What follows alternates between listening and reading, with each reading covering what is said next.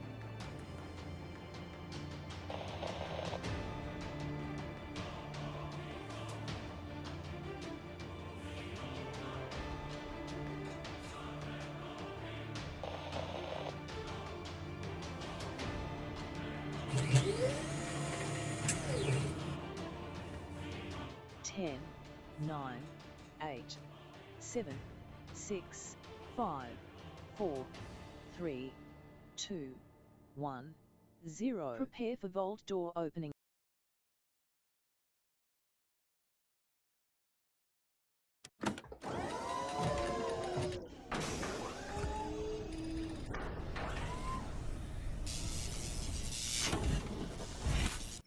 Hello and welcome, my fellow vault dwellers. It's me, your overseer Kismet, also known as the Wasteland Tycoon. Now put a 1 in the chat if you can see and hear me. I've been away for a little bit, everybody, but I haven't been far.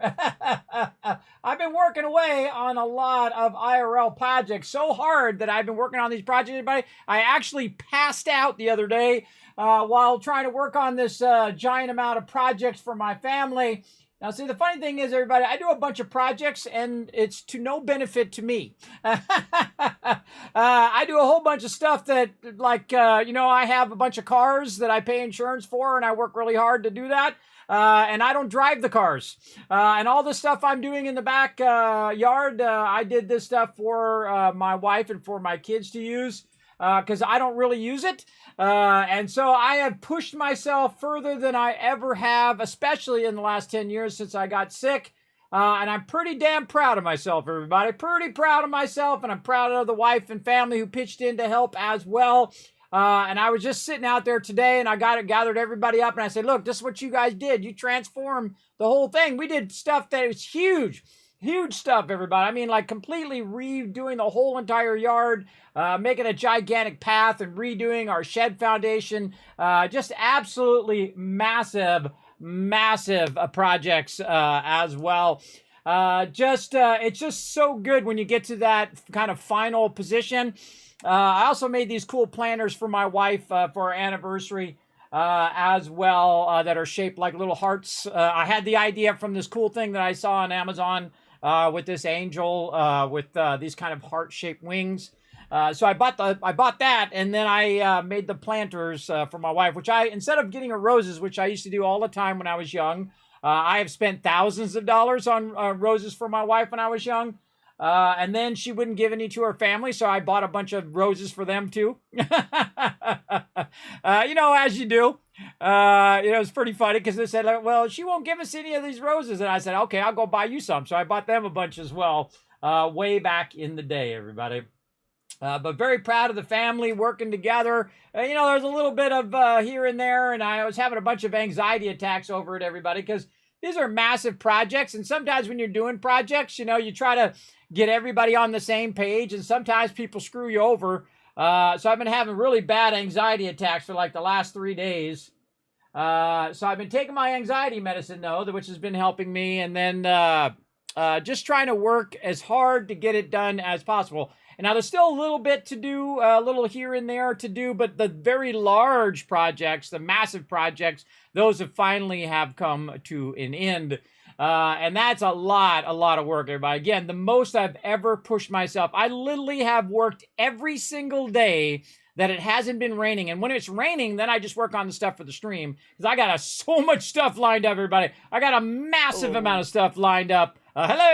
Massive amount of stuff lined up for the stream as well. So we got a bunch of that going, videos and stuff from my Patreon peeps and all of that. And I've been trying to get your Patreon names up there. That's the other thing I needed to do. I didn't get that done either. But I'll get to it. Just a whole massive amount of IRL projects. And now that those are coming to a close, I can get back to doing what I love to do, which is hang out with all of you guys. Boom, here in Fallout 4. We're going to go and do our mega run. Now, there's been a lot of things since the last time we talked, so we're going to spend a little time talking about those things. And I was out there today, everybody. It was like 82 outside, and I was like, I'm going to finish these projects, and I almost passed out into my wife's rose bushes, because I bought her, I forgot to mention that part of the story, I bought her some rose bushes so she'd have roses every single year. Instead of me buying her roses, she'd always have roses, because they'll bloom at certain times a year. And so I was over there, and I was putting these little rocks around there, and I'd make this whole thing around there. And I was putting it in there, and the whole world started, because it already spins anyway, everybody. It spins for me every single day. It never goes away. I have a constant vertigo or constant dizziness. It's like a middle channel ear imbalance thing that's been like that for 9 years, and it has never gone away. I've had a few brief seconds where it's gone away, but then it just comes right back again. I was out there, and I was just drenched in sweat because I'm wearing long pants so I don't scratch up my legs and whatnot, but I still end up scratching myself. You can see I've scratched up my arms, my elbows. I burnt the back of my elbows as well. Back here, check it out. I burnt this whole backside of my arm because I was spray washing a bunch of pavers for days and days and days. But I spray washed like 100 plus pavers because they were in the dirt. And so I took them out of the dirt and now I put them in gravel. But I didn't want to put them in the gravel dirty. You don't want to put them in there with moss and dirt and all that stuff. And it's funny, after you wash them off, they actually weigh about 5 pounds less, especially the big ones. So I did that for hour after hour after hour. I've literally spent hundreds and hundreds of hours over last month and into this month on these massive projects. It's just, if I don't do them, everybody, if I don't spearhead them, they would never get done. They would never, no one would ever go and do them because they're so massive that you got to have one person who's like the catalyst, the engine that makes it go, right? You need somebody to go in there and say, look, come on, we can get this done. And just kind of push the projects forward. And one of the things is my shed that I have in the backyard. And I've been getting around to doing, caulking the shed. And it's been like a jinx thing, everybody. Every time I go to do it, there's something wrong. My whole foundation of my shed rotted away, all the wood underneath there. So I had to cut that out and take all that out and redo that thing. That was a massive, massive project.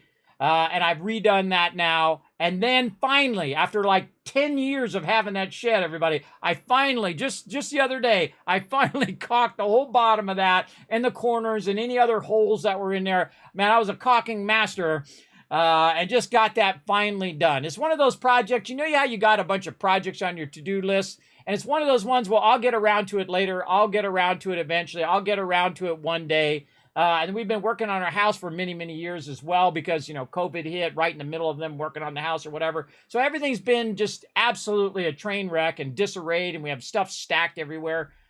So I went through and took the big projects on. I said, this is the year. We're going to get these massive projects done. And of course, with the help of my, especially one of my twins who really helped me a lot. And then my other twin helped a bit. And then my wife, of course, helped a lot as well. So I do appreciate all of them pitching in. And today I said, look, this is what you guys did. You made this amazing stuff happen. And then I wish my wife happy anniversary, even though our anniversary was like last month. I thought I would get all this done, in like 4 weeks. Nah, it's taken me the 6-7 weeks now to get to this point because I'm only one person and I'm a disabled person, everybody. I can only go so long and only do so much because I have so much bad back pain. I'm also still overweight. I struggle with the fact that my arms and legs go numb. Like I've had my arms and leg numb for days. I've been doing it so much that for days they'll be numb. Like my right hand is still swollen. Both hands are swollen. My right arm will just go completely numb for days, for like days on end. There's like 2-3 days. And then finally, like the third day, I'll get like feeling back in the ends of my fingers, which is really scary. Really scary because that also is a trigger for a heart attack, everybody. But I was out there the other day and I was just like, no, I'm going to finish this path. I'm going to get it done. And I was just so focused and I was actually angry. I was angry because it got screwed over. That's a whole story for another day. But I said, that's it. We're going to get this path done. And I literally passed out. It was so hot and I was drenched in sweat that I started, the whole thing just started swinging like this left and right. When when it spins, that's one thing. But when the whole world is going left and right, that's when you know you're in trouble. So I fell on the lawn, laid down, and passed out. And then I woke up and asked my daughter, I said, how long have I been out? And she's like, well, around 30 seconds or so. And I'm like, well, no one ran and checked on me to see if I had died? They're like, he's okay. Walk it off. You'll be fine. That tells you, everybody. It's really scary. Really scary that nobody checked on me there. But they were right, though. They were right. So I've been working so hard on the yard and then also a ton of stuff behind the stream as well. So I haven't just been chilling out with my feet up all week, everybody. I have done more physical labor in the last month and a half than I have in my entire 53 years. I tell you, I have never put this much energy, effort, or energy into anything ever. And even stuff like graphic design, which I've absolutely loved all the years, or anything else, I've never put this much physical effort where I'm out digging and leveling and, putting the rock in there and then leveling that and trying to get that going and then putting in the pavers and doing that for like 2 hours, 5 hours, 8 hours, 10 hours every single day. And I was out there today, but I was out there in 80+ degree weather, pushing these rocks down, and I almost passed out right into my wife's rose bush right there. Luckily I caught myself and I just sat down, and I was like, okay, I'm just going to sit here for a minute and see how I do. And I'm like, nope, I got to go inside. So I went inside and cooled off a little bit. And I said, nah, I'm getting this done. So I went back out again in 80 degree weather and finished it up a bit. So by the time she got home, it would be, ready and finished finally.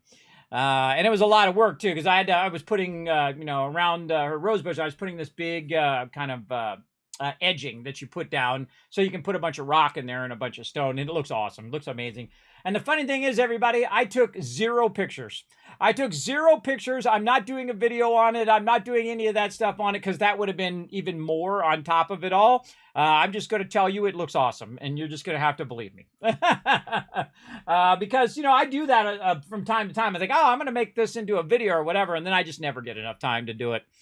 But I have brought all of those projects to completion. They're all done. It was like 20 projects that I was doing.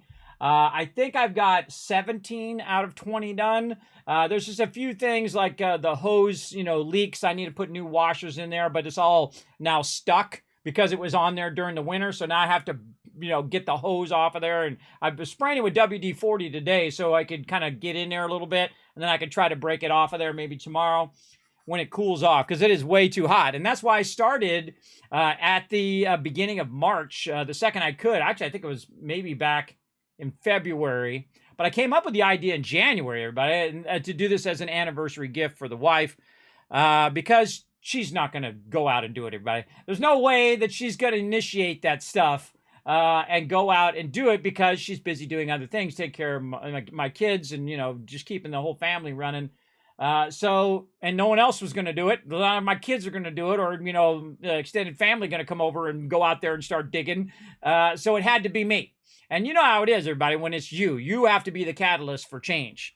But I am so proud of myself, everybody. I easily lost 10 pounds, everybody. Every day just drenched in sweat. Every day where you get to the end of the day and your arms are just killing you and your back is just killing you, and my legs are numb, my arms are numb. I can barely move. I just kind of curl up in a ball on my bed.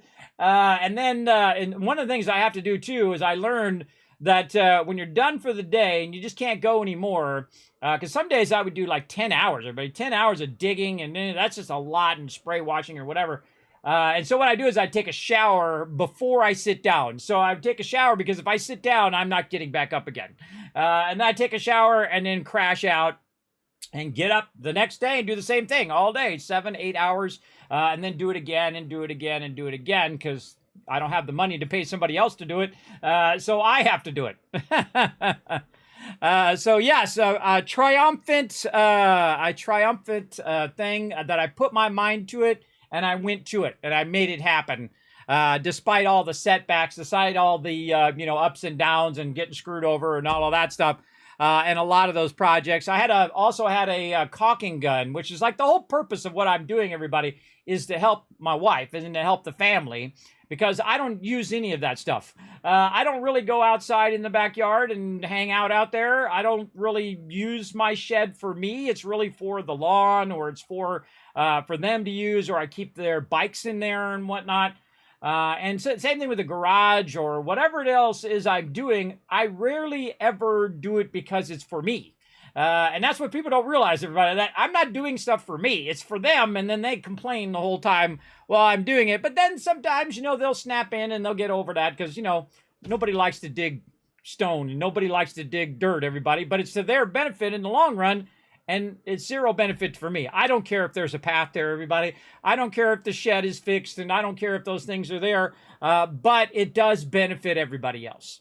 And sometimes you have to drag people into making things better for them, even when they don't appreciate it, for sure. And a lot of times I do projects and feel unappreciated for doing kind things for other people, because the golden rule, everybody: do kind things for other people and they'll do kind things for you.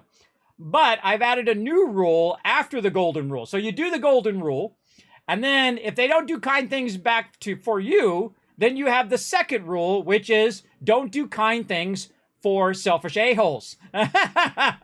So that's my next rule after the golden rule. So now I've got 2 rules in a row. If they do selfish a-hole stuff when you do kind things for them, well, screw them.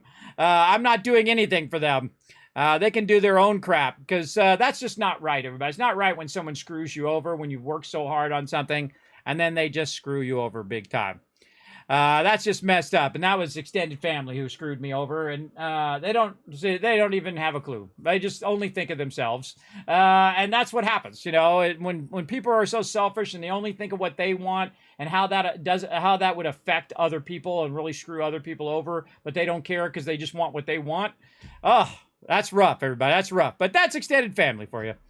But we can go ahead and talk about that all night long. But there's other things I want to talk about, and very, very excited about having those projects finally done and getting back to the stream and hanging out with all you. Because my favorite thing, everybody, is this right here. It's not even playing the games. It's just hanging out, talking to you guys in the chat, and all of that. Now, of course, I also watched while I was basically immobile and could barely move. I watched the entire Fallout TV series, and oh, thank you to the almighty gods of Fallout for making that show so good. Oh my gosh. One a good thing. I don't know, it's because I've been doing so much selfless stuff and helping other people with their stuff and doing these big projects for other people, or if it's just to finally all the planets aligned. Oh, the show is so good, everybody. Now, of course, I'm a little, little rose-colored glasses because I love the Fallout series. The Fallout series is my favorite series of all time. Of course, even though I love lots of other games as well, it is my favorite series because you have great choices. And they absolutely nailed the vibe of Fallout 4. I love the acting. I love all the characters. I love the way they approached it and all the things that we discovered. No spoilers, everybody. I'm not going to spoil it for you. We got to learn a whole bunch of things that I couldn't resist, everybody. Chad over there from Fallout for Hope had put a thing up there, and I tried to count them. And I was like, you know what? I'm going to take this into Photoshop because I'm a graphic designer. That's what graphic designers do. They illustrate things and they go in and they, make things easier to understand through their graphic power. So I went in and worked my magic and my wizardry on it, and I counted every single vault on that map from the Fallout TV show. There's 115 if you wanted to know. And you can see it on my Twitter if you guys want to check it out. And I'll put those things in the chat. There you go. You can scroll back a few posts. As well as we know there's 122 vaults that were built by vault-tec. So that means there's 115 on the map, but there is a bunch that is not on the map. Now, it could have been obscured by the people who are sitting in front of the map. So it could have been behind their heads for all we know, right? The other 5, what would it be? It'd be 5, 6, 7 more vaults that are hidden somewhere.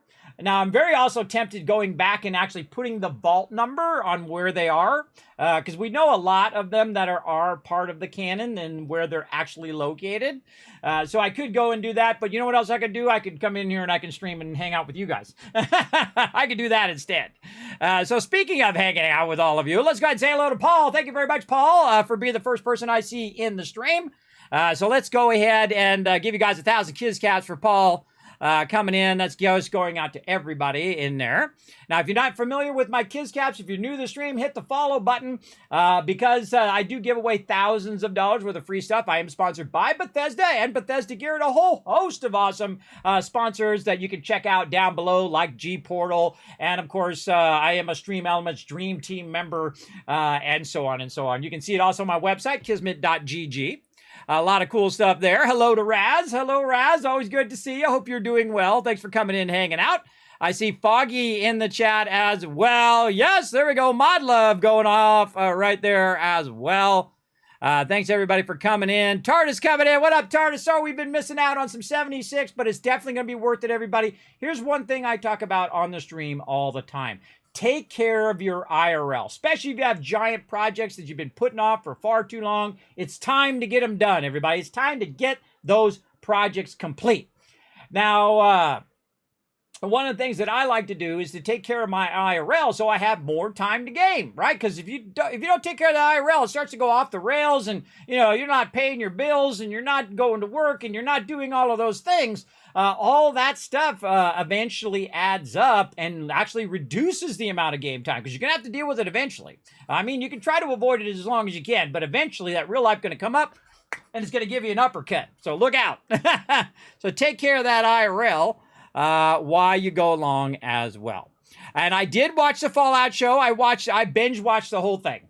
Because I could barely move it, but I was just sitting in the bed watching it on my thing. I wanted to watch it on the TV, but I was like, you know what? I'll come back and watch it again later on the TV. So I just watched it on my iPad, and I absolutely loved it. I thought they did a phenomenal job. Probably one of the best game adaptations of all time.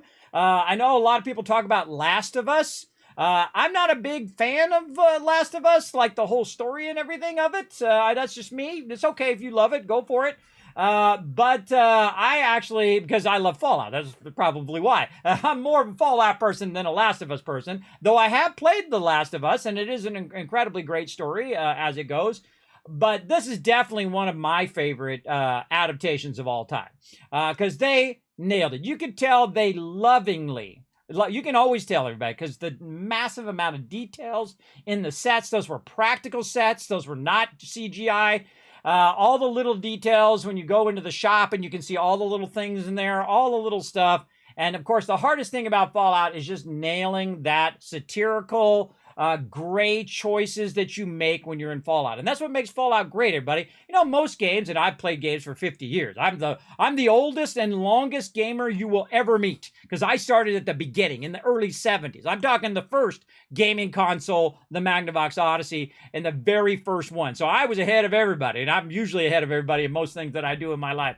But I've been gaming that whole time, and most games are like the good guy and the bad guy. But in Fallout,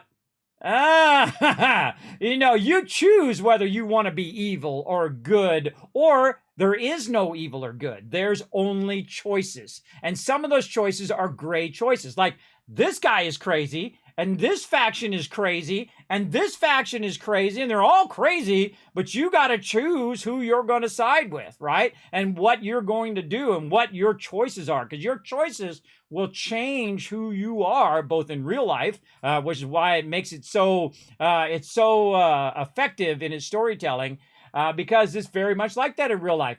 Sometimes I'm only going to steal this one time. Yeah, right. I'm only going to lie this one time. Oh, yeah, right. Because once you go down that road, everybody, that just keeps you going down that bad road of lying and stealing and being the worst version of yourself and treating people horribly, right? You're disrespectful, you're rude, you're mean to people. That's the road you start going down. And I try to use one road, everybody, one road of being a decent human being, right? To level myself up and be a decent human being and do kind things for other people, unless they're insufferable or selfish a-hole, then I don't do stuff for them anymore. I just okay, that's enough of that.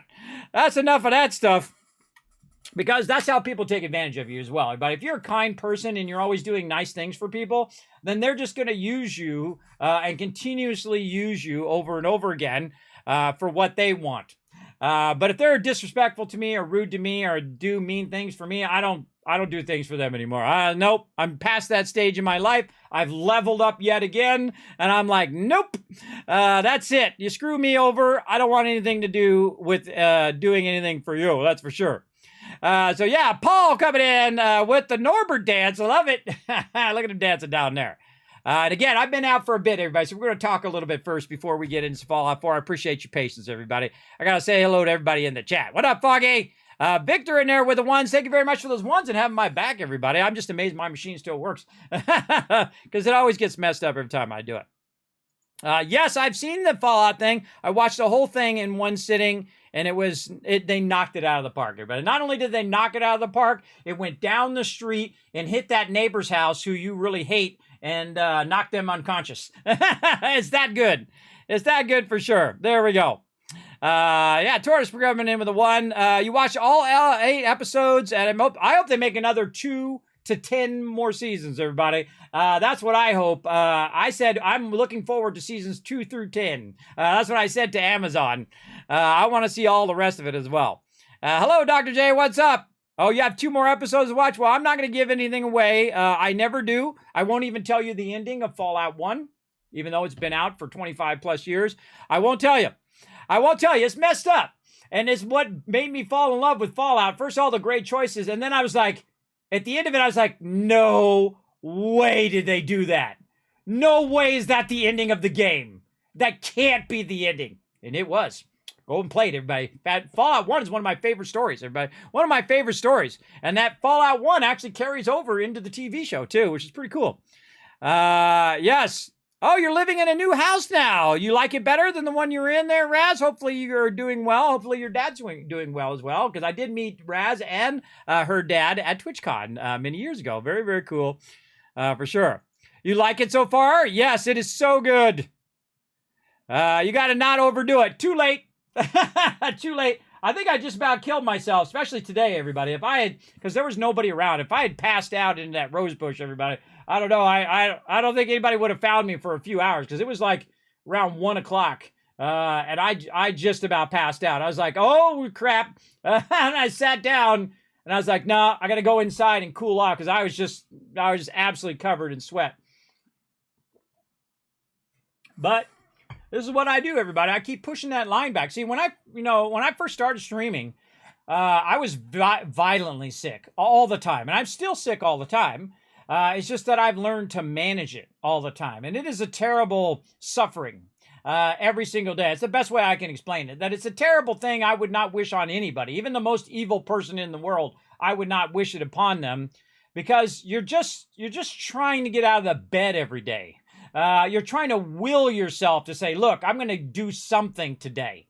That kind of suffering where you're constantly dizzy and everything is difficult and everything that you try to do is hard, right? Like I tried to go and put the caulking on my shed, and the machine that I bought, the little caulking thing, the powered caulking thing, it broke. It was new out of the box, and it broke. So I had to take it back to the thing. And I was like, look, your expensive caulking gun broke. I was like, that sucks. So then it put me behind by an hour, because I had to run to Home Depot and get a new thing. And I bought one of those little cheap caulking guns. And that worked perfectly, everybody. No moving parts other than you pull the little trigger and it moves it a little closer, and then you can caulk the thing, and then I was done. It was way too much work. Yes. And so, okay, so the TV show. Now, the other thing I wrote down is also that we've got on April 25th, the next gen update. Now, see, I was thinking of the next gen update like Bruno. I renamed the next gen update to Bruno, because we don't talk about Bruno, because it's been like over a year, everybody. It's been a very, very long time. And now that some people don't work at Bethesda anymore, I can tell you that I actually knew a little bit of inside information that the next gen update was supposed to come out for the 25th anniversary of Fallout, but they didn't get it done in time. And they missed it by like a year, man. They missed it by a lot of time. And see, I only want them to fix one thing. I want them to fix the targeting HUD, so I don't have to use the unofficial patch. I want them to fix that targeting HUD so I can go in there, put the targeting HUD on, and then not have to worry about my dialogues get screwed up, because it's a dialogue bug. So, like, if you're taking on, oh man, what's his name? I forget his name. Who's the main evil guy who goes and kills your spouse? That's a little bit of a spoiler there, but Kellogg, there it is. I knew it was in there. So if I go to Kellogg with my power armor and my targeting HUD on the helmet, which basically just shows me targets, right? It highlights them red. On the helmet, it will skip his dialogue. It'll just go straight into battle. And also, you can just look at mobs and they'll just aggro on you because of that bug. I hope they at least fix that. That's been a problem since the game launched, way back in the day when it first came out. So yeah, and I can see that BKB Gamer is talking about that as well. Yes, few weeks on April 25th. I did write that down. We will be checking that out for sure, because I'm a huge Fallout 4 fan, and Fallout in general as well. And I asked them, by the way, could I go and watch it on stream? Now, some people got permission, but I did not get permission. And I asked the top peeps over there. I didn't ask Todd Howard, but I had asked the people that I know. if I could watch it on stream, because you have to have Amazon Prime to do it anyway. So there's no real reason why we shouldn't have been able to do it, but they said no. And if they say no, then I'm not going to do it. That's just the way it is. I follow the rules. I don't try to skim the line or try to skirt the rules like I see a lot of people do. They do a lot of stuff like that where they try to, just push the edges of the rules. I just follow the rules, everybody, and then I don't get kicked, and I don't get banned, and I don't screw people over, and I don't, just do selfish things. I try to bring a little joy and positivity in the world, and you can't do that if you're constantly screwing other people over. At least I don't think. So there you go. What up, Brando? Thanks for coming in, hanging out. Oh, the London one actually got pushed back because the next gen update is going to break all the mods, everybody. So that means we basically got 2 more Fallout 4 streams. This Fallout 4 stream, there it goes right there. This Fallout 4 stream and next week's Fallout 4 stream on Monday, because we're just doing it on Monday for now. We got to get those 2 done because then the next gen update is going to come out and it's going to break all the mods. So that means we're going to have to do a new playthrough. I know, what a terrible tragedy. Playthrough number 11. Now, I probably won't do it in survival mode because now we won't be able to do the Far Harbor with the current save that I have and all of that because it'll have mods and it'll probably get screwed up. So the best thing to do, everybody, I find whenever there's like a new update or whatnot, one, wait until there's an update to the update. That's the number one thing. So your saves don't get screwed up. And then the next thing is to not use old saves. If you use old saves, you're just asking for it, for sure. And I'll probably uninstall Fallout 4, wait for the next gen update to come in, and then wait for that update to come in, and then reinstall it, and then we'll take a look at it. For sure, for sure. Thank you for the biddies. By the way, we'll be replaying. I see you guys did a bunch of bits there. We did a bunch of subs and resubs there. We'll get to all of that here in just a moment. But thank you, Brando, for those 100 bits. I appreciate that. Spiders Fair, welcome back, Kismet. Have you been off for a whole week? Yeah, for about a whole week. Yeah, I just get to the end of the day, everybody. 10 hours of sweating out in the hot sun is more than I've ever done in a long time or ever. And see, the thing is, my kids and wife, everybody, they're all off at work or they're off at school. And I'm out there, the 50-year-old disabled man who can barely get around, let alone do these big projects, is out there digging for hours on end and putting it in the bucket and then moving it off out of the way so I can dig out this massive, it's 4 foot wide, by the way, this path, 4 foot wide by 72 feet long. That's how long that path is. If you've ever dug out 5 inches, that's 4 feet wide and 72 inches long. That is a huge path, everybody. And we have like 8 tons of dirt. Not exaggerating, 8 tons of dirt that I extracted from the backyard so I could do this stuff for my wife and kids. So, yeah. And I told my wife, I said, if you ever wonder if I love you, I'm just going to point to this path right here. Because that was one of the largest and most difficult projects I think I've ever done in my life. What up, Adam? Thanks for coming in, hanging out. And I wouldn't call it I had the whole week off, because I was still working on stuff behind the scenes as well as I was working out in the yard as well. Yeah, the London one, there's supposed to be a London takeover. I did see, because, at the end of the day when I'm exhausted, I go in and check and, look at my email and I check at my Twitter and all of that stuff and see if there's like giveaways or cool stuff like that I can retweet for all of you guys as well. What up, Dragon Wolf says, hello, Kismet in chat. I hope all is well with everything. Yes, it is. I have come to the end of my giant IRL projects. Pretty proud of myself for hanging in there. Again, I don't think I've pushed myself physically that much, but it's like, if I don't do it, nobody will. If I don't go out and make that happen, ain't nobody gonna do it. And I'm sure you've got some of those projects as well. I says, Jay, this is your year, everybody. This is your year of getting big things done. Build momentum toward the stuff that you want to achieve.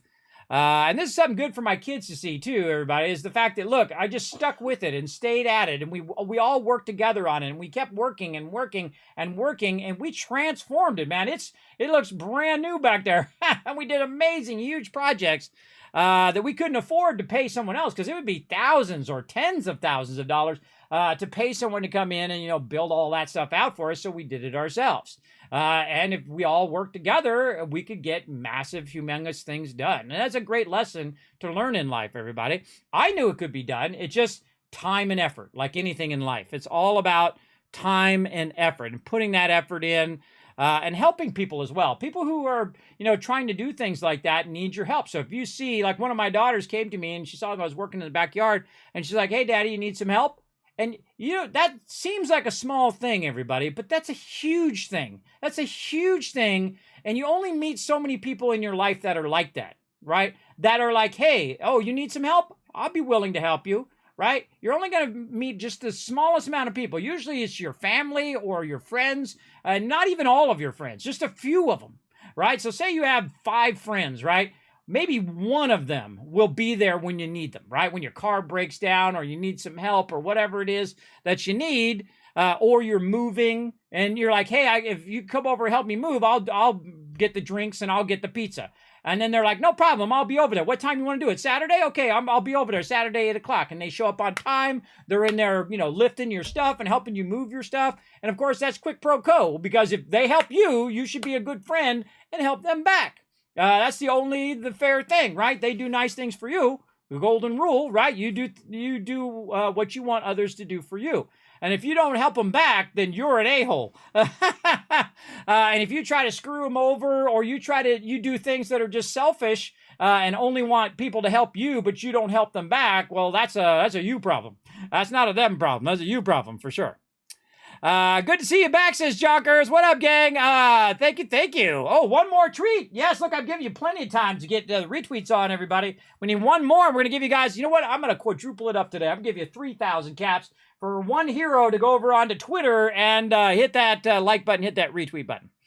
Wombat says, welcome back, kids. Missed you for sure. Oh, thank you, Wombat. Appreciate that. We're having a big startup today, everybody. We're having a big startup, but that's okay. We're going to go long today because we're going to try to get these mega builds done today as well. So thank you, Wombat. I appreciate that. No summertime grilling food. No, I don't really grill out, everybody. I really don't. I'm not actually all that picky about food as well. It's like whatever everyone else is eating, I'm good. But the next big project is to work on me, to work on Kismet, and to finally try to get the rest of this 30 pounds off. Because it's miserable being overweight, and I'm sure some of you can relate. I've been miserable for the last 20 years, and it's no one's fault other than my own. I have an addiction to sugar, but I have the one thing that I'm bad. I don't drink. I don't do alcohol. I don't do drugs. I don't do any of that other stuff. But I do have a massive sweet tooth.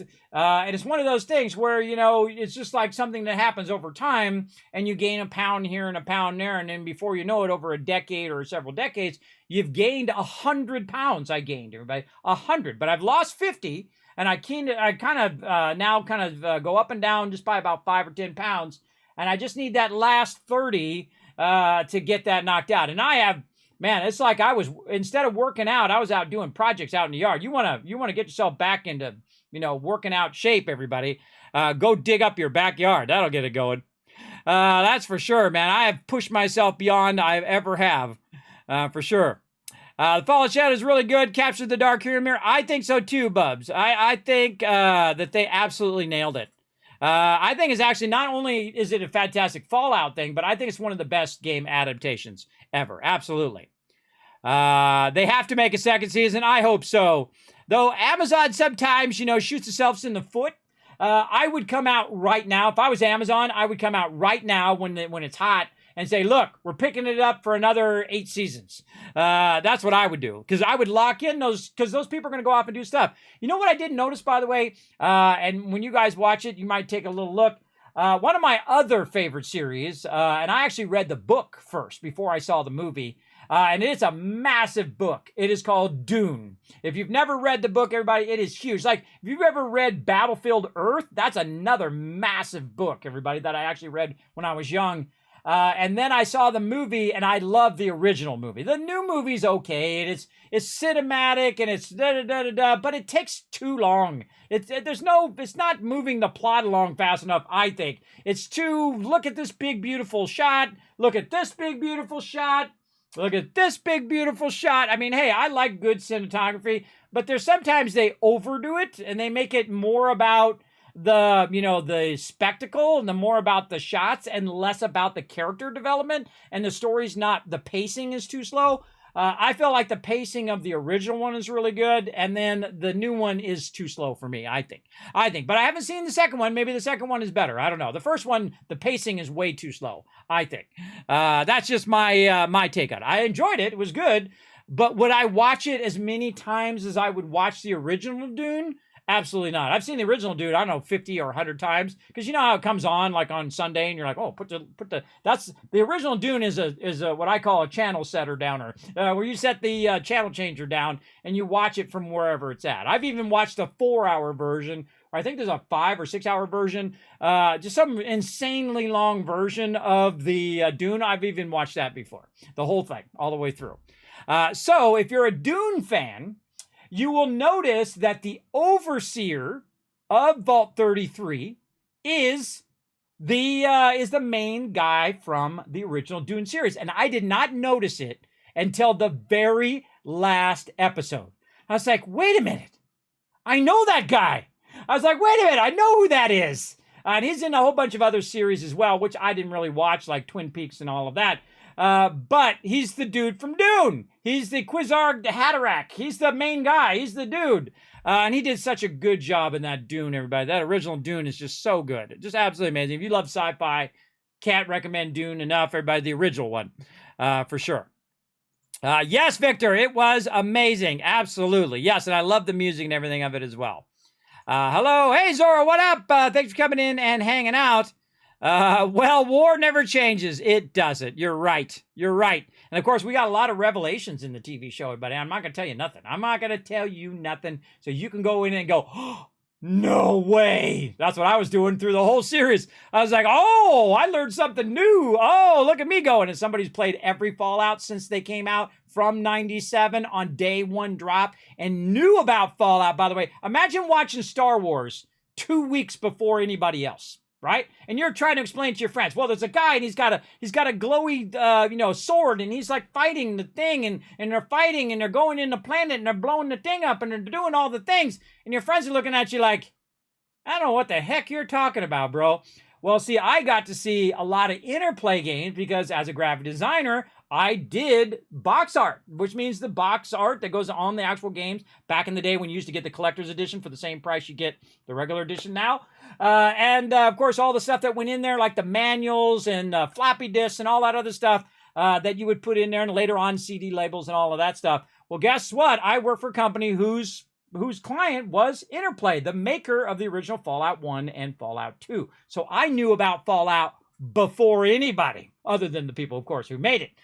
So very cool, because the actual owner of Interplay came in to where I was working, and we did corporate reports for them, and they came in to look at all the box art. One of my favorite games of all time, 3 Vikings, Battle Chess, a bunch of those type of games as well, way back in the day from Interplay. Interplay even sponsored one of our LAN tournaments way back in the day. I forgot to mention that on stream. I just thought of that.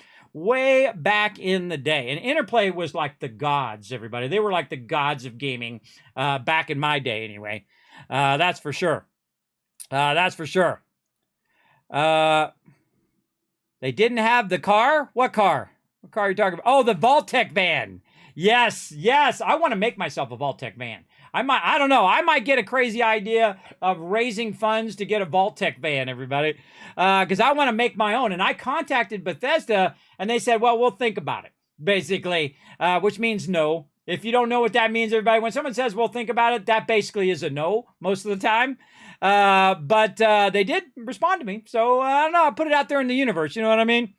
It would be pretty cool. I'd make like one of those kind of sleeper vans where you could, it has like a Murphy bed where you put the bed up.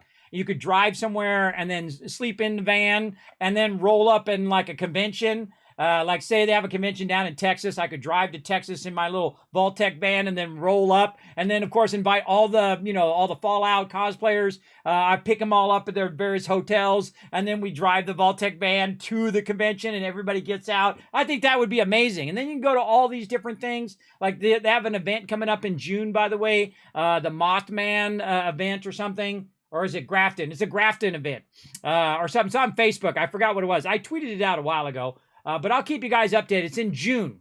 So I'd love to roll up in June in my vault-tec van, and people would lose their minds, everybody. They would lose their minds if I rolled up in a vault-tec van. It would be amazing. What do you guys think? You think I should try to raise some funds to do some vault-tec van, maybe do a love-a-thon or something like that?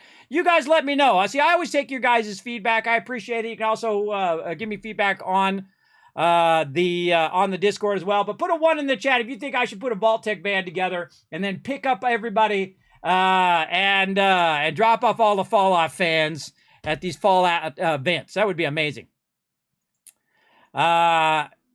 Yes, I don't want to spoil them. Yes, let's not spoil. Were any of the shops related to the games in Fallout? Yes, they were, but again, I don't want to give too much away about it because there are people who didn't just binge watch it like me. Yeah.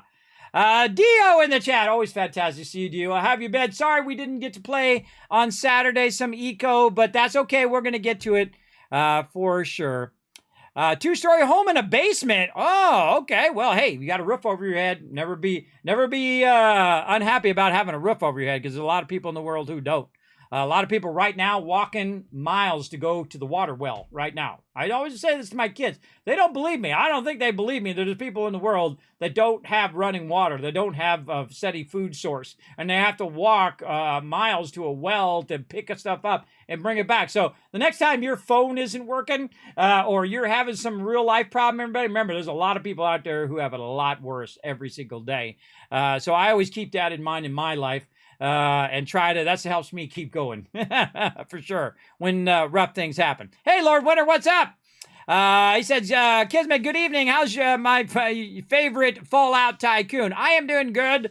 I'm just doing a massively long intro today, saying hi to everybody in the chat because I have been out for about a week or so. So there you go.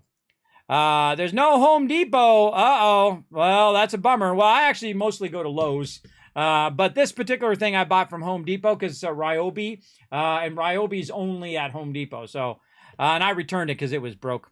It was broke. I was like, nope, I'm not keeping that. Keep it simple. Exactly. Sometimes the simple design has the best functionality. You know what the hardest thing in the world is to make something simple but complex? It's complexly simple, right? Like this. There's a whole lot of technology in here that you don't need to know a thing about. You don't need to know how it prints. You don't need to know how the apps work. You don't need to know any of that to make it work, to do a timer on it, or to use the phone, or to use all that stuff. There's a whole bunch of technology in there that does a massive amount of complex things, connects things together, and Bluetooth and wireless and all of that stuff, and you don't need to know squat of that. And that's one of the things I love about the Apple aesthetic is the fact that they try to break it down to as simple as possible for the end user. You don't need to be an engineer to use it. And that's their whole philosophy, everybody, is to make it so incredibly complex, but simple, right? Simple to use, complex and powerful behind the scenes, but simple to navigate. And of course, they've been doing that for years and years and years now as well. You're addicted to Starfield. Oh, does the Kismet kill work? It actually does. I have tested it in Starfield, and it does work. So definitely use that Kismet kill box when you need to. Other games, have you ever heard of Frostpunk? Yes, I actually played Frostpunk when it dropped. It is one of my favorite games. I'm going to be playing some Frostpunk 2, which is coming up real soon, by the way. I've already contacted them about it. I said, I love your game. And they said, oh, Kismet, we remember you. I feel very blessed when developers remember me, everybody. So we definitely playing some Frostpunk 2. I got a bunch of other games that we're going to be playing, bonus streams and all of that. But I had to take care of all this IRL stuff first. And then once I take care of all of that stuff, then I can get back and really focus on all this other stuff that I've been working on as well. So there we go. I missed it, but what are your spoiler-free thoughts of Fallout? I personally really liked it. I absolutely loved it, Tech. I absolutely loved it. I think they nailed the tone. They nailed everything about it. I really was invested in all the characters. See, that's sometimes you're kind of, when they do adaptations, whether it's a book or whether it's a game or whatever, Sometimes you just don't care. You don't care about the protagonists. You don't care about the characters. And that's the biggest mistake. If I play a game and if I don't care whether those people live or die, and I had a little bit of that in Starfield, that some of those characters, I don't care if they live or die, because they didn't get me invested in those characters. They didn't make me feel like I was part of that world and that, oh no, if this person dies, I'm going to be sad about it. Now, there was a few characters that you can go back and watch my playthrough that some stuff happened and I literally screamed out. I went, no! So I did get invested in those characters, but there was a bunch of side characters that I didn't care if they lived or died. And this is the same thing with other games that I play, everybody. If it doesn't draw me in, like in Fallout 4, man, it draws me in every time. And I've played for thousands of hours, and this is my 10th playthrough. This is the mega playthrough. We're doing a massive playthrough where we build out all the mega vaults along the way as well. We're going to eventually get to some today, but don't worry, we're going to be running long today, everybody. So don't worry, we'll have plenty of time to get to it for sure. But yes, I think it's a home run. I think it should actually get a whole bunch more seasons. As long as they keep the quality up to the first season, we should get another at least 10 seasons, everybody. I would say at least. Amazon would be stupid at this point if they didn't, because they've got a lot of good press. It's got massive high scores and across the board. And then, there was one, and I'm not going to mention their name because I don't want to advertise them, but they said it was a 4 out of 10. Now, I'm all for just saying, look, this sucks, right? Because I tell it to you straight, everybody. If it sucked, I would tell you it sucks. And I would not play it on stream if it was a game, or I would not tell you about it if I thought it was a terrible product or whatever it is. Like, I'm not going to tell you who I'm talking about because there are a bunch of, clowns over there. But it is certainly not a 4 out of 10. If you didn't like it, maybe 6 out of 10, okay? You didn't like it, it wasn't your thing, fine. But it certainly was not a 4 out of 10. That's like a hit piece. That's like trying to get clicks. That's like trying to say, oh, I don't like this company, so I'm going to just downvote their show. And I thought that was an a-hole thing to do and an unethical thing to do too, is to bring it down not because of the quality of the game. This very much reminds me of also Harry Potter, Hogwarts Legacy. Hogwarts Legacy, incredibly game-changing milestone of a game, and it got absolutely snubbed at the Game Awards and just absolutely treated like crap when they really did a masterpiece. I'm not even a Harry Potter fan, everybody, and I played it through twice, both in normal mode and in hard mode, and I 100%ed it in hard mode. That tells you that I enjoyed the game. Otherwise, I would not play it at all. Because, I don't care. I'm 50 years old, everybody. I don't have to play games I don't want to play. I don't have to do anything I don't want to do. So if I don't want to play a game and I think it sucks, I'm just going to tell you it sucks and not play it. That's just the way it is, the way I am. I just tell it to you straight. That's why people tune into my channel, everybody. They don't want to be BS. They don't want to see you say, League of Legends. Oh, this is my favorite game. I'm having such a wonderful time playing League of Legends. That person's lying. You can see right through people who do that. I hate that kind of stuff, everybody. I hate it when people, instead of just telling it to you straight, they always got to, go in there and try to deceive people. I don't like it. I don't like it when I see it, and I see it all the time. People who are not very straightforward with their sponsors. They're saying they like it when they don't because they're trying to sell you something. I'm not here to sell you nothing, everybody. I'm here to play games and bring a little joy and positivity into your day. Now, if I find something that's awesome, I'm going to tell you it's awesome, whether it's sponsored or not, because that's just the way I am. So there. That would come in handy for having the van at conventions. I just went to one in Pittsburgh this week. Well, see, Victor, I could have went to Pittsburgh and rolled up, and you would know, wait, there's Kismet. He's in the vault-tec van. I think that would be amazing. I think it'd be amazing. Oh, yes, a lot of ones in the chat. They're like, yes, Kismet, get that van going on. There you go. Well, I'll put that on my list, everybody. Maybe we'll get that going. We'll see. We'll see. What up, Nalzaron? Maybe I can maybe get sponsored like for the van and say, hey, I'm raising these funds for this van and, try to do that kind of thing. I don't know. We'll see what we do. I've done a lot of amazing things, everybody, here in the stream. Just because I chose to do it. Just because I decided I'm going to do this thing. And then I end up doing it, by the way. For sure. Hey, Nalzaron, doing good. Hey, check it out, by the way, everybody. You guys might not be able to see it because I've got a tan. You can actually see here in the back. Look how red the back of my neck is. But check out my tan line. Look at this. This is me before I started working on the yard, and then this is me after. Check that out. It's hard to see when you're like this, right? But man, check it out. Wow. Now, see, I'm a natural redhead too, everybody, so I burn pretty bad. I was born with red hair. Absolutely. But it did change, and eventually I had children, so now it's like gray, which always happens. Anyways, Kismet, good to see you. Glad you're doing well and knocking out your IRL projects. I'm going to sit back, relax, play some Starfield, and listen and glad to your stream. I appreciate you lurking, Lord Winter. I appreciate you over there on YouTube as well. I appreciate it big time. Do you have a favorite character in the show? Well, it's got to be the Ghoul, everybody, because his acting is just absolutely subtle and amazing, and there's something that you discover about him that is the thing. Now, see, I could have sworn they did the Vault Boy after me, everybody, because it looks just like me. And see, it looks just like me. Where's my Vault Boy? Oh, he's usually here on my desk. Where did he go? He wandered off somewhere. He must have fell off the back of my desk.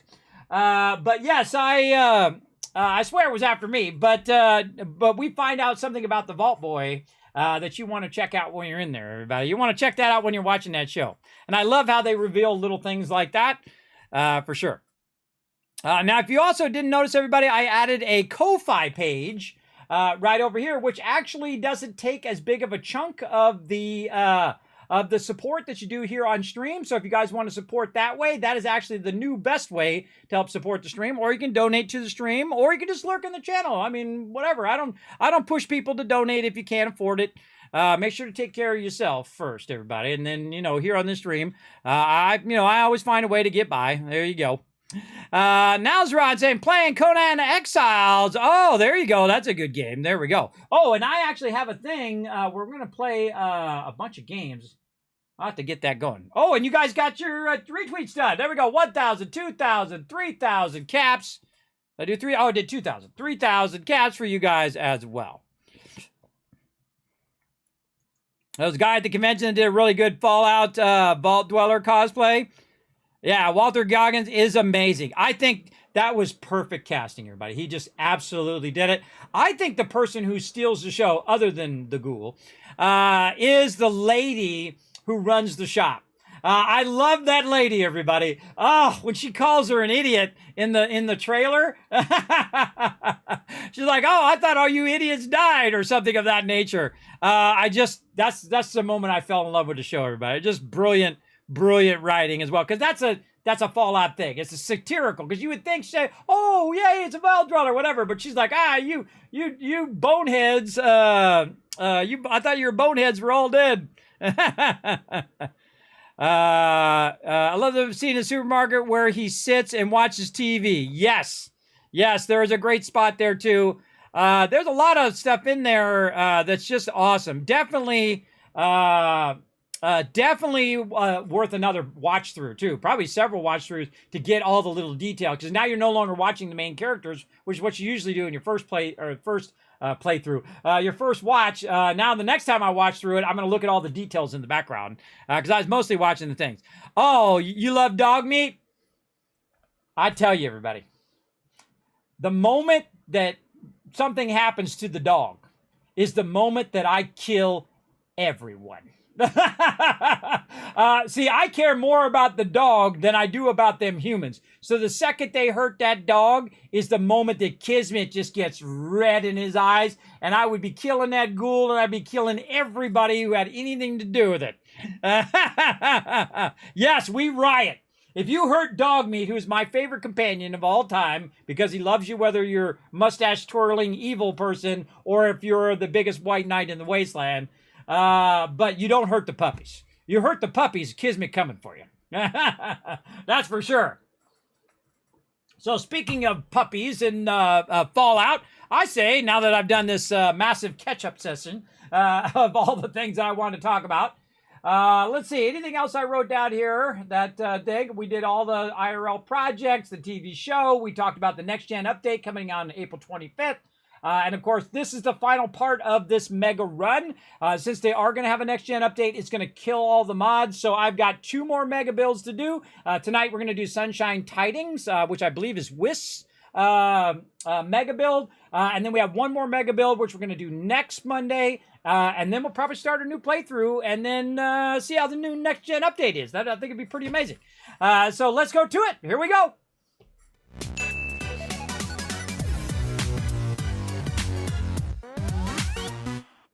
Now, I want to replay my alerts before I get into it. So thank you to Raz, 77 months of sub love. I want you guys to blow up the chat, show some love in the chat for all this awesome support. I appreciate everybody who comes in. Yes, I did watch the Fallout show, and I watched it right away when it dropped.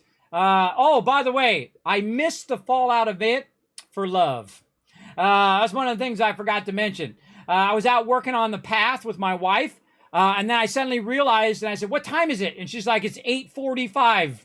And so instead of going and being part of the whole event that they had for Fallout, which I signed up for to be part of, I missed that because I finished the path with my wife first. And then I went and watched Fallout after that. So that's how it goes, everybody. You got to choose Fallout or your family. And I would always choose my family first, everybody. That's for sure. That's for sure. Always have your priorities straight. Ripley coming in with the 27 months of sub love. Again, let's show some love in the chat for all this awesome support as well. Thank you, Ripley. Appreciate that. Next coming in, Brando with 19 months. Saying Kismet, hiya. Hello there, Brando. Thank you very much again for that awesome support. I appreciate that. Also, thank you very much for making Norbert over here do his little dance.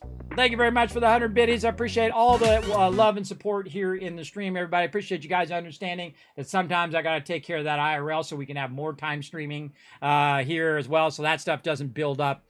And that stuff's like a decade in the making, too, everybody. All that IRL stuff that I just did is a whole bunch of stuff that's just been, on the list for 5 or 10 years to get done, and it feels good to finally get those big projects done. Feels awesome. For sure, for sure. And thank you to That's Mr. On You coming in with a massive, wow, 81 months. I think that's as long as you can be subbed, or pretty close to it. Well, war never changes, and that's true. That's very true.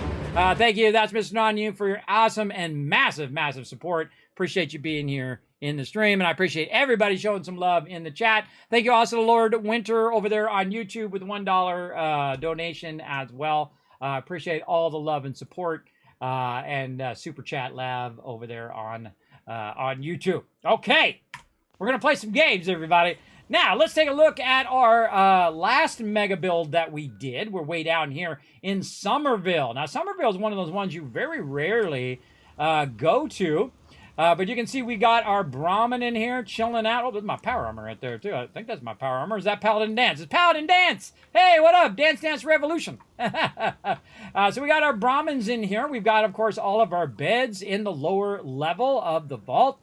We've got our fusion power, and we took our fusion power and we ran it into the wall because guess what? In the vault, it will actually go through the floor, and you can run the power all over the place.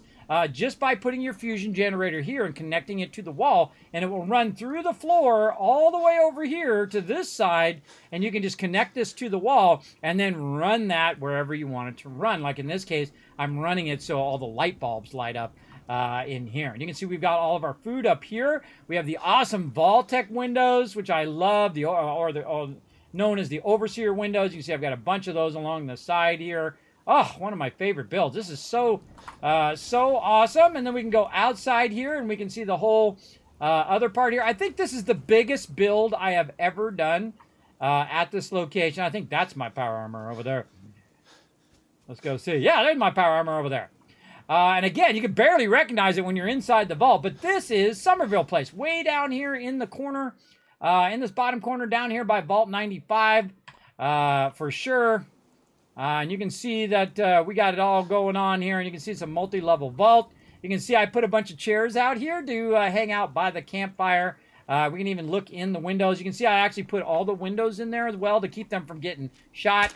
See, I don't actually shoot them from out here because it hits the window. And of course, this is Crazy Town by the amazing Crazy, who is one of my longest supporters and also my epic mod as well. I appreciate Crazy for all the years of love and support. Crazy even went to me with TwitchCon before as well, everybody. We had a good time. We had a good time. So we'll go ahead and go in via the vault doorway. Now, certain people got to name different settlements here because they donated to charity or were part of events that I did in here. So each of these are dedicated to those supporters who helped us with St. Jude Children's Research Hospital. We raised over $13,000 over the last few years for St. Jude's. This way, some children can get their chemotherapy and then get back out of the hospital and go back to having normal lives. As kids should, everybody. It sucks to be a child and be in the hospital. It sucks to be an adult to be in the hospital, but especially a bummer when children have to start off their life with that kind of suffering and that kind of conditions they have to deal with. So if I can do my tiny little part toward that, then awesome. Awesome for sure. What do we got down here? What is that down there? I don't know.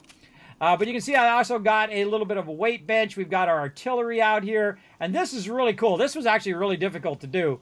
But I put this down in here so that I can then build around it. And I started with this first to try to get around the water purifiers down there and be nice and protected against getting damaged. And then, of course, built the Kismet kill boxes up here on top. One of my famous things that I have done here in the stream. Where I either put it on an edge like this. So if anything comes running up, it's going to get wiped out.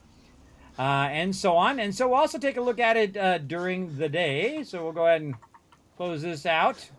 And let's go over here and find a bed we can sleep in. And we'll forward time by about 6 hours. And take a look at it. Yes, I did see that Bones Coffee did come out with that. I don't drink coffee. I love the smell of coffee, but I'm not a big coffee drinker. If coffee's your thing, more power to you. I think it tastes like bean soup because that's basically what it is. They're coffee beans, and you're running it through the coffee beans, and you're running water through it. It's filtrating the thing. So it never really floated my boat, but I can see why people like it because it does help them with that caffeine boost. But that can become very addicting. Me, I was more soda kind of person, for sure. Okay. Oh, wait, we got to use our thing right here. We're going to jump down. And then I have a little thing here that I can shoot. And what it does is it shoots off a firework. And then makes it into a beautiful day. And it's always raining over here, by the way, everybody. So really good thing to put over here. That's part of the contraptions workshop where you can do that.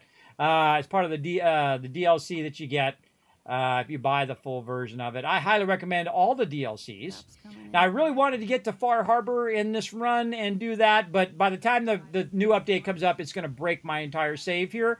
So we'll just start again. And I think I might do what I call a power run on the next one, where I just do the normal mode, and I just build up the locations as fast as possible, let them start going, do all the storyline, do the side storyline, and get to Far Harbor, and get to Nuka World, and get to all of those, and do it that way as well. But we will finish this version, by the way. I'm going to finish it next Monday, so be around. We're going to do our mega build, and then we're going to finish the main storyline. So yes, we're going to call it the finish of this mega run as well. And again, I would have liked to get all those other things done, but we definitely want to get it going. So there we go. We have the massive mega build of a Somerville place. Now, the next place we're going to go, we got a level up in here, too. I don't even remember what my level ups are. Let's go look. Let's see. Now, of course, I have this thing called my Settlement Overseer, everybody, and I use it to track my thing. I've used it for years and years and years. And here's my perk order that I chose in this particular playthrough, as you can see.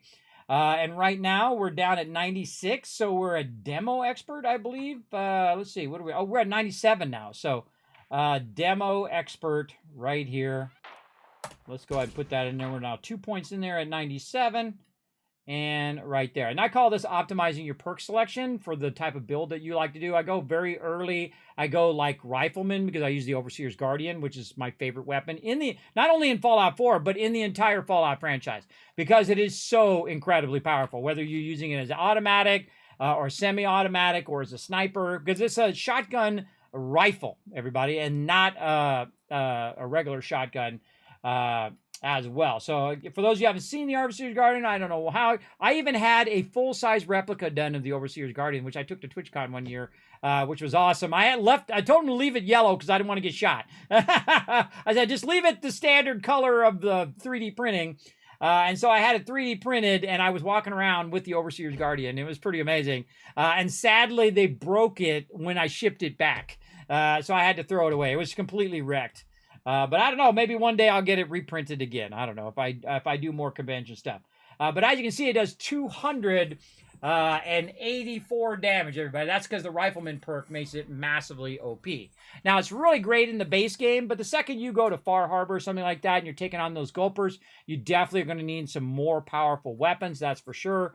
You're going to need, like a Gatling laser or something like that, especially when you get really high level, because you start to out-level. The mobs level up as you level up.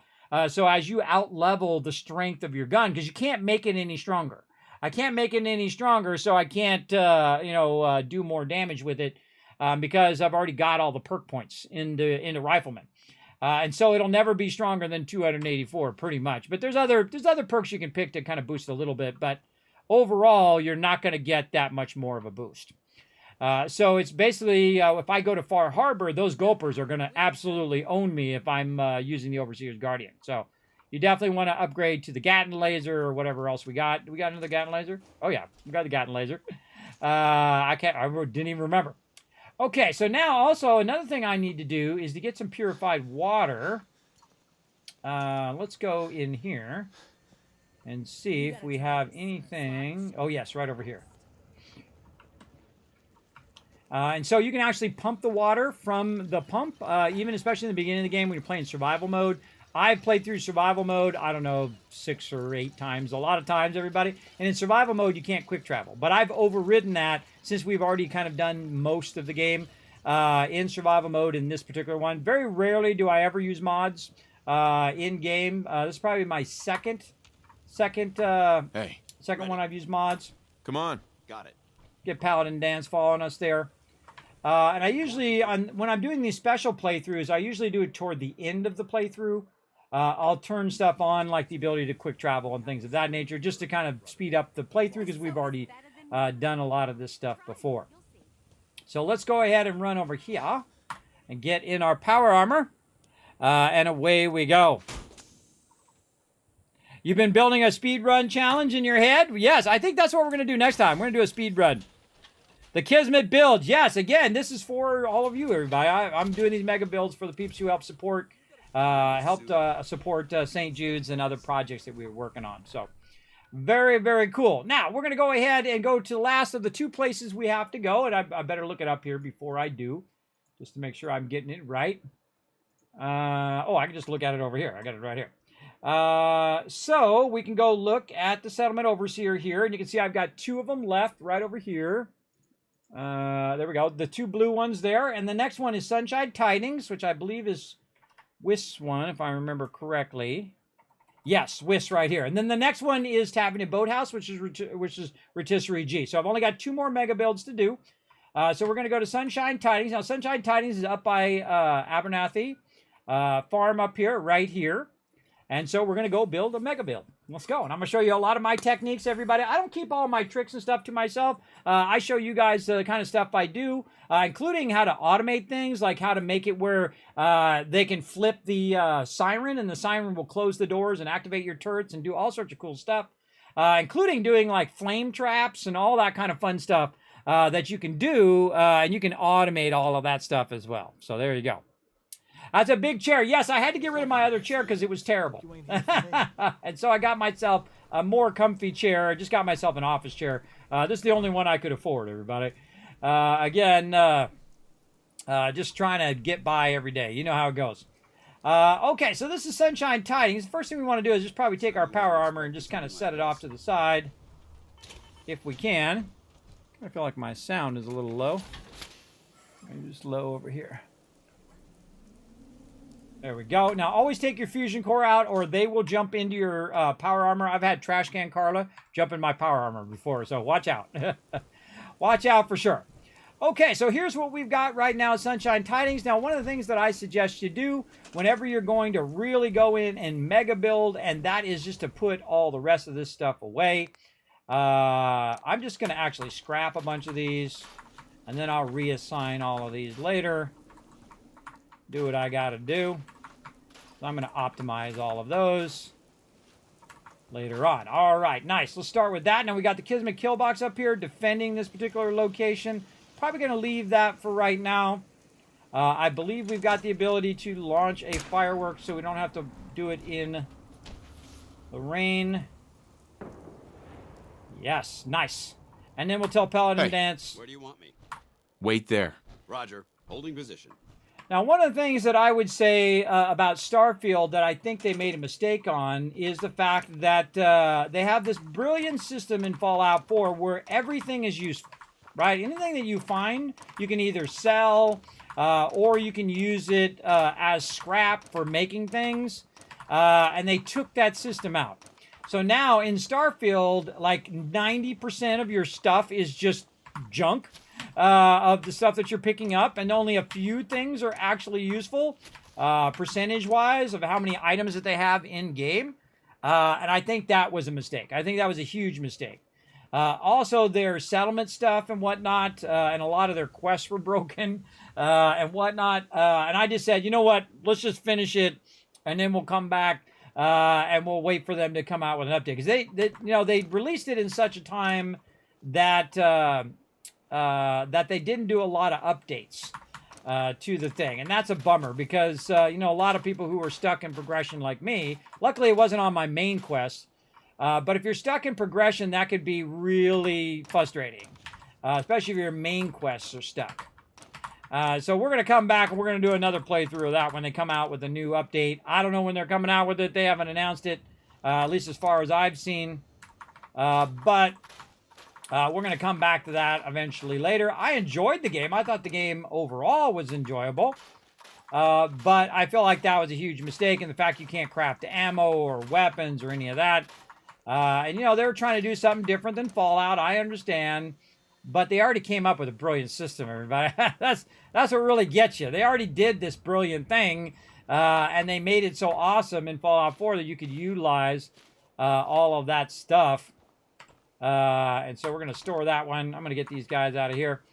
I came up with this brilliant idea and then just abandoned it in their latest game. But, c'est la vie, everybody. C'est la vie and how it goes. Right? It's their game. They're going to make their choices. That's fine. Get them out of there and then store the restaurant. And then this one. Again, what I do is I'm assigning them. I'm hitting E to move them off of there. Then tab, and then storing it. So I'm going to pull all these back out again when I go to do the mega build. And then there we go. All right, we got all that out of the way. Now up above here, I put a bunch of stuff up here, including all of our artillery peeps and whatnot. We've got our different benches and whatnot. We're going to store all this stuff and our power. And it looks like we got a recruitment beacon up here. Very nice. And then we're going to get this lady off of there. And we're just going to store all this stuff. We're just going to put these guys out of work. And that happens, everybody. It's okay if that happens. And we'll get this person out of there. And then store that. This way we don't have to use new resources. If you just store it versus scrapping it. And then we'll just scrap all of this previous stuff that we built. I always think it's funny when they fall off of there. Not as funny when I fall off, but funny when they fall off. Or I basically pull the rug out from under them or the floor out from under them. And they go falling down. Because they're always in the middle of something in my way. There we go. All right, scrap all those out. We're going to leave the Brahmin feed trays. We're going to move those way over here. I don't like to disturb the Brahmin because the Brahmin take a while to show up. So I don't typically like to store those. Okay, we got 13 beds somewhere. I bet you I put it over in this building over here. Go take a look. I know myself all too well, everybody. We're going to scrap all of these because these are the lower end ones. And when I do mega building, I typically use the vault-tec kit because it's got the highest end stuff in there. Now there's 2 more beds left. Where are those 2 beds? That's a good question. I don't see them in here. Well, let's go wander around and see if we can find them. Not over there. Sometimes I would have it out in the open. Or I could use it to save, because you can only save in survival mode through sleeping in a bed. You can't just save the game as you go along. Oh, that's a good question. Probably some beds left over from when I was scrapping it out. That is a good one. I don't remember. Wander around, see if we can find them. I don't see it out there. I always love a good mystery. A good mystery as to where these beds at. Oh, there's some peeps over here. No beds there. They're just chilling out there. Normally I would put it by where you first come in. Ah, here they are, in here. Wow, I didn't scrap any of this. Oh, that's very unlike me, everybody. Very unlike me to leave a bunch of stuff just out here in the middle of nowhere. But I must have got sidetracked along the way. And I don't like them to be in these houses. Now, another thing that I feel in Fallout 4 that I wish they had done, they probably ran out of time, everybody, to do it. But to basically be able to completely restore those back to their original state. Now we can go ahead and take out our turrets here, and we'll store all of those, and we're going to do a much more advanced Kismet kill box, so we're going to take those out. We're going to do a lot of mega building today, so settle in, everybody. Get yourself a snack and a drink, and relax, take it easy, because we're going to do some killer stuff today. And a robot. There you go. Hey, lady, go over here. And this is what I call a quick bench right there, everybody, where I put a little workbench there, usually a stove, so I can access the workshop. Okay, and we're going to do another playthrough from scratch, starting in about 3 weeks after the new gen update comes out, and we're going to see what's new, and we're going to play through again.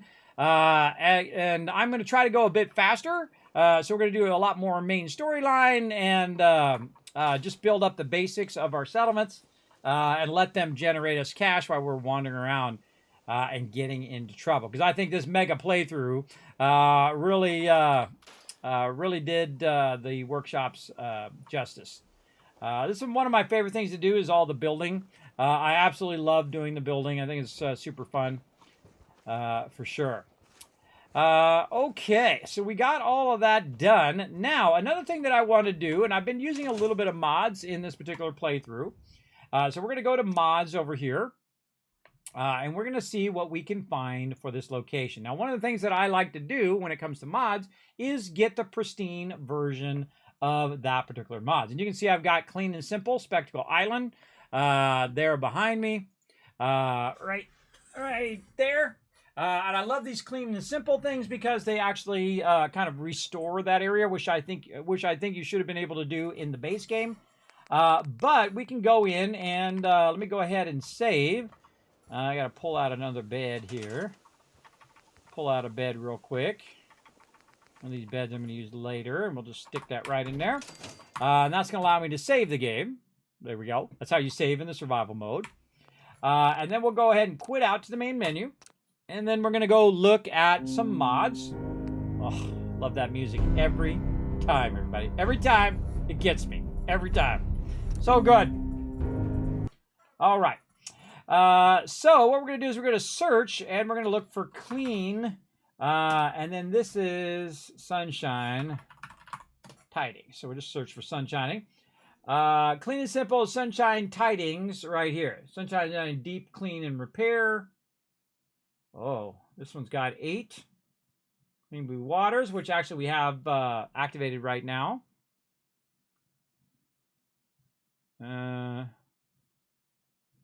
Oh, I think this is the one where you can get rid of all the brush and stuff. I think I've used that one before. You get rid of all the brush and things that are hanging down from stuff. CRI, Sunshine Tidings Co-op Repair.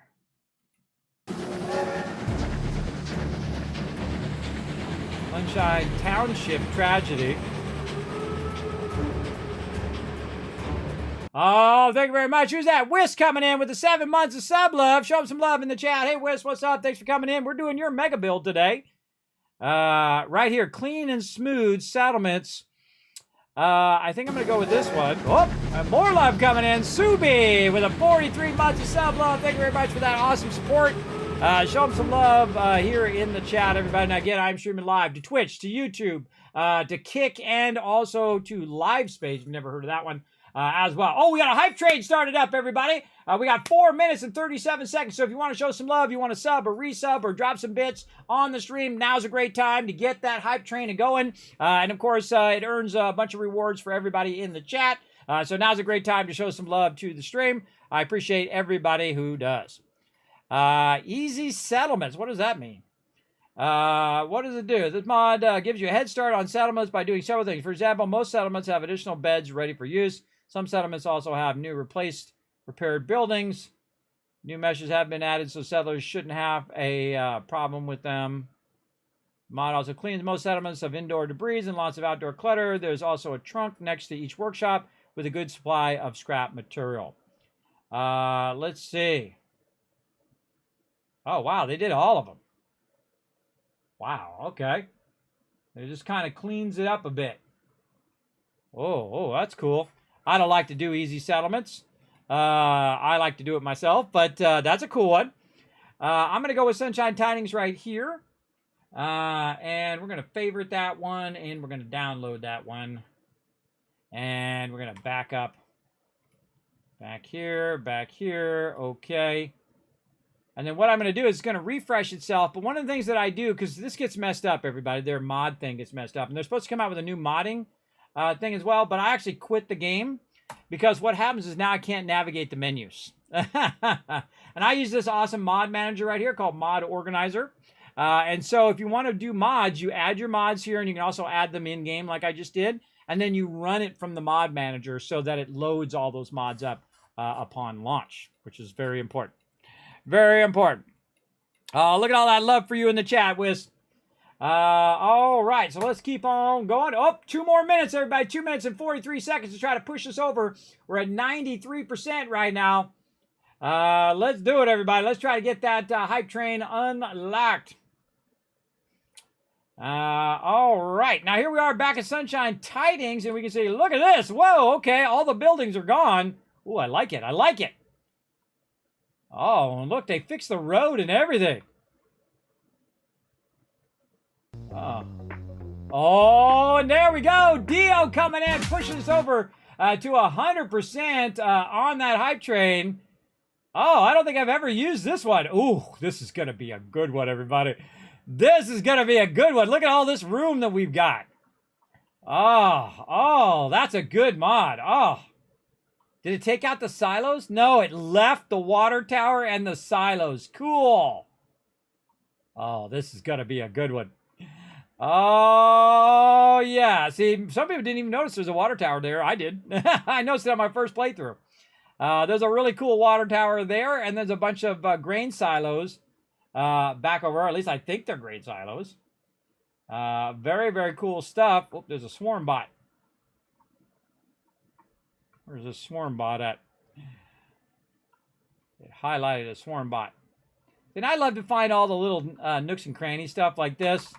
The wild mongrel out here, brain focus. Whoa, hey-oh, look out, legendary Rad Roach. Oh, parasites got me. Ooh, we got a legendary there. Got 10,000 tons of it. But yeah, I like to find all that little stuff like that. I really enjoy doing all of that stuff. So yeah, wow. That is cool. So we still get our things here. And then this is way off the side of the settlement. And look at the cool moon over there. There's a little place over here where sometimes there's some people at. So let's reload. Oh yeah.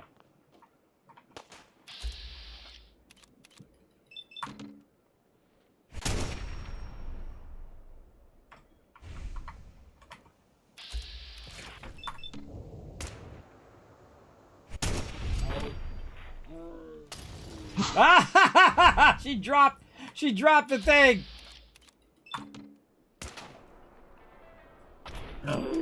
You know it's going to be a good day when the mysterious stranger shows up and has your back. Very nice. All right, looking good. Get some Radaway and Radex out of here. Was hoping for some antibiotics would be awesome. One of the things that Fallout 4 is just really annoying is you can't find your peeps that you get sometimes. There they are. Oh, look out. Kidney Killer coming in. Pushing us up even further on that hype train. 2 minutes left on that hype train, everybody. Let's show Kidney Killer some love in the chat for that 23 months of sub love. How you doing tonight, Kidney Killer? Hope you're doing well, man. We're back. We're back, and we're having some fun. We're going to do some mega building tonight. Oh, look out. Hold on. Oh, the robots are attacking from this side. Let's get in the middle of it.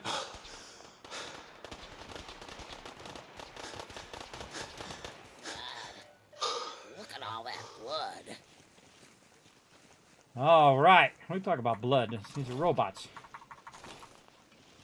All right. See, I saw the robots. I thought they were on the other side. Can we trade a few things? Go ahead. I don't want to trade anything, bro. I don't want to trade anything. Okay. Let's get over here and get all this free loot. So that's part of the automatron thing. When you hit level 15, all these robots will show up and start attacking you. If you have the DLC on. All right, so this looks pretty awesome. This is a lot of room. Okay, now let's see where the edge of our settlement is. Wow, okay. Again, I don't think I've ever used this mod before, and that is awesome. That's what I would do if it would let me. I would take all the buildings out. I'd probably leave the center building. Oh, it actually has it where the doors work. They work on both sides, because normally those doors are knocked off on that side.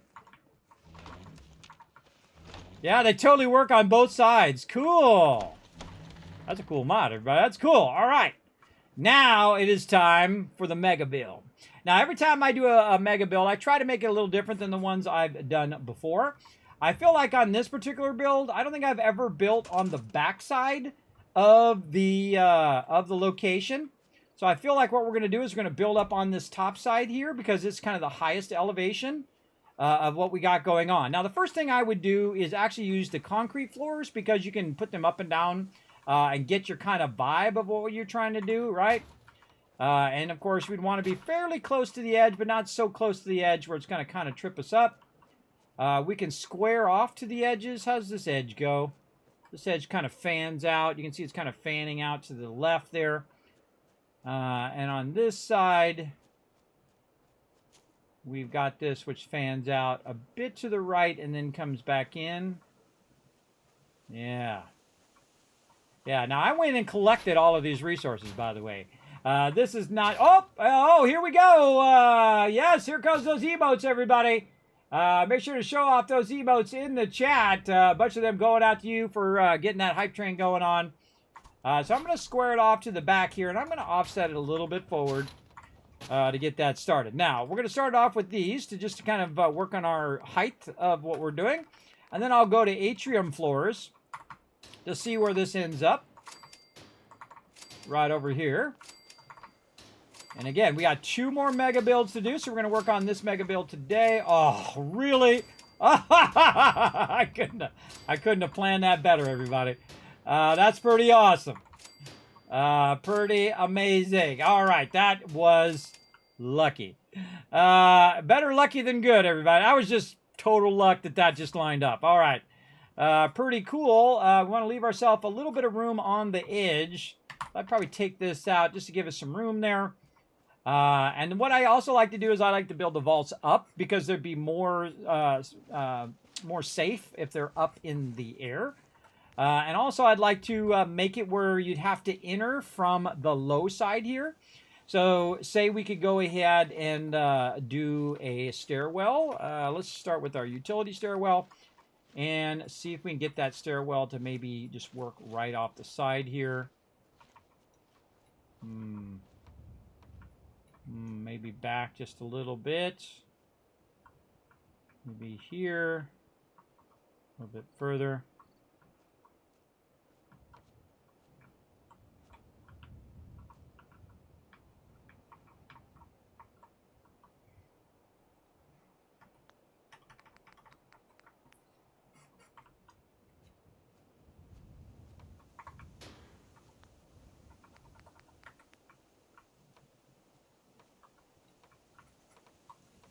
Okay, it's going to be like that. All right. Let's take these out. And we're going to see how well that lines up. Kind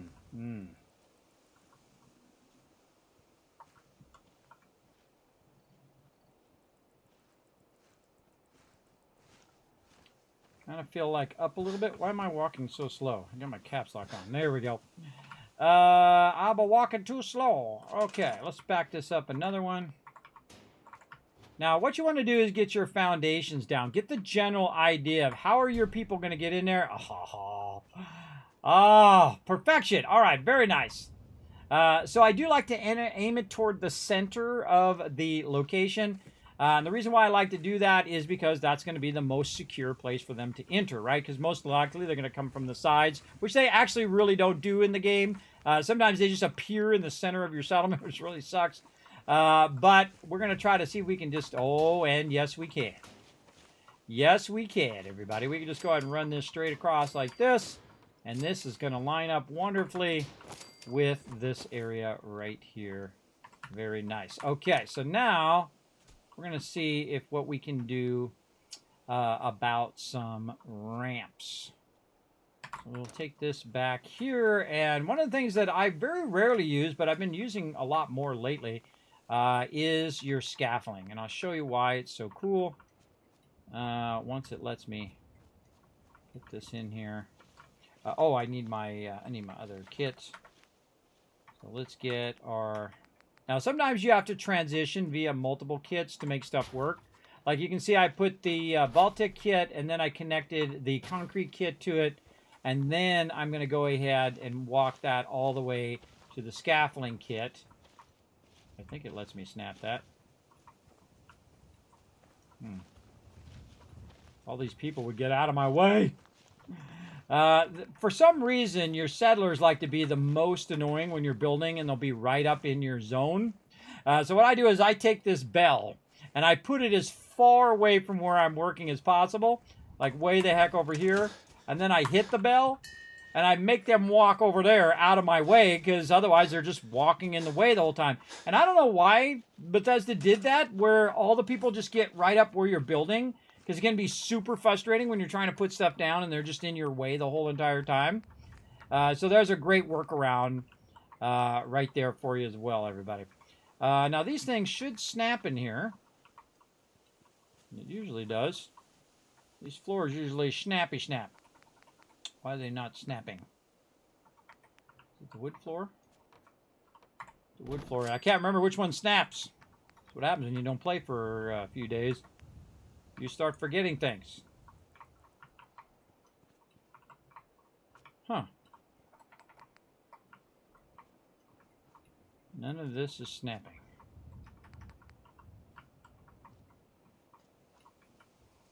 I know it's one of these things snap in here. Let's go ahead and use the small ones. Maybe it's the small ones that's... Oh, it's the concrete floors. And then... the small ones. And then the scaffolding. See how much work... That's exactly it. It's the small ones. It's a small one from the scaffolding. So now I can take all the rest of this out. So I had to do the small scaffolding floors will snap to the other thing. Now, why all of it doesn't snap to each other? I don't make the games, everybody. I just play them. So the fact that that doesn't work sucks. But I just find workarounds and everything, and once you've mastered those workarounds, then you can do cool stuff like this. Like make yourself a cool little ramp here. And then instead of having them have to walk upstairs and stuff, you've got a nice little ramp. They could just walk up the ramp and then walk right into the vault. Now also they can do it from the side here, so I would also go in and do our side stuff here from the vault-tec kit. Now, one of the things about the vault-tec kit, it is only in Fallout 4. It is actually not in Fallout 76, which I think is kind of weird that all of this time has gone by and they've never brought out the vault-tec kit. Because Fallout 76 is based on Fallout 4. It's like Fallout 4 with friends. Go into it like that, and don't go into it like, oh, this is going to be Fallout 5. No, it's not Fallout 5, everybody. Even though it does have its own unique story, and it's actually a prequel before all of the Fallouts, by the way. It actually has how Caps got started in the Wasteland. If you want to know how to do that, I'm not going to tell you how. You got to go play some 76 and find it out. But there we go. So now we have our entrance. We have a nice thing that can go right here. So we can put all of our workbenches and stuff in here. We got a little wooden crate in here. Grab that. And that's looking pretty good. Now, if you like it, you store it, everybody, or you save it. So I'm going to go ahead and save. There we go. In fact, I'm going to go ahead and... I just want to trade a few things. Get that person. I don't really want to trade. I want to get you out of that bed. Well, I can get into bed, so we're not doing it at nighttime. Now, a lot of times you'll see me forward the game. And I actually burn a lot of years up in the game because I'm forwarding the game all the time so that it's not dark. So, you know, when I'm out here, even if it's foggy, at least it's better than being completely dark. So there we go. We got Sunshine Tidings looking good. We've got a cool entrance here. And then now this part over here is going to be our vault. So we can go ahead and take this out now that we've already kind of set up our height of our vault. And we're going to come back and do all of our foundations later. We're going to leave that open there. And we're just going to kind of widen this out a little bit to give us kind of a gist of how big of a vault. And we're going to build a nice big vault today. We're going to build a cool vault over here. Kind of feel like maybe we should have our trade stuff down there, or maybe we should have it up here. Kind of feel like the trade stuff would be down there. And then up here at the top would be all of our food and stuff. We might want to go a little bit higher.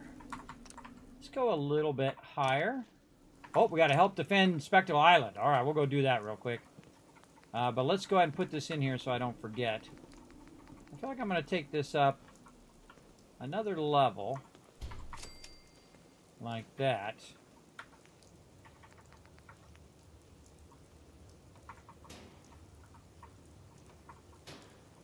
So we're way above. And then what we can do is we can do hanging kill boxes from underneath. Which I think would be pretty cool. Oh, so awesome to have so much space, man. If you take all the buildings out, you have lots of space here. And again, that mod's pretty cool. I kind of feel like that's what we're going to do. We're going to do this top part with hanging kill boxes. We'll put our... we'll make them have to come through first to do trading, or should we do trading over there? I think we'll do trading in the vault, so they have to actually get past security. And then we'll make this part security right here. With some security peeps. I think that would be pretty cool. And this part will enclose. Yeah, we'll enclose this part, and we'll do the atrium up above. See, it's already built right here, but I've just built the whole thing in my head just now. You just watched me do it. Now I just need to build it out. Okay, we got to go help Spectacle Island. I probably don't need my my power armor. We'll just leave it here. And let's go see the Kismet kill box in action. Let's go. Let's go. There we go. Let me catch up on chat a little bit while we're teleporting. Let's see. Doing good, kids. Just came back from a weekend where 35th high school reunion. Wow. Had a blast. Was awesome, as it brought back a lot of good memories. There you go. I've never gone to a reunion because most of those people are annoying. No prisoners.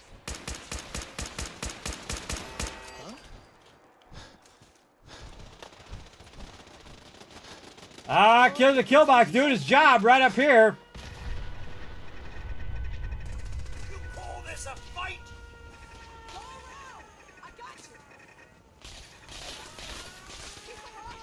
See, look, they got 50 cows. They got Gatling lasers. That's because I gave them all of those. Ooh, a Soltron. Feel free to give up at any time. Look at Cogsworth with his little hat.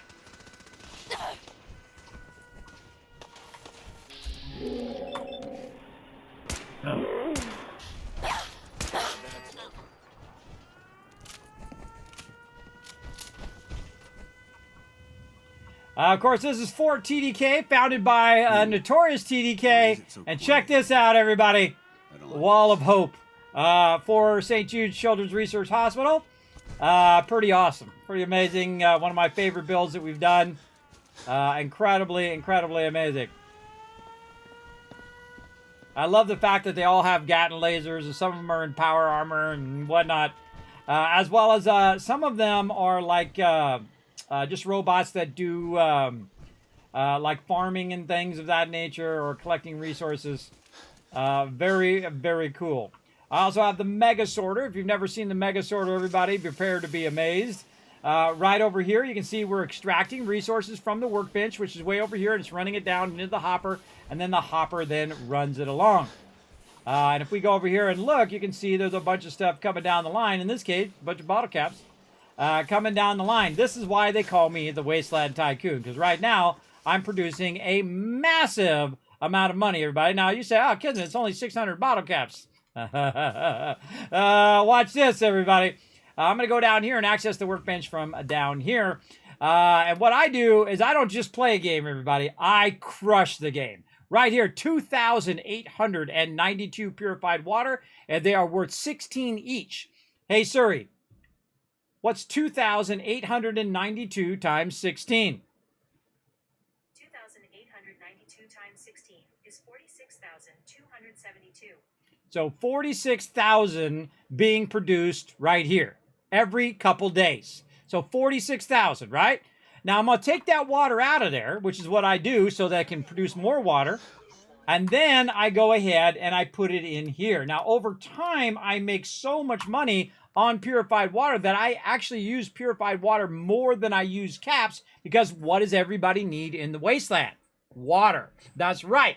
And I learned that in my very first playthrough, and then really took advantage of it in my second playthrough when I realized that Sanctuary is the #1 place to get started with your purified water. So you can start making 1,000, 2,000, 5,000, 10,000, 20,000 caps passively while you're running around the wasteland. It's over here making you tons of cash. Now you can see that I have 63,000 purified water in here. Now again, this is not cheating, no shortcutting. You do it in the vanilla version. You can do it whether you're on console or whether you're on PC or whatever you're playing on, PlayStation, Xbox, whatever it is. You can do the same exact thing, and you can be a Wasteland Tycoon just like me. Now, let's really do some math. You ready? Hey Siri, what's 64,000 times 16? 64,000 times 16 is 1,024,000. If you didn't hear her, everybody, that is 1,000,000 caps sitting right there. 1,000,000 caps. And you can do it unmodded, with no cheating, no shortcutting, no glitches in the base game. And if I was really there, and this is how I love to play games, if I was really there, this is what I would be doing. Because purified water is the #1 thing that everybody needs. And the second thing would be food. And of course, you can also build a drug empire if you want. That's not my thing, but you could do that as well. And there's all sorts of ways of making massive sums of money. Now, this is how I conquer the game, is that I build up such an economic power that I can buy out vault-tec. I can buy out the Enclave. I can buy out everybody and take over their organization. So instead of them all fighting with each other to try to take over the wasteland, I get all of their resources and use those resources together to rebuild the wasteland under one flag of not doing experiments on people. We don't do that in Vault 45. We look after everybody in the vault, and we all work together. And that is what the Teamwork Tycoons are all about. So very cool. Hey, Ron Staples is in some power armor. What's up, Ron Staples? He's running around in some power armor there. And that's how I win the game every time. Now, within the first 5 levels, everybody, I've already won the game. I've already won it, even in survival mode, the hardest mode. I've already won the game, quick and easy. Now, there's a bunch of other stuff in here. You can see that it is running through a bunch of junk that I didn't even collect. This is them collecting it for me. And so they're just constantly collecting resources, and they're doing it at all of my settlements. So I don't have to go collect a bunch of resources after a certain amount of time. And they just keep putting more and more resources, especially things like circuitry and fiber optics and things like that are kind of more rare. And so I just let them keep collecting all the time. They're just constantly collecting me more resources so that I can rebuild the wasteland, which is the whole point of what I'm doing, right? And I'm also here to win the hearts and minds of the wasteland. So I'm not just, doing it just for profit. I'm also doing it to help people out, just help people in general. Of course, now if they're a raider and they come up in my business, they're going to get zapped. And if they're because I got to defend my peeps. And if they're a gunner and they're kind of come up, boom, I'll wipe them out. And if they're like robots that have gone crazy, we'll wipe them out as well. But as you can see, it's running all of these resources down the line. And each settlement has a different focus and different purpose. At this particular settlement, it's actually sorting all of my loot. So what I do is I just drop all the loot in the workbench, and it will automatically sort it using the contraptions workshop. And you can see this stuff is a bunch of stuff to sell. So, you know, things that I don't need, like baseball grenades and things of that nature, that stuff I'll just sell. This stuff I keep. I got 91 fusion cores in there, everybody. A lot of fusion cores in there. And of course, finished food, finished AW. Finished AW. I forget what this is. Oh, raw. That's raw food. The R is missing. That just like hurt my brain there for a second. This is armor, like regular armor, like what do you call it? Combat armor. So I'll take that combat armor and I will give it to my peeps, which you see them all in combat armor. They've got Gatling lasers, they got guns. Because I'll go up to the Pridwin, which is over there, and I'll just keep buying out the Gatling lasers, and I'll keep buying out the 50 cals, and I'll give them to all my peeps so they can defend the settlement. And of course, here's a bunch of power armor that we have in here, and a bunch of power armor that I built. If you notice, I have 45 T60s in there. So I could build out a bunch of power armor for every single settler in there. And you're like, well, Kismet, how many settlers do you have? Well, I just so happen to have my settlement overseer that I made many years ago. And we can go in and see. Because I track how many people are at each location and all of that. If we zoom in a bit for all you mobile peeps out there, don't worry, I got you back. If we zoom in and we look at number of people, you can see I'm tracking me at each location. We go look at the bottom. I have 703 settlers. So I would need 703 power armor as well. And I could do it over time, absolutely. If I just keep collecting it and keep buying it from the Brotherhood of Steel and so on and so forth.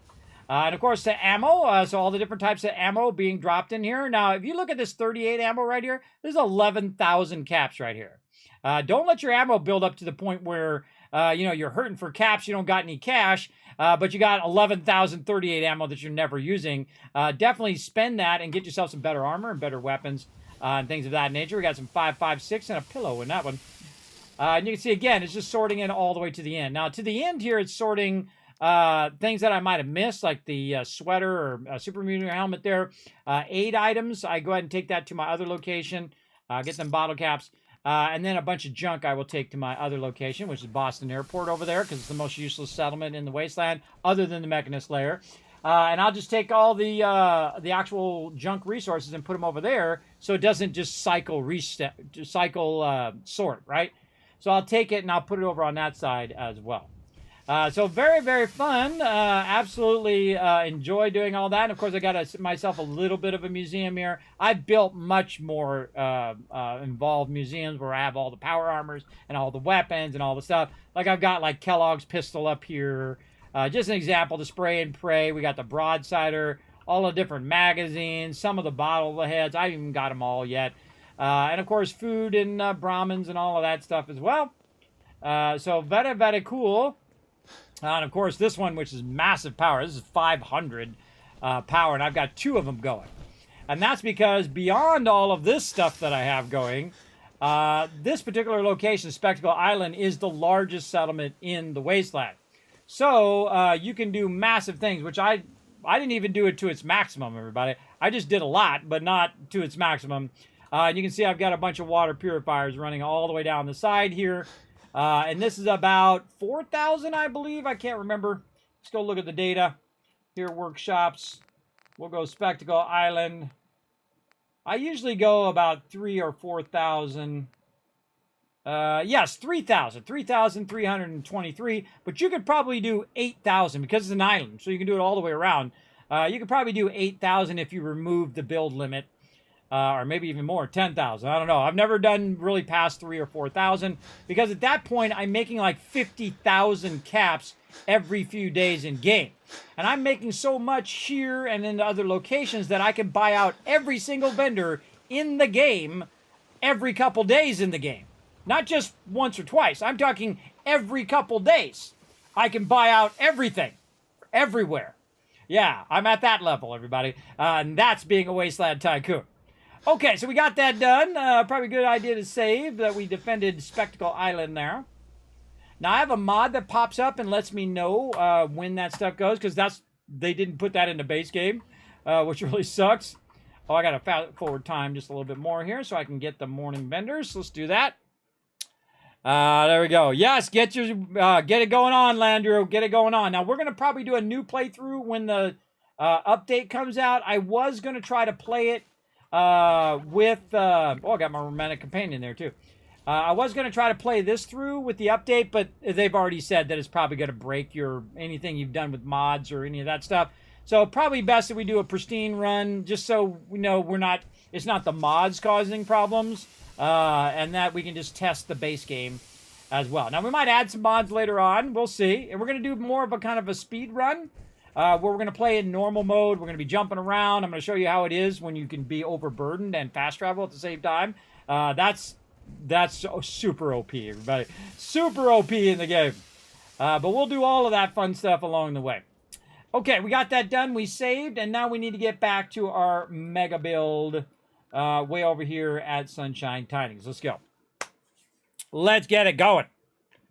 There you go. You brought back a good memories. Oh, awesome. I've never gone to my reunion. How many years ago was it? I don't know. Hey, sorry.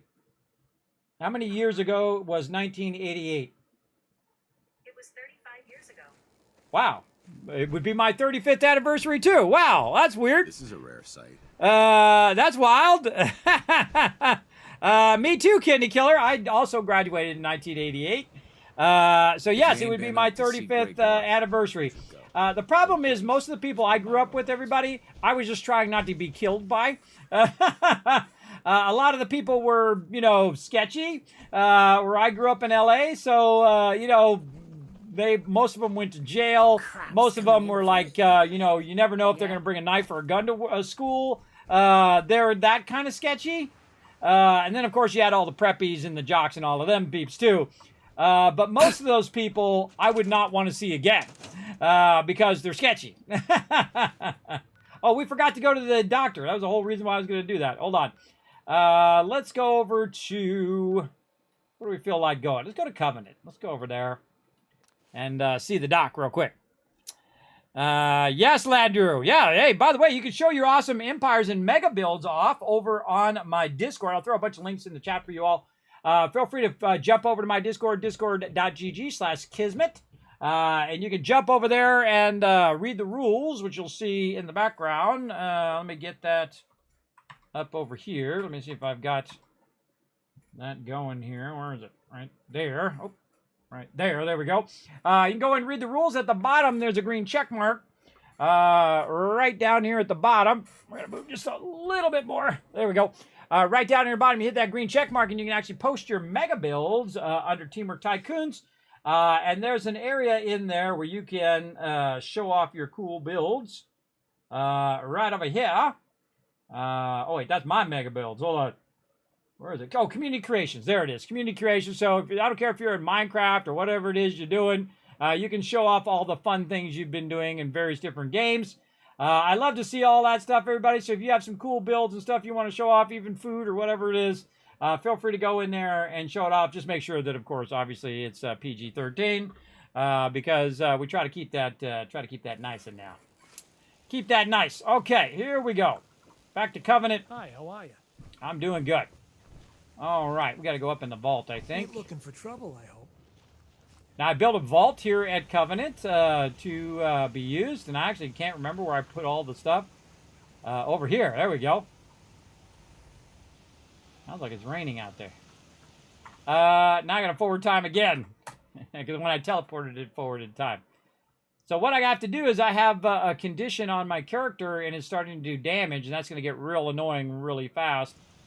So I have to find the medic and have her take that off of my character. The second we find out where the heck the medic went. Got armor, weapons, clothing. Ah, clinic right here.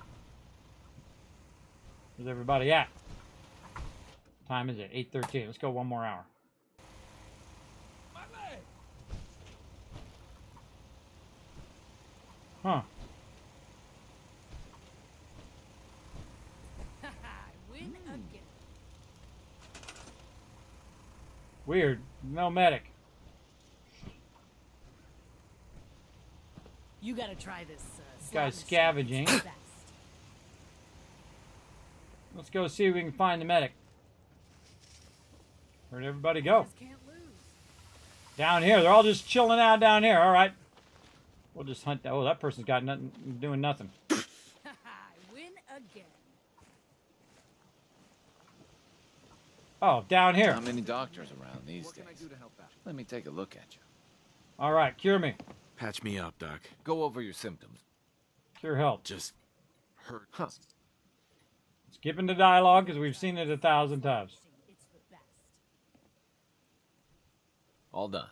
Any other complaints? I feel a lot better. Glad to hear it. Anything else?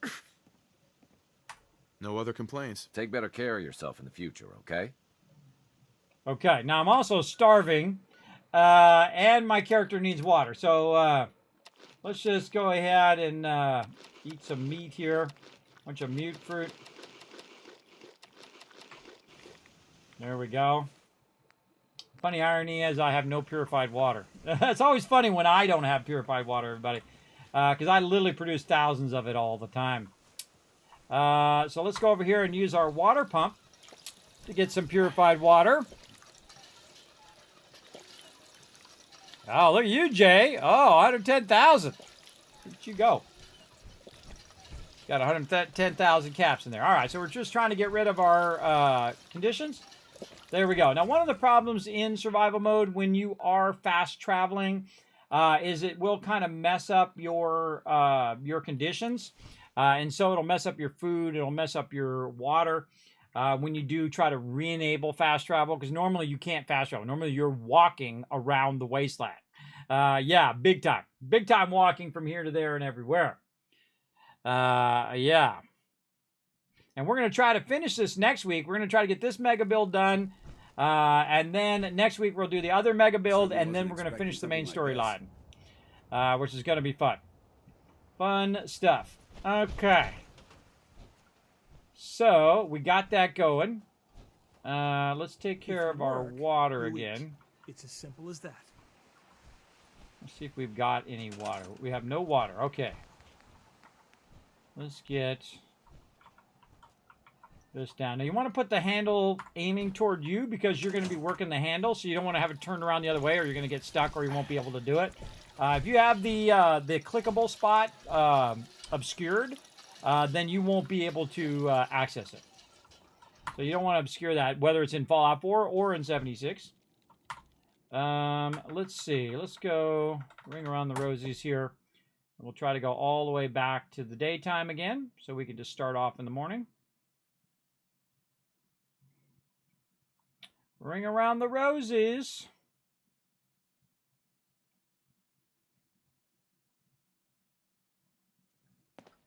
There we go. All right. Good early morning start to build. Okay. I like this. I like the way this is starting off right here. I like how the entrance comes right out of the center. It'd be good to put some workshop stuff in there. But let's really work on this up here. I kind of feel like we want to just bring this up. Maybe bring this back by 1 just so we can just kind of flip. Go straight to there.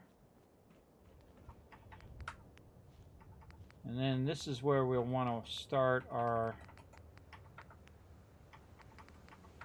vault-tec goodies.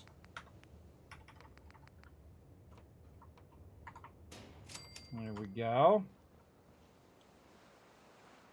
Yeah. Now, another thing that we want to do is we want to think about protecting the vault, right?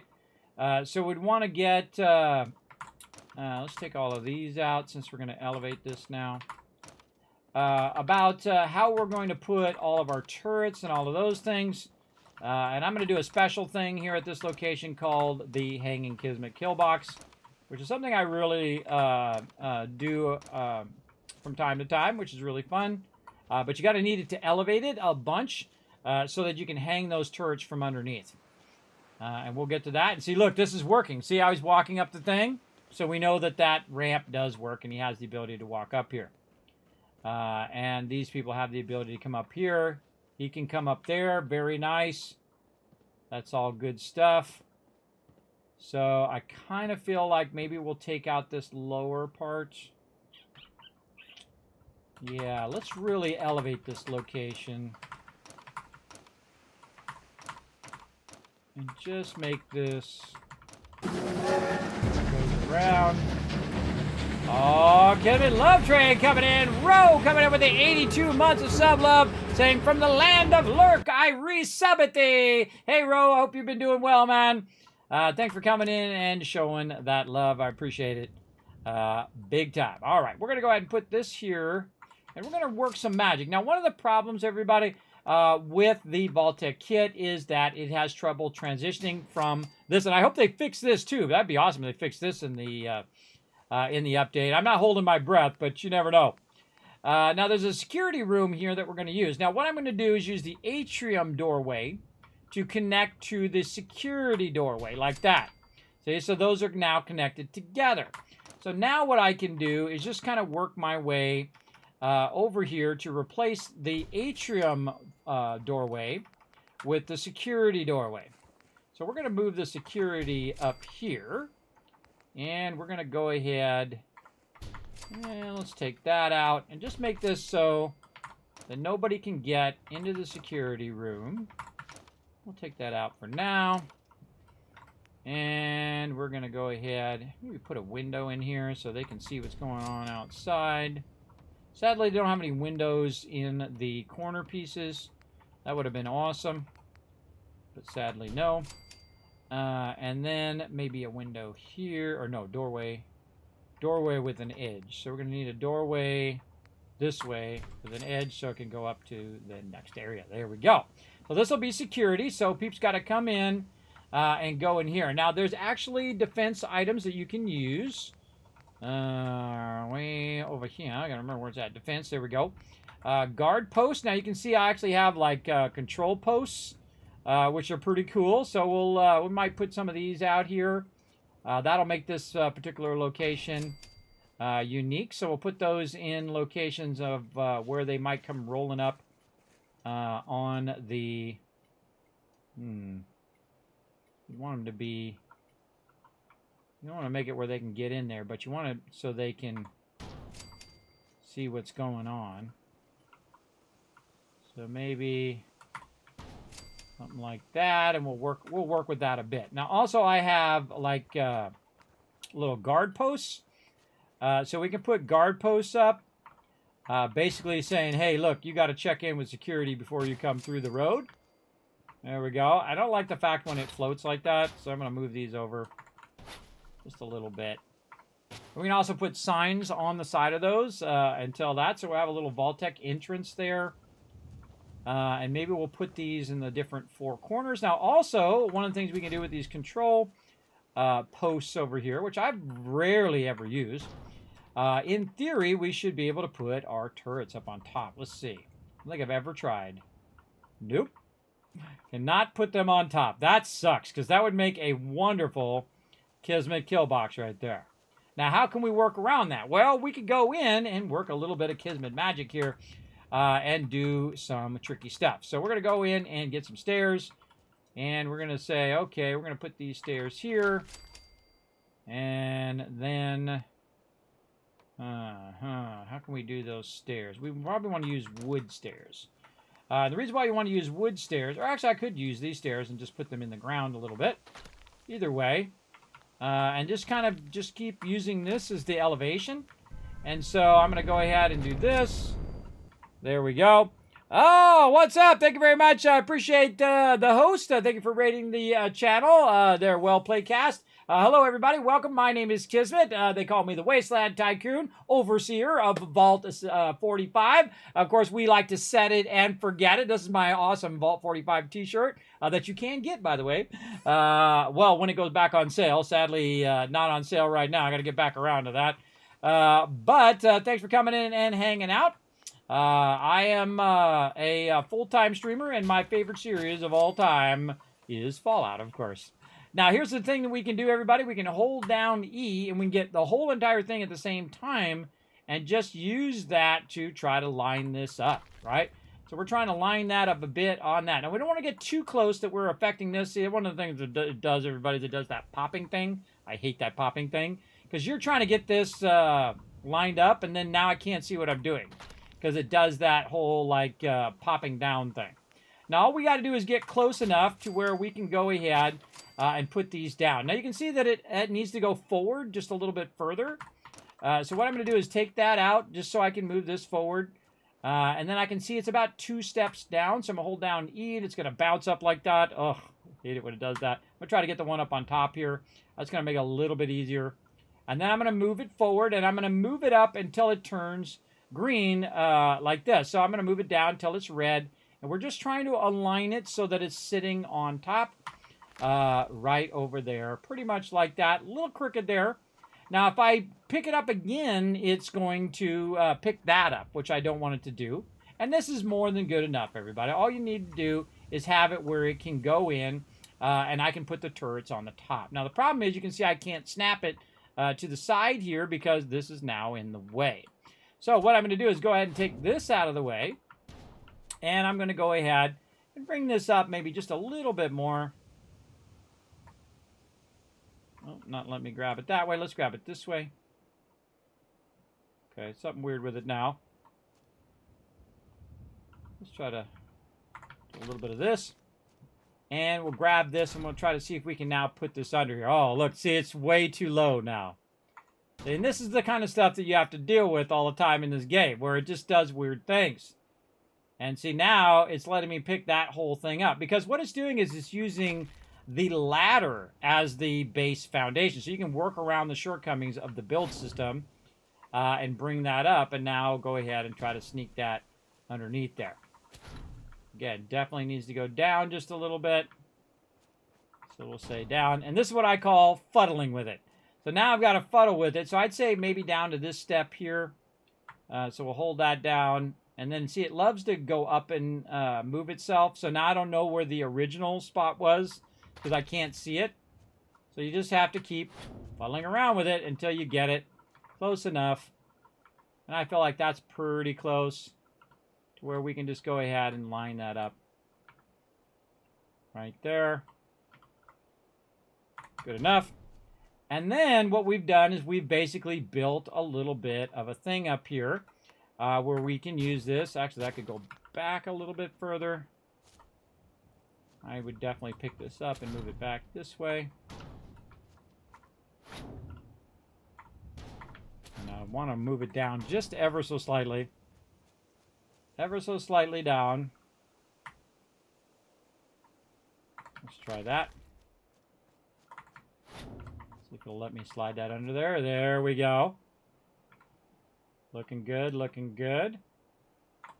Again, just keep fuddling with it until you get it the way you like it. It's floating a little bit there, and I kind of feel like left to right. It needs to go a little bit left to right.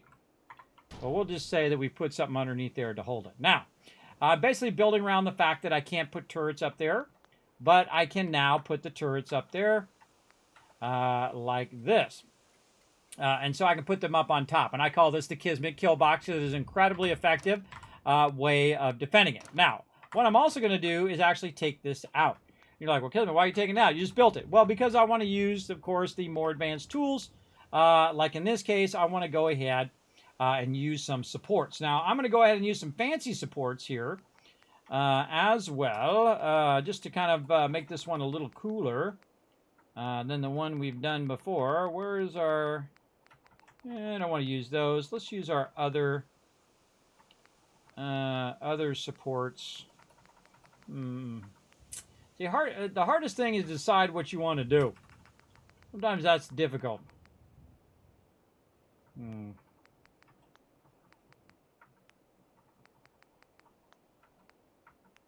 Railing and stairs. Huh, where is it? This is in the atrium kit. Yes, atrium kit. There it is. Okay. Now, what I want to do is I want to get this to snap on top of this other item. So I can go ahead and try to move it out of there like this, and then try to put this on top of here. But it's not going to let me put that on top of there. So what I want to do is use what I've got over here as kind of a base for what I'm doing. So I'm going to do, say, something like this. And then I'm going to work around the shortcomings of the system. So I'm going to go ahead and build this out a little wider with a floor here. Let's do this. And then we'll put this in there, which is an upper floor. Then we'll take this out. We'll take this out. We no longer need the stairs anymore. Now we're using this as our base. And then we're going to go ahead and go back to the vault-tec kit. Over here, atrium. And we're going to try to snap this to this base floor that we have here. And see if it snaps. Now, in this case, it's not letting me snap. Now, what's another way that I could work around it? Well, I can go in and try to use an atrium floor to snap there. And then take this out and put an atrium floor there. And then go in and use my little thing here and see if it'll snap in. And it does. Right up there on the top like I want it to do. See, pretty cool, right? Pretty cool workarounds there. And again, you can go in and fine-tune it. Now, if I move this, that thing up above is not going to move. It's just going to stay right there because it's going to float there. But I can say, look, I'm putting this right up there like that. Now, another fun thing that you can do is to go in and make what I call the rounded Kismet kill box. Where you go ahead and get this thing. It's way at the end. There we go. Where's this one's all one piece right here, which is pretty cool. But what I can do is I can stack these on top of each other. Now, I also have just a round piece that I can just keep extending this up higher and just kind of elevate it way, way up. But, of course, I'm going to need to get up there, so I definitely want to get back to grabbing my stairwell. And let's just put it way back here, and we're just going to build our way up. There we go. Hold E, you say. Yes, hold down E. Yes, it is a vanilla command. It is one of the greatest things in the game. You hold down E, it'll allow you to grab the whole thing, right? And then also, I can just move my mouse forward and backwards, and it will rotate it. I can use the scroll wheel to move it away, so I can move whole entire groups of objects at the same time. One of the things they did add to Fallout 76 is actually blueprinting, so you could blueprint the thing and then make a whole bunch of copies of that same thing, which is pretty cool. Great for modular building. Now, another thing that's going to blow your mind is I'm going to hit Tab. It'll go back to where it is. Now, say I just want this to go up and down. I hold down E. That gives me everything. I let go of E. Then I hold down E again, and I push the mouse forward. And now it just slides. Right? Which is pretty cool, because now it just slides along the base where it already is. So it's easy to kind of maneuver that thing into place. Now, let me blow your mind for the third time. You ready? Now, the next thing you can do is you can hold down E. Let go.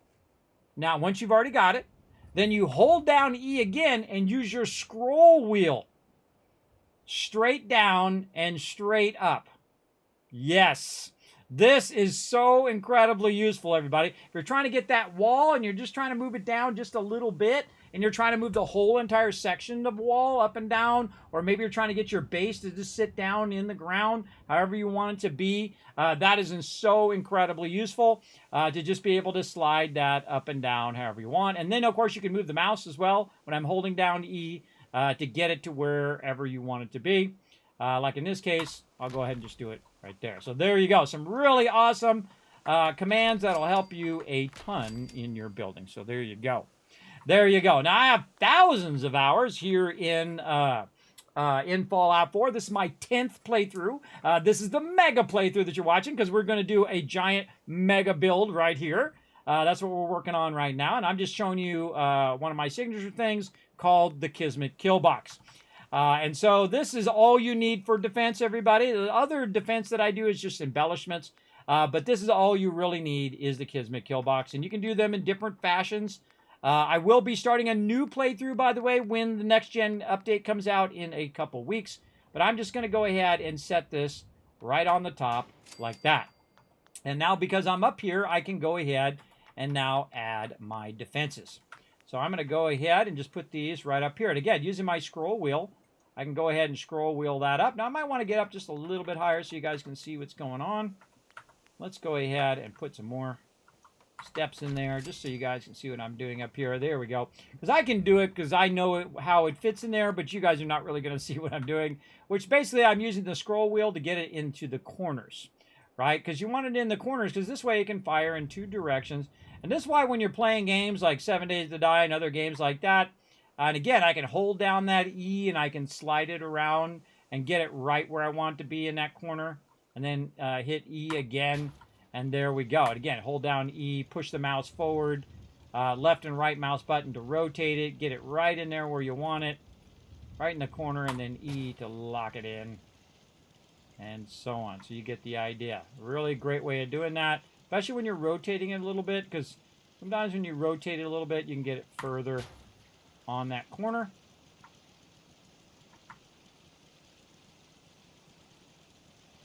There we go. Now the turrets turn in 360 degrees, so you're going to see the perspective of the turrets. The turrets can shoot straight down, and they can shoot in 360 degrees up here. So anybody comes rolling up and they start getting feisty, everybody, this Kismet kill box is going to annihilate them. Now remember, those are heavy turrets as well. Those are just Mark 1s there, though. Certain locations will allow you to do heavier ones. Paladin dance! Get out the way! Gonna make me fall off here, aren't you? He's gonna make me fall off here. Get out of there, Paladin dance! Paladin dance, always up in my business. Hey! Hey, Ready. wait there. Roger. Holding position.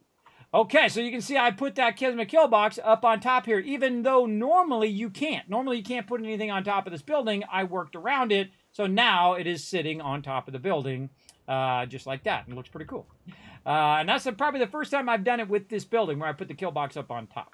Okay, so let's get back to actually building out the vault. Now, the vault needs a certain amount of things. One of those things is going to be, of course, the main entrance or the security area where they have to go through security first. Now, I can make a big old security area. I was going to do it down lower, but I think I'm going to do it up here.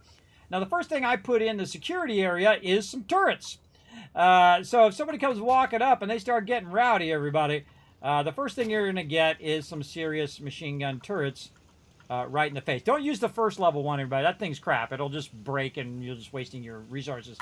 Use the heavy machine turret. Never runs out of ammo, by the way, and doesn't require power. So very, very useful. Now, I've also got some vault-tec guard posts. So we'll go ahead and put a security post over here, maybe. Or no, let's just have one on this side so they have to check in when they're coming into the vault. Now, you want to make sure that they can walk behind there. If you can walk behind there, then they can get behind there. And now we've got our security post there. Now we're going to go up here to the upper level, and we're going to build ourselves out a super wide location up here on the top. So let's go ahead and get back to the general vault building over here. So what we're going to do is take this and widen this out a bit. How far are we? We actually could go forward one more. There we go. And we're going to widen this out. Now, the primary road, and again, we're using mods to take this out. This is called Clean and Simple at Sunshine Tidings. So it took all the buildings out for me, so I didn't have to do any of that. And that's made it now totally open where we can build whatever we want. Now, of course, we want to defend the primary road and have it so that the vault dwellers can see the road when they come in. So we're going to widen it way out over here, and then we're going to do our big old atrium. And this is going to be one of the widest atriums that I've done in this particular playthrough. So we're going to make it really wide, like this. There we go. And then we're going to go way to the other side over here, and we want to see how far we want to go. Again, I'm using the atrium floors to kind of line this up. Now, am I going to use these floors in the long run? Probably not. They're just there temporarily, kind of like scaffolding. To get me a general idea of sizes and distances and things of that nature as well. Yes, it is a vanilla command. You can do it on console. You can do it on PC. You can do it however you want. So, yes. And this is why they call me the Wasteland Tycoon, everybody, because I have a lot of things. You have an embarrassing number of hours to not know that. Yeah, well, not everybody's into building, and that's okay. That's okay, or you might have learned a bunch of things, maybe even I don't know. And that's the great thing about the Fallout community. I think that the bulk of the Fallout community actually does want to rebuild the wasteland, which is pretty cool, I think. All right, so this one's going to be super wide. And so to do super wide one here, and by the way, I've removed the build limit so that I can build as big and as wide as I want. I've used a mod to do that.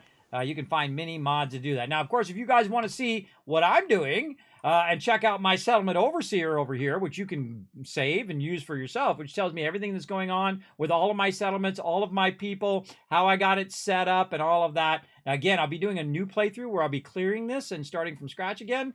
And I will show you how I basically dominate the wasteland and am currently making about 150,000 caps passively while I'm building this right now. And I have over 1 million caps in purified water just sitting at Spectacle Island right now, and it's making me even more. Without cheating, no mods, no shortcut. You can do it on Xbox or PlayStation or on PC. I'm on PC right now. But I do own Fallout 4 on a bunch of different platforms and Fallout 76 on every platform, on PlayStation and on Xbox, and I even have a Fallout 76 Xbox. We also play that during the week, usually on Tuesday, Wednesday, Thursday at 3 p.m. Eastern Standard Time with my crew, which is also very fun. But let's go ahead and keep going here. So we're going to go do our atrium, but we're going to want to build out a whole bunch of walls here to connect this top part. And let's say if we can get this to go up there. We got to get closer. I'm using the scroll wheel to try to get that up there. Doesn't seem like it wants to snap in there. I don't think I've ever had these separated this much. I kind of remember there's a piece that does that. Maybe it's the ceiling piece. It's like a piece that fixes that gap. It's been a long time since I used it, so we'll have to figure that out. I know I could use the ceiling. Actually, let's use a ceiling window. Yeah, I'm not high enough up to do that, so we can go ahead and just quickly make ourselves, just a little. These stairs never go in the direction you want them to go. Like I want to go this way, but it never does it. It always does it in the most awkward direction. I don't know why that is, everybody. Again, I don't make the games. I just play them. I just play them and try to show you all my secrets along the way. There we go. Okay. So I think we do this, and then somehow we have to snap something in there. I wonder if it's this piece. This piece. One of these pieces. I think it's backwards. Yep, backwards. There it is. See, look, I know my stuff, everybody. I flipped it backwards, and then when it flipped it backwards, it snapped into that particular point. Now, you have a little bit of flashing over here where it's overlapping that other piece. If you find that annoying, well, then that's just the way it's going to be. But also, you're going to have a gap at the top there. So you might also want to take this piece out, and this piece here, and try to use a upper piece like this one here, and see if you can get that one to snap in there, which is way more difficult to get that to snap. Now, another thing that we can do, too, is we can do build order. Build order also very important. And if I can get my stairwell to turn the right direction. There we go. We could try to build the... I got to do this. First, and then do this. These vault-tec stairs are like the weirdest stairs in the game, I think. They're the weirdest, most awkward stairs in the whole thing. Oh, we need the four-way one. We need this one. They're so awkward in the way that they snap and the way that they go. Awkward. All right. Let's get up here and take a look. So we'll go in and see if we can snap this here. So it doesn't snap that there. So we'll grab this and we'll move this kind of out of the way for a second. And then we'll put this in first. Then we'll bring this back over here. And we're going to see if we can snap that in there. Go back down here. Again, working around the system is the tricky part. And there we go. You're welcome. I just saved you so many hours of trying to figure that out, everybody. Again, I built this first, and then I put this side down, and that snapped into place, which then went through the other one, and now you have a completed area there that you can actually go off of, too. So you can just build in the rest of it by basically tricking the system into doing what you want to do. You're welcome. You're welcome. I just saved you so many hours of your life just now. There we go. Kismet, have you watched the new Fallout show? Absolutely. I binge watched the whole entire thing. It is incredibly fantastic. As a huge Fallout fan, everybody, if it sucked, I would tell you. Fallout is my favorite series, but they nailed the tone. I was very invested in all of the main characters, especially the Ghoul, which was especially good. I did like the Vault Dweller. I thought she was amazing as a Vault Dweller, especially she comes out super naive out of the vault and whatnot. She played it to a T. She played it perfectly. Really fantastic casting. I love the Overseer, even though, you know, he's got some issues. I don't want to spoil it for you. But he's also the guy from Dune, everybody. I didn't notice it till the last episode. I said, wait a minute, I know that guy. I know that guy. Who is that guy? I had to look it up. And it's the dude from Dune. It's the main guy. It's the Kwisatz Haderach. It's the dude. So cool to see him again. Now, of course, he was also, I looked it up, and he was also in like Twin Peaks and a bunch of other stuff like that. But I never watched those shows, so I don't know. Dune's one of my favorites, everybody. That's an incredibly fantastic movie. I've seen it 50 times. Easy. Maybe more. Maybe much more. Okay, so we got that going on. I have my caps lock on again. Stop it. There we go. Slowing me down. Okay, so before we put in the sides, we're definitely going to have to build this part in to override that. So we're going to need the ceiling, because it's not going to let me put the ceiling in with these side things there, I bet you. Again, we're just working around the systems. So it'll let me do it there, but it's not going to let me do it here. So I have to take this out, put this in first, and then see if we can put it in. Now, when you already know, it's easy, because I know a lot of tricks to work around the system, but trying to figure this stuff out, everybody, is tough. It's like, what do I put down first? What do I put down second? Now, normally larger pieces like this will clip through other pieces. So you can see that I fixed that gap by putting in the ceiling first. So build order, very, very important. A lot of advanced tricks and tips and tricks that I can show you along the way. So we solved that problem. So super cool. Now, we solved the problem on this side, which means we also solved the problem on the other side. So now we need to do the same thing that we did over here, but on the other side.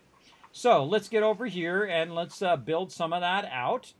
Now, I also want to go in here and do some cool vault-tec windows and whatnot. I don't think I can do the vault-tec windows with a side floor at the same time. I think it's the only one. It'd be awesome if these were like vault-tec windows, and I can put those in.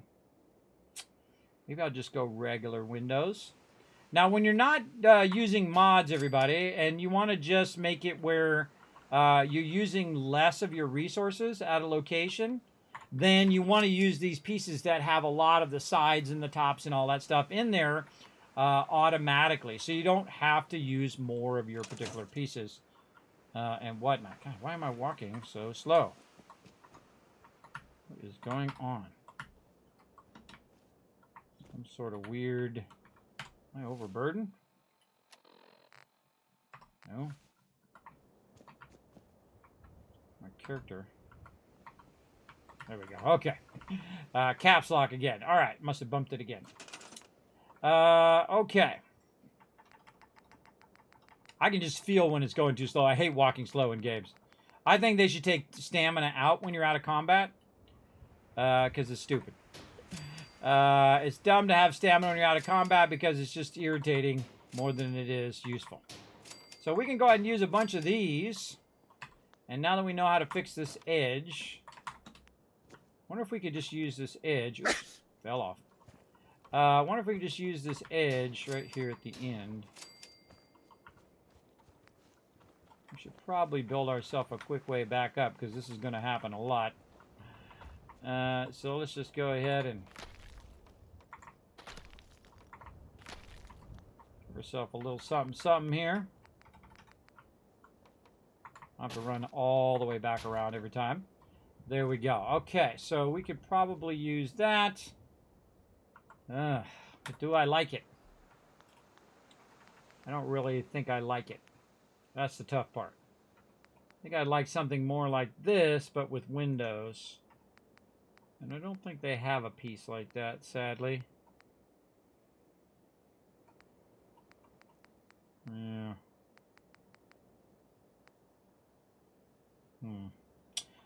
We took out the build limit, so we can do whatever we want. Let's take all this out. I don't like it. See, the thing is, I don't do a whole bunch of stuff and then suddenly realize I got to come back and do it all.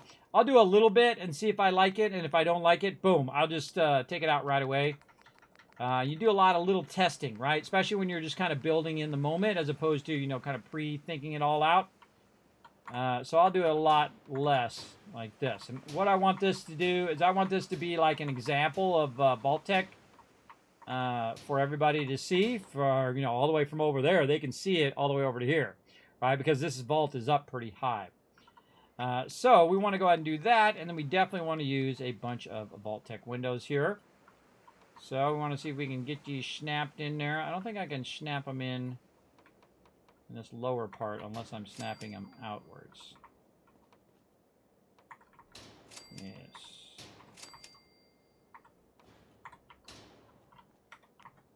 Yeah, the toughest thing also is to get these snapped next to each other. They'll snap inwards next to each other, but not outwards for some weird reason. And then we'll use our build order here. We'll take these out. We'll put those in. And then we'll go in and we will do our floors last. Okay, we worked around it. And this is what I'm looking for. I'm looking for a giant atrium window vault-tec thing going on here. All right, now how wide is this in the center? 1, 2, 3. Oh, wait, we got this here. So 1, 2, 3, 4, 5, 6, 7, 8, 9. Perfect. All right. So that means it's 4 and 4 on each side, and then the 9th one would be the center one.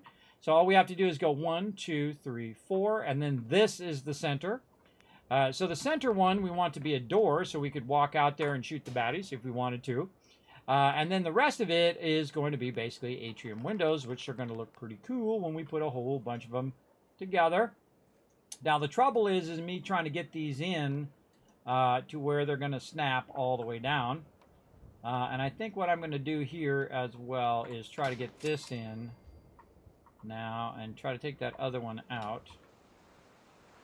Let's go up here and take this one out and then put that up there and see if we can get our ceilings in. I find the ceilings are probably the most awkward ones to do because they don't like to be in there when other stuff is there. So you have to like take this out, then you put the ceiling in, and then you try to put the window back and snap that in there. See?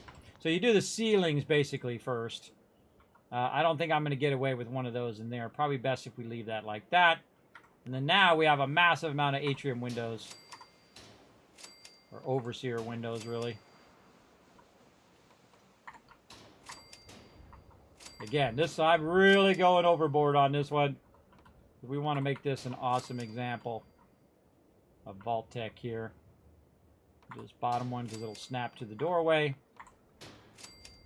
If you notice, it doesn't really snap left to right. These are not snapping to the ones next to it. They're really snapping to the bottom or to the sides. So I'm doing to the side of that one, and that's allowing it to snap. And then we can walk that all the way up. And then again, you'll see I just put this here, but it doesn't snap to that. So I need something down here to snap to. And a great trick to it is just to what I call walking it. So you'll go in and you'll grab one of these. Is that a bruise on your noggin? No bruise. Just my hair. Right here. Maybe that's just the lighting. No bruise. I don't think I have a bruise. Though I've been working outside, so I might have bruises. I don't know. I don't know. I've been doing a lot of stuff outside to the point where my hands are swollen and wrecked because I've been digging in the dirt and building a whole bunch of stuff for my anniversary with my wife that I told her we were going to do this year. So I got it all done, by the way. Got all the big building and all of the stuff done that I said I was going to do. Got her done. All right. So again, we're just going to basically use that as a thing to snap to. There we go. Oh, and I guess we're going to jump down now. But probably a good idea anyway, because we want to save. And maybe even forward time to the daytime so we can get it going. Big Daddy Kismet, I've watched you years ago, and that had the Kismet hit kill box. And it so helped me in with the castle final fight. Yes, right, Big Daddy? Yeah, you set up this Kismet kill box. Oh, Grey Garden needs our help. You set up that Kismet kill box for that castle, man. That's a good one. That's super helpful for that. All right, we have this temporary area just to help us get back up here. Oh, that is looking awesome. Oh, that is amazing. All right, I love it. All right, cool. Let's keep going. Now, again, everybody, we're all about the mega builds today. We're finishing up this one at Sunshine Tidings. And we're actually going to give Sunshine Tidings a new name today as well. We'll get to that. And we're going to need to fix this top part here. So we're going to need to take this out. And then get our top area in there. And then also get our stuff like this. And then I think we have to come one over. Is that what we did over here? Yes, and then we came one over from the top of that. And we got to do this first. Get these in here. That's the tough one. It's just out of my reach there. Just out of the reach. I'm going to use these other ladders over here. These concrete stairs are actually really great because you can just put them right on top of stuff. And they just go wherever you tell them to go. I usually use those more often than the vault-tec ones. I feel like the vault-tec ones really suck. They're really not that great because the way that they snap and the way that they work. Hopefully they fix that too. Okay, so now we got that fixed. We should probably put some ceilings in here so that we can work them ceilings while we're at it. And I seriously doubt it's going to let me do the ceiling there. So I'm going to probably have to take all these top windows out and do the ceilings first and then put the top windows back in. But that's okay. A lot of times you'll see me build stuff and I'm just building it to get a general idea of what I want to do. And this is not going to let me put that there, probably because these are in the way.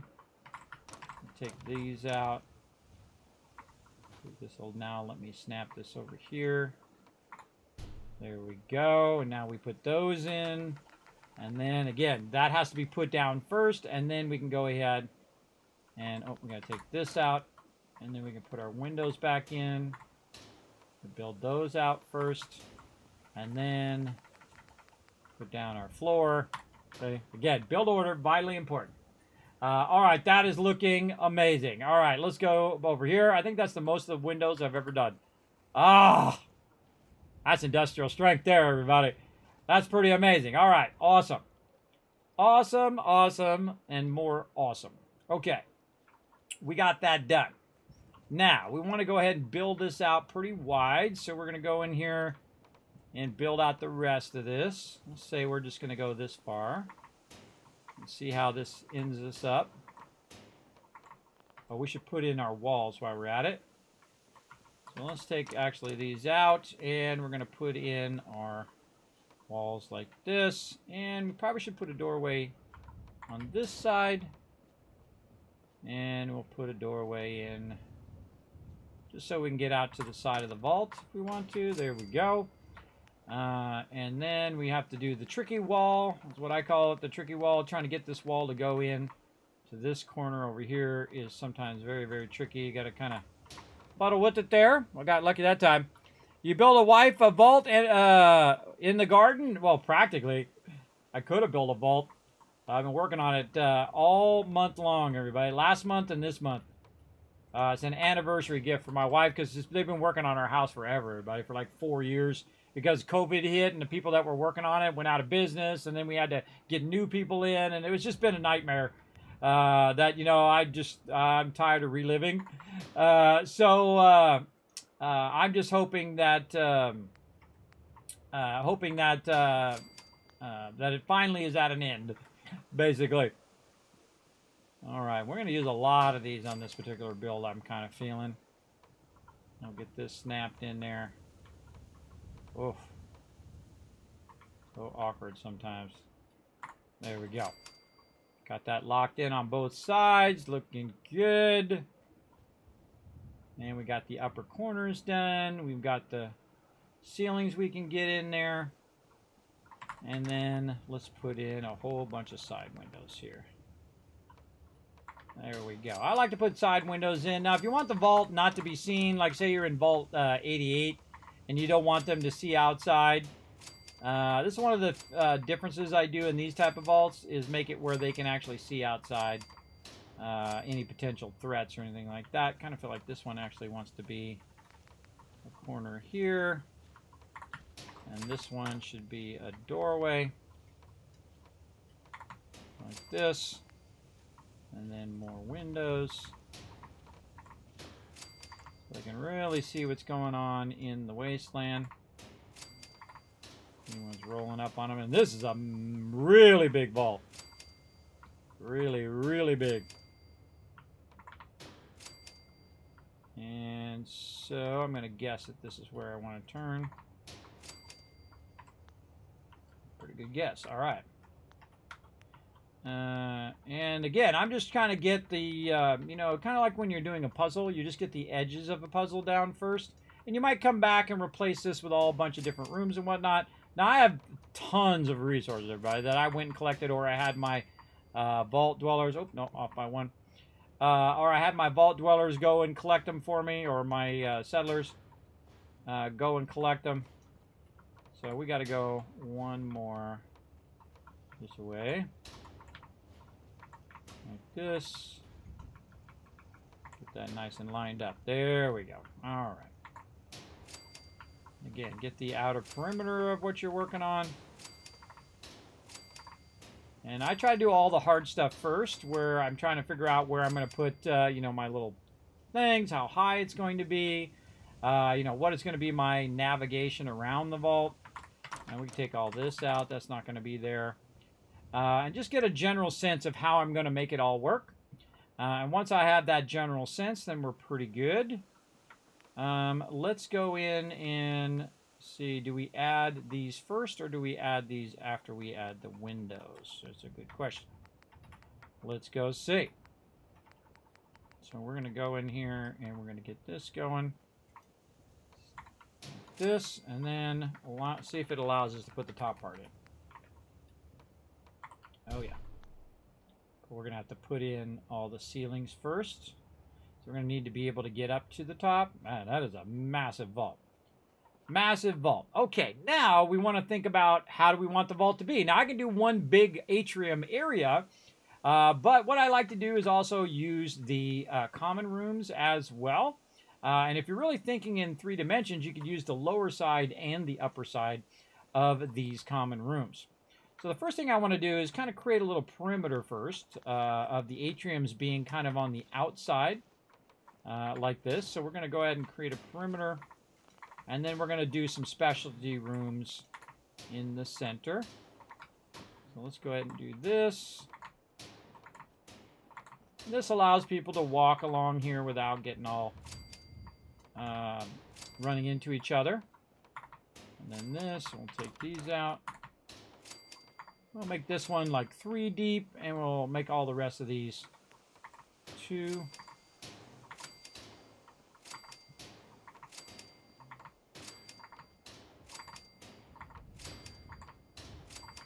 And that will give us the shape of our other areas, see, like that. Very cool. Now, what I want to do is do the center. And so we'll have an atrium center through here. There we go. And let's see, that leaves us with 4 on that side and 4 on this side. So very nice. Worked out nicely.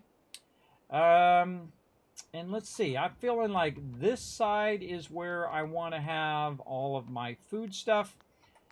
So let's go ahead and utilize our atrium doorway like this. And then backed up to that doorway, we're going to put our cafeteria room. We're going to use the doorway from there.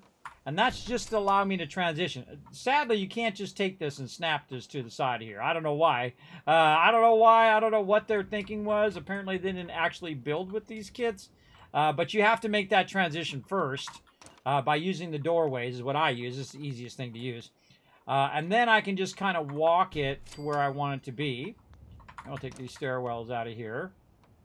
And then I just kind of want to do something like this where it's kind of open on the sides. Nice big open area for our food. And so we'll just make this a nice open area. We'll put all of our food stuff and whatnot in there.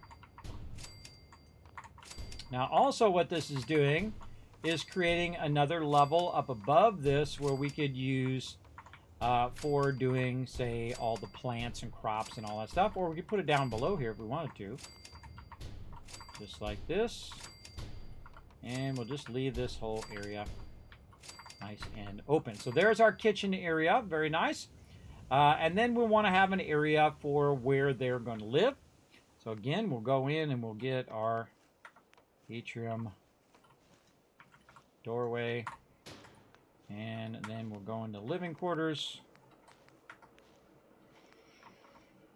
Make that transition.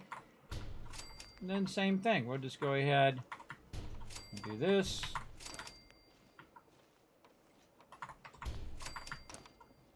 And we'll take all of these out. And see, this is going to be a kind of an open plan vault where, you know, there's no like walls. It's not all enclosed in. I do like an open floor plan. Very nice.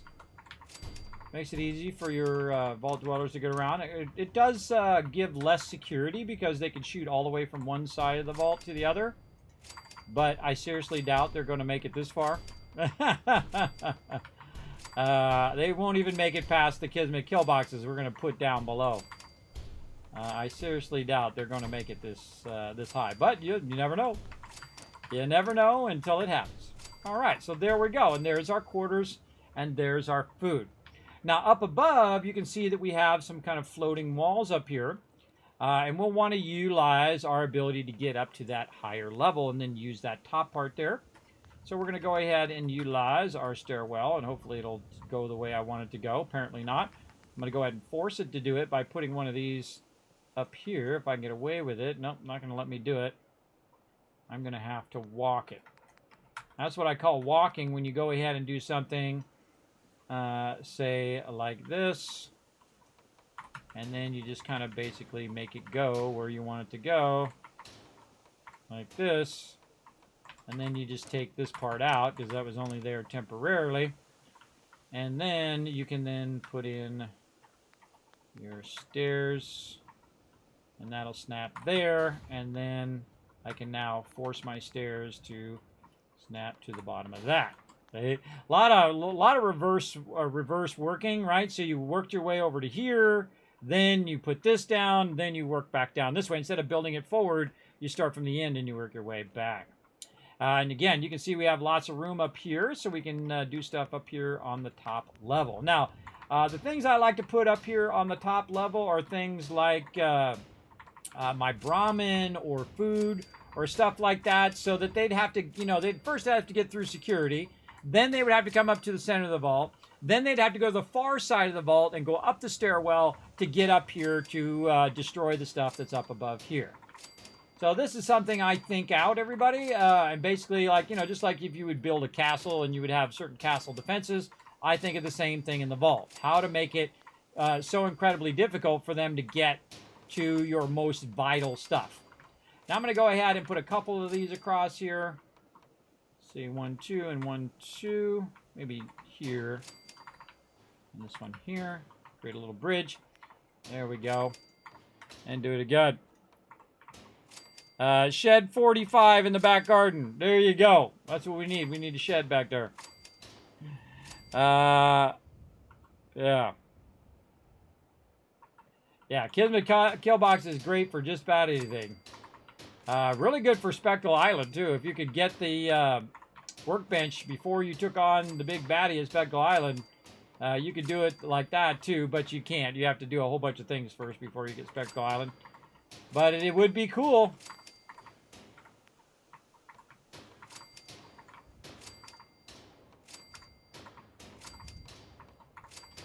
All right, see, now we have a whole second floor. Now, because this vault is so high, we could actually get even more levels as well. Now, I don't know how much of the upper levels I'm going to build out, but I am going to put some stairwells right here would probably be a good idea. Now, see how it's snapping in weird ways and in ways that I don't want it to snap? You can grab this and try to rotate it and then try to put it back down and see if that affects it. I find the smartest thing to do is to take out everything around it, like this, and then put it down, and then try to get it the way you want it, and then come back and put those floors back down again. Because I'm only storing the floors, I'm not scrapping them, so I'm not wasting those resources. Not that I'm hurting for resources. I can do 1,239 of these right now. But that's a great way to kind of work around the shortcomings of what we're doing there. So we can go ahead and do, say, something like this. I'll bring this straight out to the window.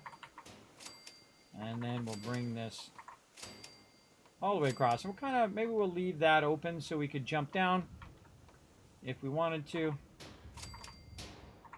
And we're just going to build this across the front.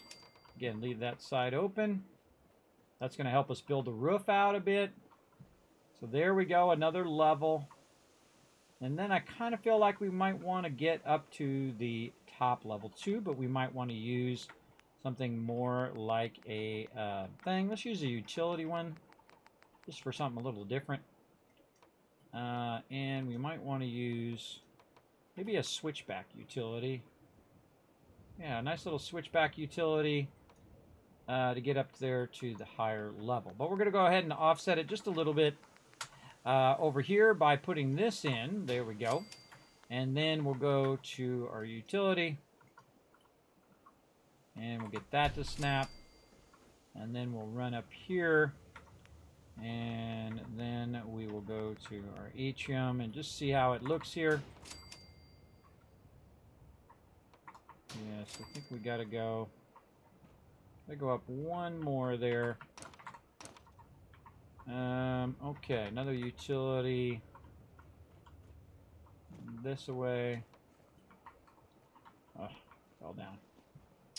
Fell down.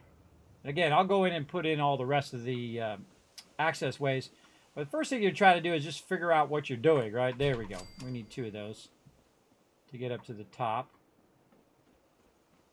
So we're going to come all the way up here to the top. And that's going to get us on top of the vault. Nice. Okay, there we go. And now we can put our atrium floors down here. And that should take us all the way across the top. Very nice. Okay. And then we could build up on top of the ceiling itself. Now, you still need the ceiling. Very important to put the ceiling in. Because otherwise they're not covered. If you don't put the ceiling in, it'll be like it isn't there. So it'll just rain inside your vault, which is not what you want. You definitely want to get all this stuff in here as well. So let's build all this out. I'll take these atriums out. And we're going to have to re-put all these windows in after we put this top part in. It's definitely not going to let us do that. And we'll just kind of work on our ceiling. Now that we're up here, we're going to do a lot of ceiling stuff. And then this one we'll take out so we can put our ceiling in, and then we can put that in later. The ceiling, I feel, is probably the most awkward of all the stuff that you do. So you definitely want to put that in as early as you can. And this is all going to be all the way across here. And we're not going to do an atrium on the other side. We're just going to do an atrium on the front, and then the back side is going to be square, just to give it something a little different. Now again, if you had the normal thing on, you would have already run out of space. But definitely after you've kind of played through the game and you've kind of learned what the limits are of each location, I'd definitely come back and try it with the limits removed. Now again, you got to have a beefy machine, because if you don't have a beefy machine, you're going to be in trouble. Now this last part here that's going down there, I definitely want to use a more efficient piece. So I want to go ahead and do something more like this. Oh wait, no, we're going to use the rounded windows. We're going to use the rounded windows. So since we're going to use the rounded windows, we would want to stay with our atrium ceilings. We're going to use a lot of those rounded windows in here. Again, this is probably the biggest build I've ever done at this location, so very cool. We are mega building.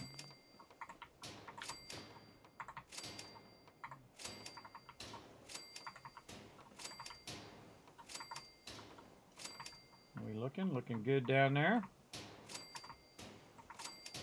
So this is one of the few cases you want to put the ceiling in first, so you can make it work with all the other stuff down below. And now I'm just doing the edges.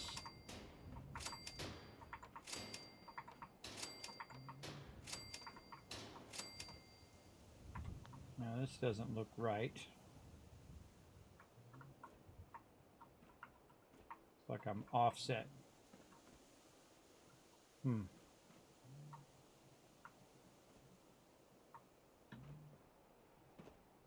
Something not right there. Let's go take a look.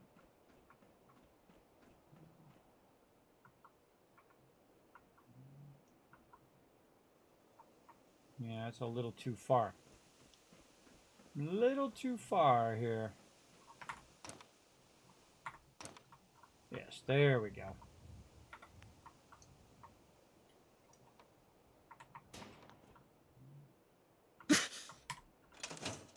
Broke my leg. Use a stem pack.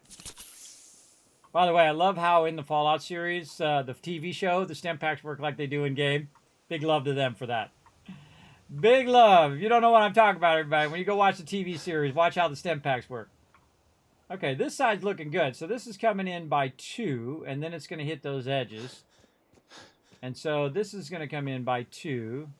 So when we do this top thing, it's actually going to be right there. So we'll want to accommodate that while we're doing the ceiling. Again, we can walk right up here, and then we can offset if we're going to the ceiling, or we can just walk forward. And not only should it be easy for you to path around, but also for your peeps. Yeah, this is a bit too far. And this is why I test this stuff ahead of time before I get too far into it. And I put way too many of these down and then realize, oh, wait a minute, I could have just went straight right down. Less work.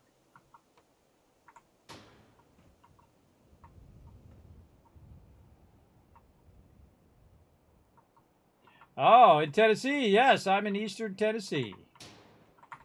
Eastern Tennessee. I'm actually originally from California, by the way. Born and raised there. Lived there for a long time. And then you know how the story goes. You meet that special someone, and you don't want your kids to grow up in potentially dangerous, situations. Which is where I grew up. I mean, it's dangerous everywhere in the world, but it's less dangerous in certain areas. And so they got some really fantastic schools here in Tennessee. So I decided to move here with my wife, who's from Tennessee. My kids are like 5th generation or 6th generation, I forget. Born and raised in Tennessee. So long time. Long time. All right, let's make sure we get all of these ceilings in. We don't want to miss out on any ceilings here. And that looks amazing. All right, awesome. And then we'll want to line the whole top part of this for our artillery and other fun things like that.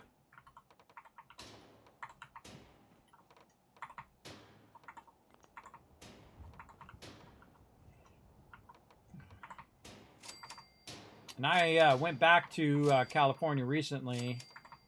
And it's a trash dump out there. See, when you grow up somewhere, I don't think you're as aware. You know, but it was nicer when I lived there in like the 90s. It was much nicer in the areas in which I lived, but we went back there to show my, you know, my kids where I grew up and all of that. And it's just so run down and trashy now that it's kind of sad, as a matter of fact. The beaches are all run down. You know, so many businesses went out of business because of COVID and all of that. It really sucks, everybody. It's pretty sad to see that happen. You know, a once beautiful place all run down. And no one came back to fix it up.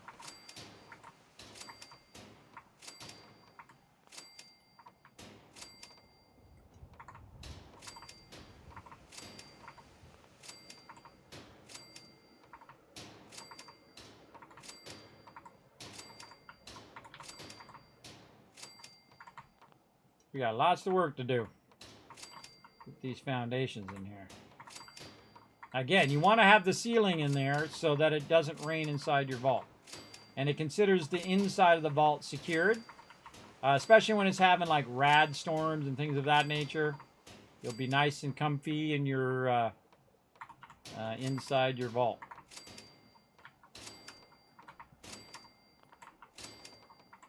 Again, once you get to this point, it's just a matter of just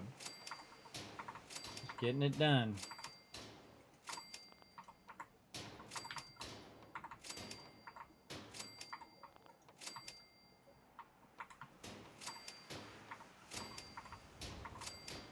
And we'll come back and rework this top part a little bit. But we got that done. All right, let's go back down here. And we'll take a look at what we got to do. Okay, we're looking good. And we got to put in all of our windows. And then we could put our top part on. We can re-put our windows in over there. Okay, let's do that while we're at it. So let's put in a massive amount of these atrium windows. I love these windows. I think they're pretty awesome.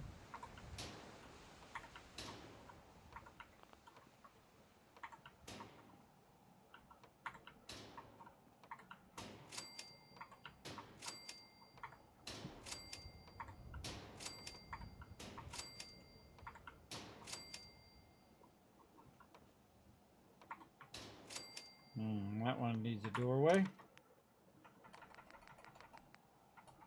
It needs a doorway for one because there's a transition there, and two, so I can stack the window on top of it. Otherwise, it won't let me put the window down. Something like that.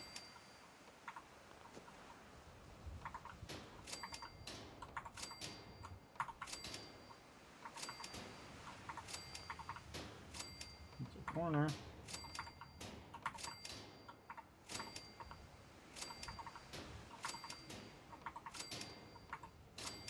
Okay, nice.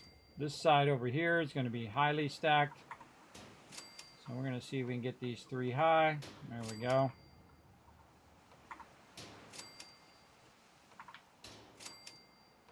Probably best if I just did this first. Go a little faster.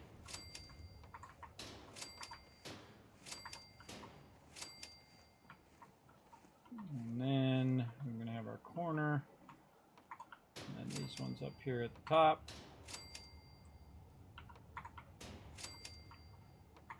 The trickiest part is getting these angled ones to match up here at the end. We'll have to rework the end of this for sure. But for now, we'll just put all those in. Looks good. And then now we should be able to put our corners in.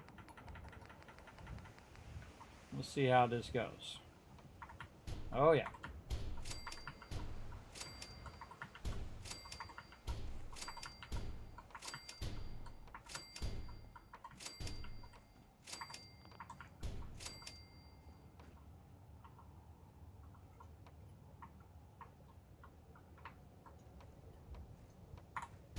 Bingo. Got kind of an opening there. And then we want to put a corner in over here. I don't think it's going to let us put that corner in with that there. And probably will not let us put the corner in with these in. I'll put the corner in first. And then we'll put the windows in. There we go. And then we'll put the walls in. And then let's see if we can work this in here. No, definitely not going to let us do that.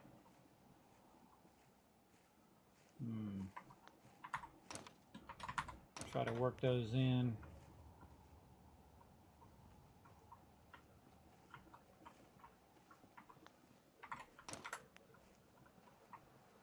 Really? It does not like that corner piece.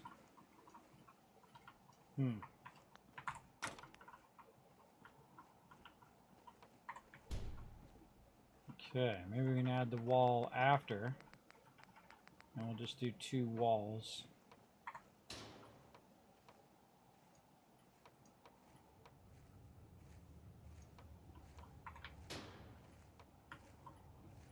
Ugh. Fine. Do that wall first and then... Nope. Come on, I know you go there. I know you go there. Get in there. Get in there. Don't you even think about it. Alright, put it there. Put it there. Nope. I don't think it's going to let me put the corner one in. No.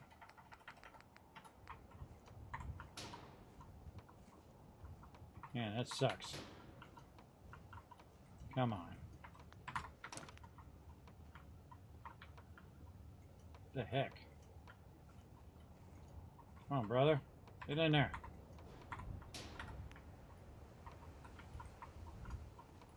I hate it when it's feisty. I know it works. Just got to get it to do it. Maybe I'll do it backwards. There it is. Backwards for the win. All right, now let's see if it lets me put this top part in. Or if I have to redo all of that. Oh, bingo. Bingo was his name-o. Okay.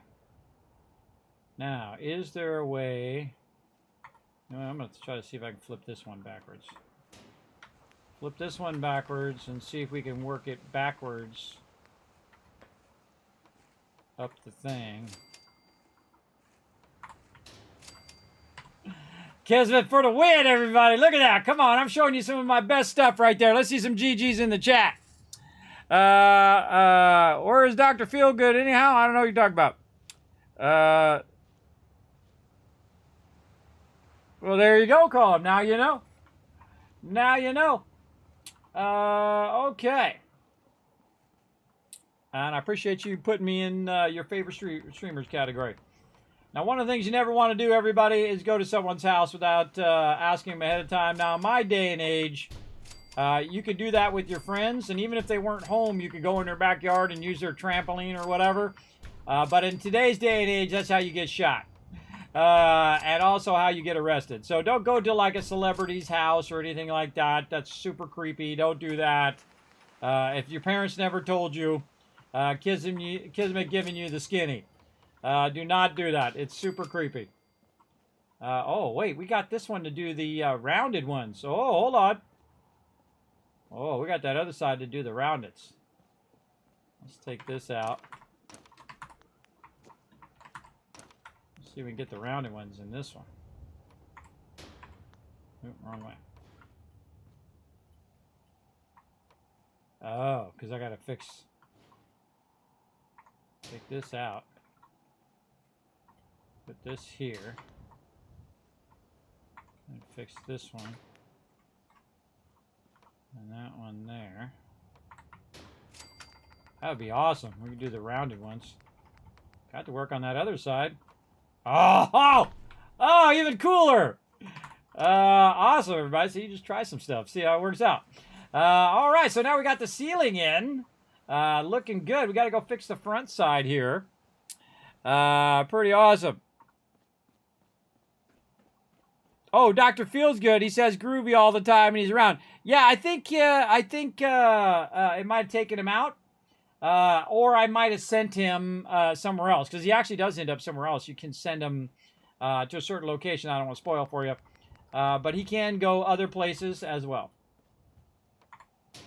So I don't remember what I did at the beginning of the playthrough.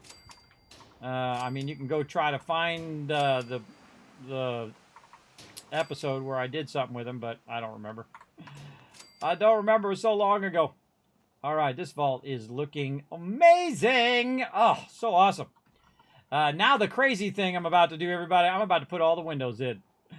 Yeah, this is crazy. It's going to be a lot of windows.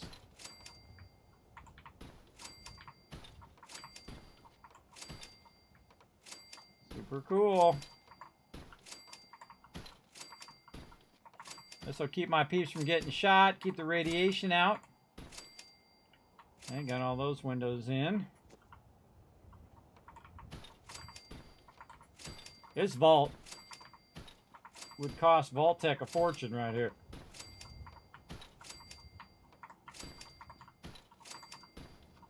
Just in windows alone.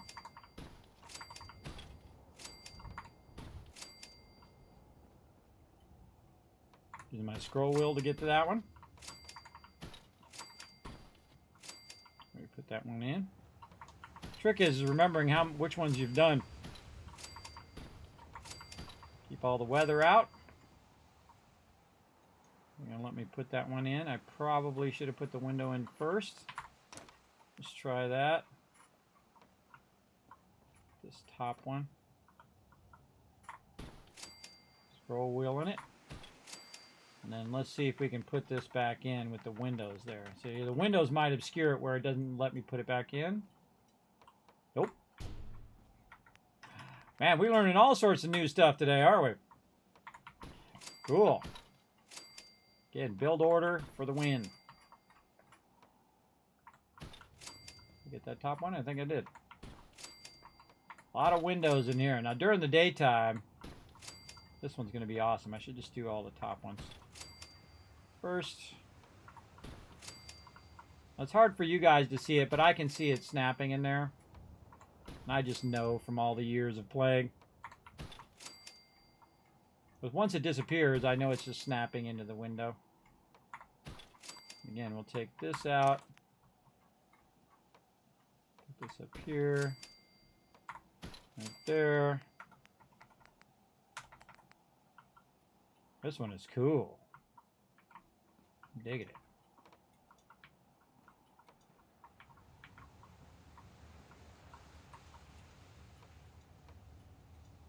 Come on.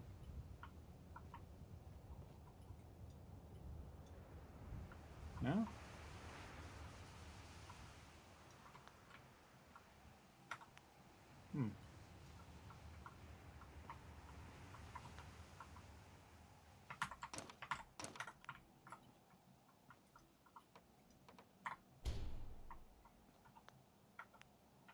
Took the walls out to make it a little easier to snap it.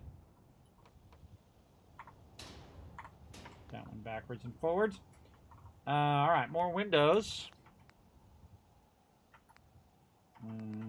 Doors and windows. I already get that one? Yeah.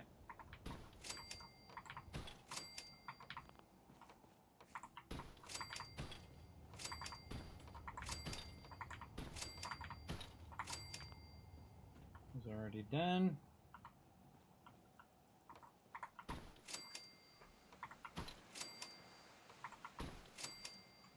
Try to do this real systematically if you don't want to miss any of them. I do it very systematically here. All right, now these ones.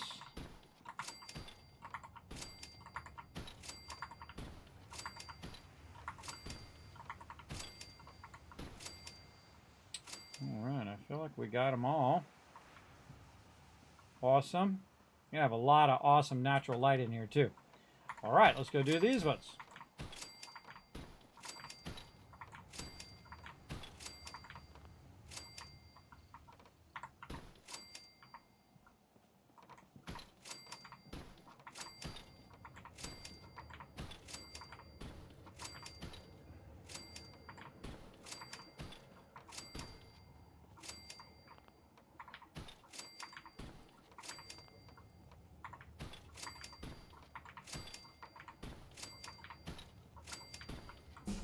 Okay. Oh, leveled up again. Level 98.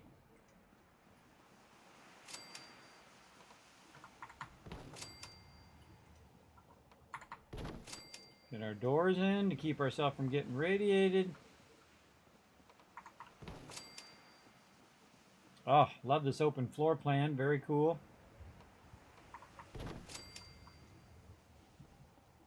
Doors in. Very nice. Okay, now we need to do the same thing we did over here. So we have dual stairwells.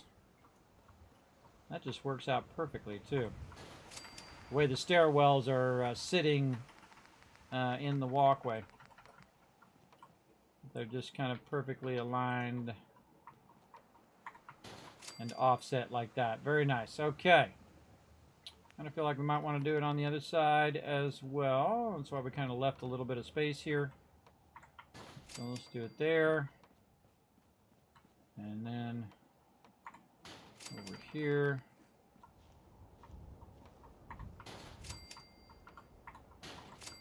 Very nice. Now also it looks like the stairwell is holding that up.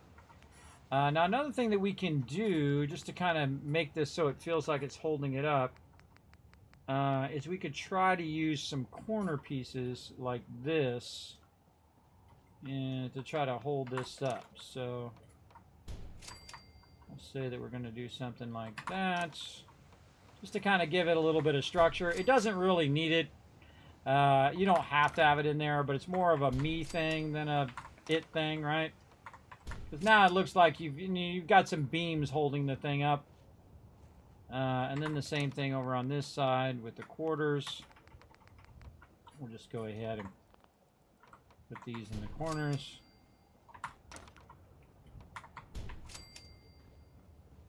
Just to give it some more structure. I mean, you can make stuff float out in the open if you really want to, but it just kind of feels, see, it feels more industrial strength.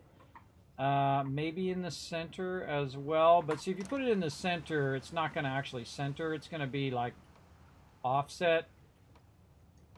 I don't know if I really like that. I think it's just fine in the corners. Okay. So we got that going. I think we got all the windows. We'll find out when there's a rad storm. That's for sure. All right, so now we have a self-contained vault. Now, my happiness has gone way down to 61. I don't have any food or water, any of that kind of stuff. So we might want to start working back on that. Now, that's going to be up here on this upper level. This is just so you can go to the front. This is so we can go to the top. Now, the hardest place for them to get to is going to be the top of the vault up here. So what I want to do is go ahead and make it where I can go ahead and put down some power. And I'm not sure if I have enough for the really big power. Not that I really need the big power here. I think I need some more nuclear material, yes. But it doesn't matter. I don't really need it. So what I can do instead is just go ahead and work around that and basically be able to run the power from up here to all the different levels. And I'll show you how to do that. It's super easy. We'll put these ones back here like this. And we're going to take out this side one right here, which we will use a wall connector like this. There we go. And then we'll put our power down. And we're just going to use a fusion generator. It's more than enough power. And I'll make sure that the line is on this side. And then one of the coolest connectors in the entire game through the vault-tec kit, which is this vault power wall connector. If I connect that right there, now it is automatically going to go ahead and connect it into the rest of the vault. And I'll show you that here in just a second.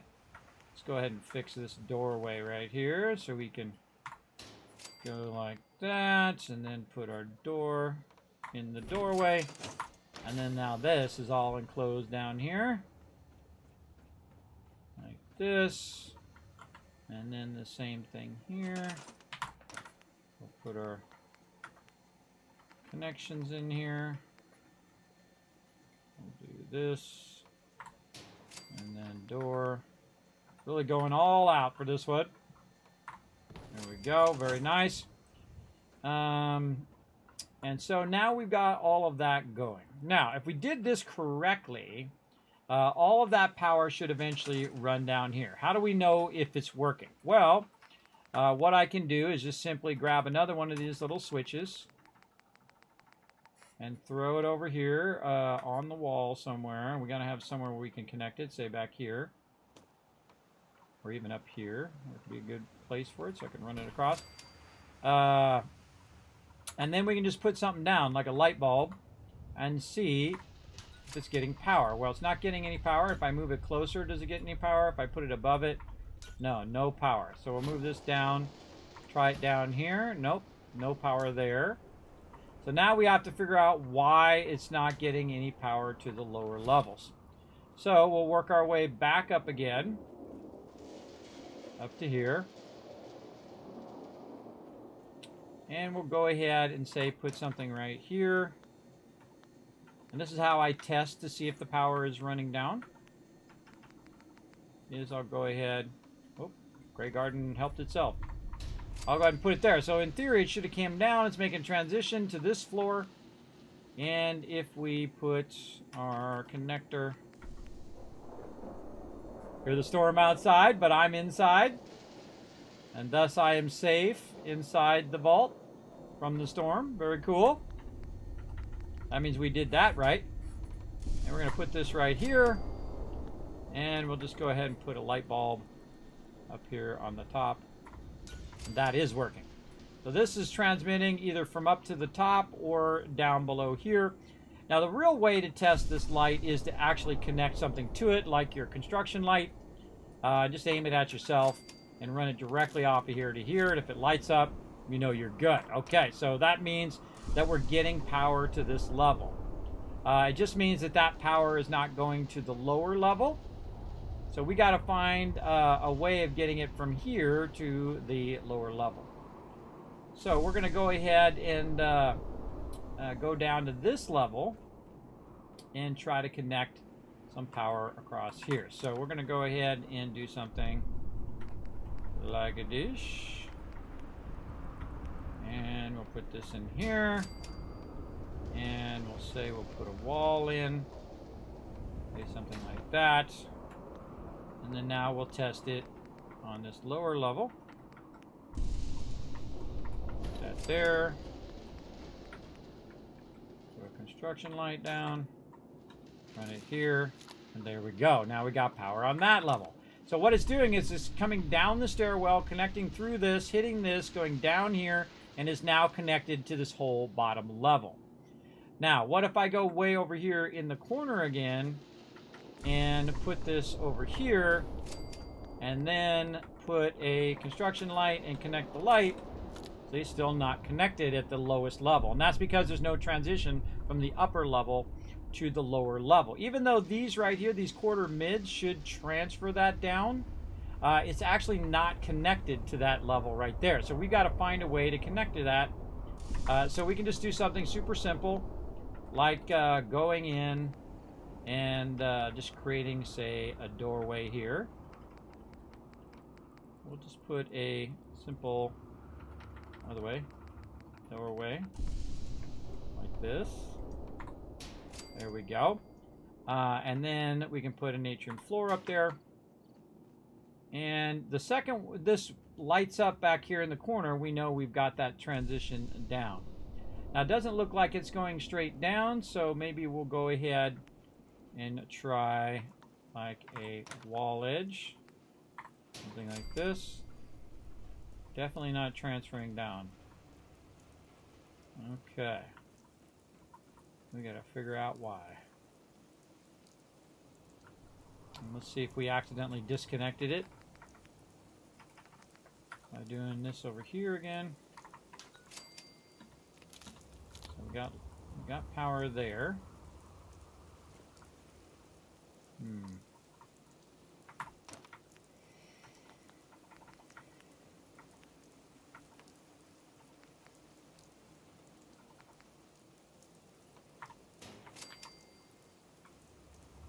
See, that should transfer power down to this lower level.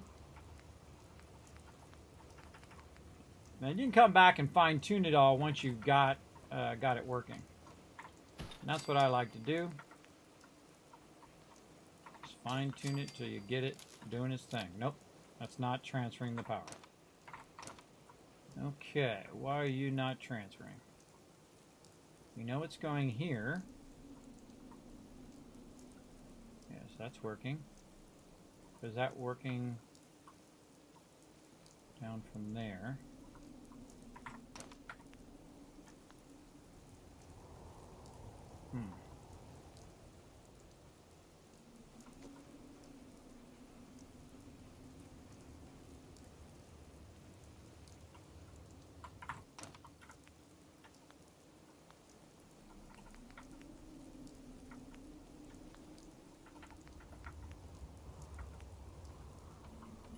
Let's try this.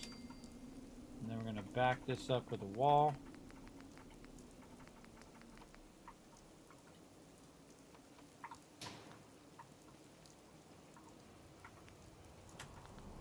I love logistics. The logistics of making all this work is pretty fun. I know it works. You just gotta do the right combination. Right combination for the win.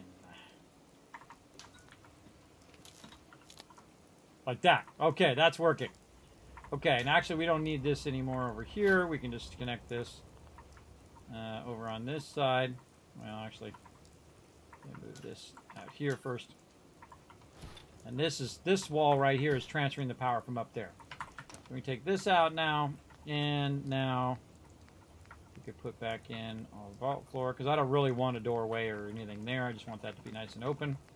But I was just testing. Okay, now in theory, this is now running through the floor, and when we go over here to the corner this way, it should be lit up, and it is. So there we go. So now that's how you transfer power between all the different floors. You got to make sure that it is connected vertically. Between up there and down here. So we got that all good. And now the cool thing is now that we have these things we can put on the side here, we can run lines, we can do all sorts of things. But what we're going to do is start to put a bit of lighting in, and that's why I'm kind of leaving it at nighttime here, because this is the best time to do some lighting and make sure that all of our power is actually working.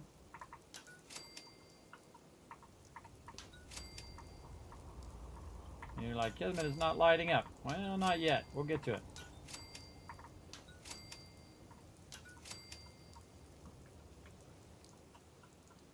Let's say this one.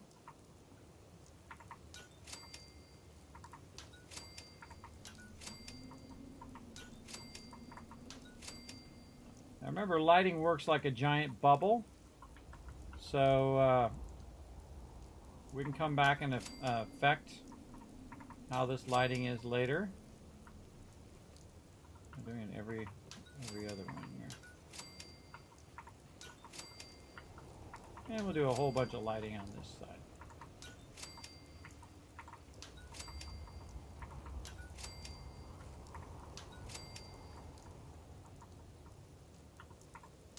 Okay.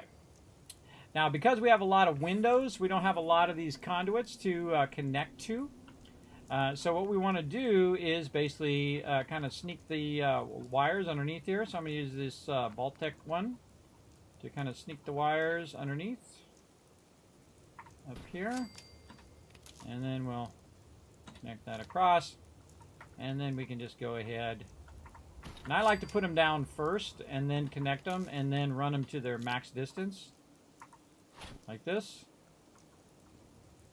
And then just go until the other light bulb goes out. And if you don't like the thing hanging down, you can just go closer. Like this. They're not hanging down as much. And then put another one down and just connect those together and so on and so forth. Now we can also use conduits where it won't hang down at all. I very rarely use conduits, but sometimes I'll get in the mood for it. And there we go. Now we got all of our lighting. Now that's not a very efficient way to run that, because what you really want to do is move this to the center. More to the center so that it's affecting more of the light bulbs. So if we move this way over like this, you're going to see that some of those other light bulbs are getting lit up. Now, there's one right here in the corner. That's just a little too far. We'll see where that point is. Let's say here. And we'll just move it there. All the rest of these are looking good. Also, this right here is helping with this. And the one up above. And again, we'll put our lights in first. And sometimes I do the lighting at the end. Sometimes I do it at the beginning. You know, I just kind of mix it up as I go. I like a lot of nice, beautiful light. On this side, we're going to make it really bright. I feel like this is the best overall light, just because of brightness. I'm going to do this. Take this one and move it right here. Like so. There you go. Yes, it is pretty fun. I have played melee playthrough of Fallout 4. Very, very fun, especially when you have like Pain Train later on, and you're just, you know, closing that distance, and then you're knocking them out. Very, very fun. Just run up there and go full fist mode with your power armor, which actually is quite prominent in the new TV show. Fallout TV show. A lot of melee fights in there. Definitely worth a watch. The new show is amazing. They did a fantastic job, I think. And I'm a huge Fallout fan, so. And I would tell you if it sucked, because I answer to nobody. You know, always get the straight deal from me. All right, there we go. Very nice. Now, just to make this a little easier, we can just go ahead and put a bunch of these here in the corner to kind of help us out. Maybe up on this upper level as well. Just to try to get... Now, see, these don't connect to these. So if you have a lot of windows, it's going to kind of trip you up a little bit. But I'm just going to put these on all the different levels so I can work with it. And then same thing over here. We'd want it to go kind of more to the center. And we'll just bring that across. And again, put this down first. Connect it, and then move it where you want it to go. Look at that. Wow. Pretty much got most of it. Get all of these here. So yeah, right to there. And then, kind of don't like that there. Maybe move that back just a little bit for aesthetic reasons. There we go. Again, remember, it's a giant bubble. It's like a sphere. So it goes up, down, and then to the sides. So just visualize that in your head. And get a hold of it. There we go. And we're just going to run this. Yeah, let's say to here. Kind of hangs down a little bit too much for me there. Let's go here again. More of a aesthetic thing than a functional thing. And then we'll run this to the end over here. Now, these connectors that are underneath here also affect up above. So, we could do a lot of things with our lighting now. So we can go ahead and put a bunch of lighting along the outside here.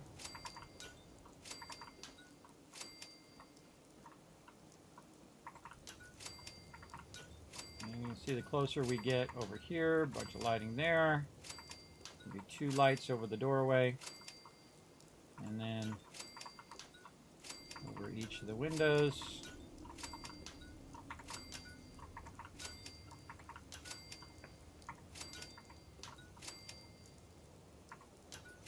I feel like we'll put some here. Over these windows. I don't like it to have a dark vault. I think it's much cooler to have the vault really lit. Why is that one? Oh, because I was using it temporarily. Yes, we didn't go back and fix that. Alright, let's fix it now. Fix it now. My window in. And then my floor in. And then put the actual window in there. There we go. And then back to our lighting.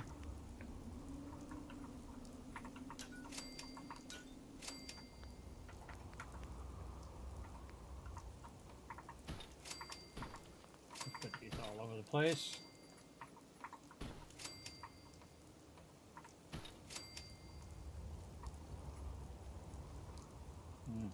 It's gonna let me do that.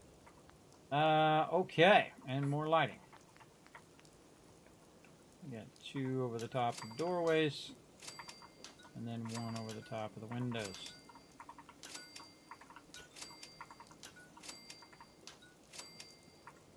Again, the closer I get to this, the more that's going to light up. And we'll just put a whole bunch of these up here. We can always take them out if we're not using them. I just throw them around where I can use them for now. Okay. That's looking pretty good. Still got to get all those ones lit up. We'll just put a bunch of these down. 2 over the doorways. Okay. Now, just for fun, do a little conduit stuff over here as well. Okay, how do we want to start this? Probably want to start it. One of the things is they don't have one that just attaches to the wall, which is kind of annoying. You have like on the ceiling and then you have on the floor. Let's just go with a ceiling one. Probably just start with that. Like say, not gonna let me do it on the stairs, I don't think. Yeah, I'm gonna have to work that. I'm gonna have to work it into a place. Okay. So we're gonna need to use, say, one of these to put the conduit up here, and then we'll connect that, or we'll try to anyway. Nope. Put it a little bit away from the wall first, then put it there, then back by the wall. It's going to let us stick that. Let's say there. Okay, now we can just use a conduit. Now the hardest thing about the conduits is making sure that it is straight, and then it's going to allow you to attach that pole there. And so you can just keep running the pole, but you can see that it won't let me allow me to attach this pole because it's not rotated good enough. So now I have to take this pole out, rotate this a little bit more, and I'll probably just bring it out a little bit, and then just run it up here. And this is why usually I don't use these, because they're just more of a pain, because you're going to see how it goes away from the thing now, and it's just like a pain to get it aligned. But you can work at it until you get it the way you like it.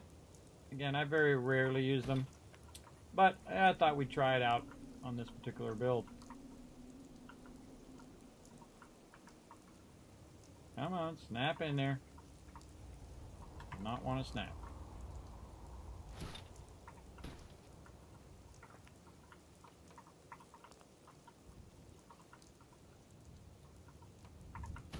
And this is what I talk about when you got to fuddle with it. Yeah, it's just not worth my time. I can also run it along the bottom if I want. But you know what's way faster? Just putting one of these things over here. Like this. And then taking this one out. Running this to here. And putting one of these up a little higher. I'm good to go here. Let's do this first.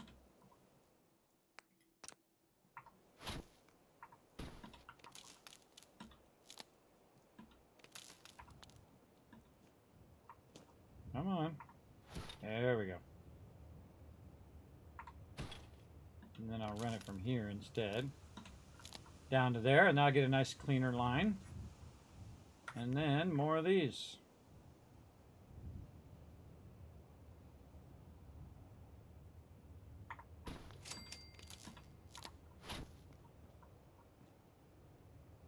Maybe on these instead.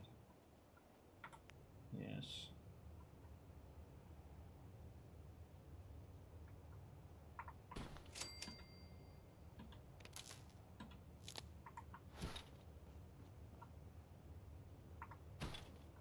And there we go. Got all those lit up. Same thing here.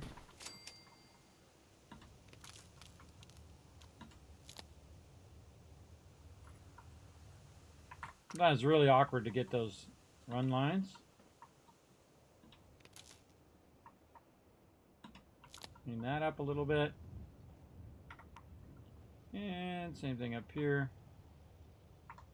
I don't typically like to run the lines. I typically like to use the wall connectors. And you could systematically go in and use the wall connectors to put a wall every other one, so you could put those things down, and then you wouldn't have to run any lines at all. But then you have to give up some of your windows, so I mean, you can make your choices however. But it makes it super convenient just to be able to run these off the wall like this and kind of keep them up out of the way.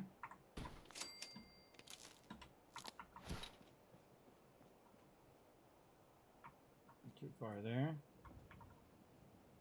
Really?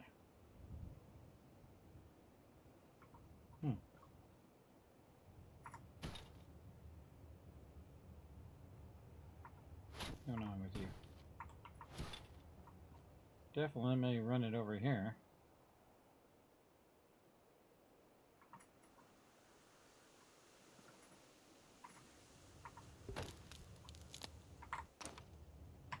Something funky there. Something funky chicken.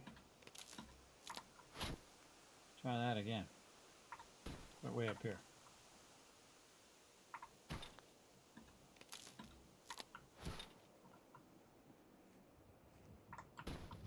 There we go.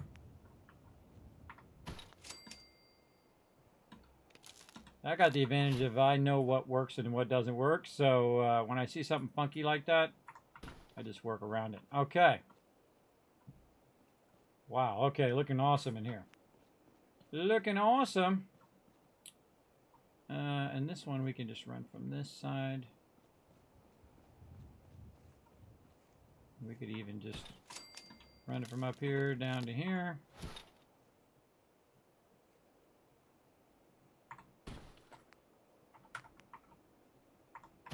A lot of fun. Yes, I have. I've watched the show all the way through. I binge watched it so people don't come in and say, Kismet, this is how it ends. I already watched the whole thing, and I think it is amazing. They did an incredibly fantastic shot of it. I'm hoping we get another 9 seasons at least. That would be amazing. Oh, this vault looks amazing, doesn't it? This one's a fancy vault right here. This one is super fancy. All right, now we did all the things that we needed to do to get the lighting going. I feel like the lighting up here at the top, I'm going to do some different type of lighting just for fun. I'm going to do kind of these street lights up here. And then again, I can just go ahead and tap one of these over here and run that up there. And then we can just run, let's say we're going to put these in the corners of each of these. Like this. It's easier to put all the, repetitive stuff in together. And then tie them all together at the end. Just kind of blocking that. Let's put this one back one.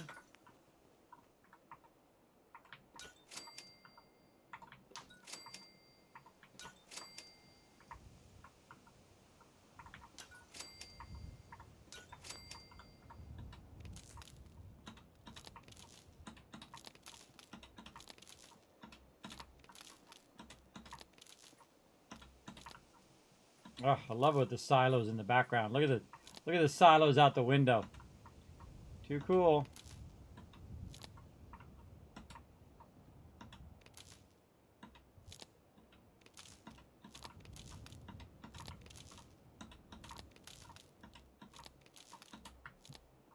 Awesome. Okay, we've created a little perimeter there. And now, because the food's down below, we're going to go ahead and actually put the growing food up here. And so definitely going to be able to see that nice and easy. We'll give it lots of room here. And just to make this nice and easy, we'll just put some mute fruit down, which is my favorite thing to put down because it's so quick and easy. You just do 6 of each in each of these. Like this. Sometimes it acts real feisty, and sometimes, you know, you get lucky and it just does it like that. Okay, 2 more is what we need. Again, we got plenty of room, so it doesn't have to be all right up on top of each other. And we're going to get these peeps some food here. 24 mute fruit will be more than enough for this settlement. There's 23 peeps here. And so we'll get that going. Very nice. Okay, that's looking good. Now, when we come into the vault, we'll want to say, okay, where's the primary entrance, which is right here. Oh, there we go. Monsterholic coming in with the 82 months of sub love. Saying, howdy kids, hope you're doing well. Have you finished watching the Fallout series yet? Yes, I have. I've been asked that a whole lot. Keep up being the most wholesome creator on Twitch. I wouldn't say that at all. I am certainly no saint, everybody. You're the man, kids. Much love, brother. Much love to you, everybody. Let's show some love to Monsterholic in the chat. That is for sure. I don't like stepping on mines. Kismet didn't have any sneaking. Yes, I love to throw the mine down to try to kill other people, and I end up killing myself more often than I actually kill the mobs. Do you like building in Fallout 4? Yes, it is my favorite thing. I do a lot of building in Fallout 4.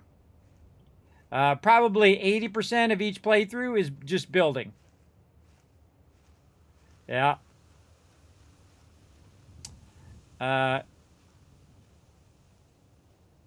Yeah, I know. You roll up on them, Vigils. You just roll up on them and just knock them out. It's pretty cool.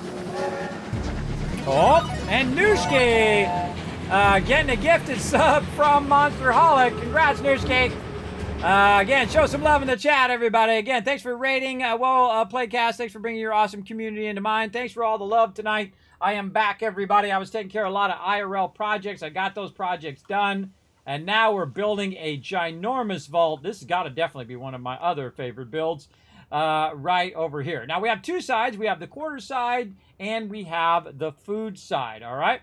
And so now we've got to get our beds in there. We got to do water. We got to do food. We got to do all of those things. Now, I already put the food down, and since this is my main entrance here, I'm just going to use this side over here for something that I absolutely love. It's part of the vault-tec kit. It's right here under switches. Way back over here. Not switches. It is under miscellaneous. Right over here. There we go. This is the vault-tec population management system. And so I can go ahead and put that in there. And then just go right here and say, you know what? Find jobs for the unemployed. And then really the only job I have right now is farming and defense. So I'll go ahead and say farming. And I'll say 4. Now, what that's going to instantly do, boom, give me 24 food right away. So I can just go out of there. If I hold down V, it just assigned 4 people randomly to my food. And you can see my food's going up there. And now I have 24 food. That's going to be enough for everybody in there. Now, we're also going to need some water as well, and beds and all the other amenities here in the vault. Now, one of the things you can do with water is pretty much the same thing you do along with your other stuff. Now, you got to be careful if you're doing water because it can clip through there. So if I do it here in the top, it's going to clip underneath here and basically be in the way of my dwellers over here. So what I'm going to do is just kind of put it off to the side here so it'll clip down through the ground. And we'll just say that we ran piping down in the thing and RP in our own kind of finished thing. So you can use these garden plots right here. So I'm going to just kind of put them, let's say, right there. And then I'm going to go ahead and use one of these groundwater pumps right here. And you can just, you know, kind of maneuver them until you get them in there how you want them. There we go. Another thing we can do is once it's on there, I can actually just move it wherever I want it to go. So say I want to just put it over here in this corner, which is right next to the power, and I can just run it to the power like that. And now I have 13 water. Now, I always have one that's like a manual pump so that I can use it for getting purified water.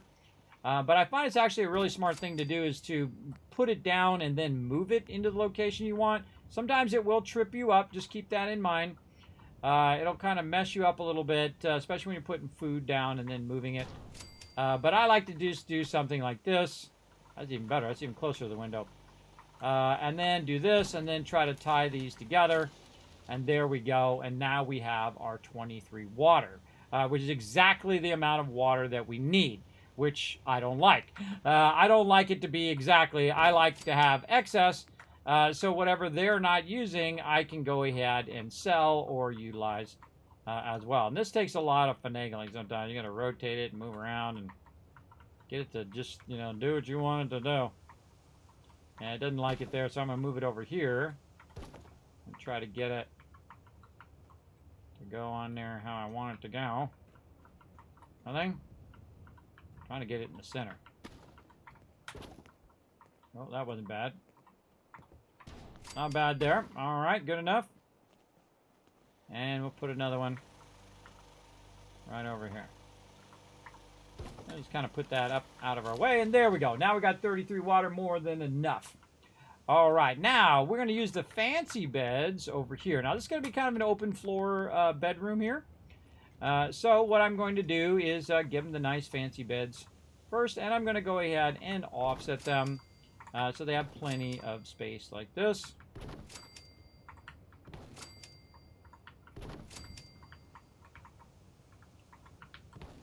I only do this in the later game. In the earlier game, I will cram them together as close as I can because it's much more efficient to do it that way.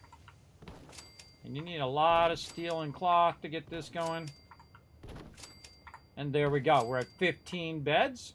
And just to make it, you know, a little different, I'm going to go ahead and also do these ones long ways like this, just to add a little bit of fun to that. And I'm just kind of putting them by the line. You can also go this way, so you can just kind of see where the edge of that line is. And they're just a certain distance from each other, but if you do it from the side here, you're going to find that your row gets all funky. And that's why typically I will do it like this and just try to eyeball the row. Now remember, we only need enough for 23 people, but I do like to have extras for me to use. Now this one I'd probably move out of there and just put it here. And so we have basically just an open floor bedroom here for our peeps to use. Now we got down to 61 happiness. Now your happiness goes down pretty slow. I'm going to put an extra one there, have 25. Or actually, let's put 2 in because I'm going to take that other one out that I have down below. So everybody comes up here. And there we go. Nice little open floor thing. Oh, loving this vault. Very nice. Now, what we want to also do is put all of our vendors back. So we're going to go ahead and go to our stores. We're going to go to our maximum stores here. And we're just going to go ahead and put these guys along the edge here. So general trader I use a lot. Definitely the clinic is another one. Like this. And then I'm going to go ahead and check and see if it's going off kilter, which it is. I'm going to pull that out of there. And try to, you know, straighten that out just a little bit. Like that. Put those together. Clinic.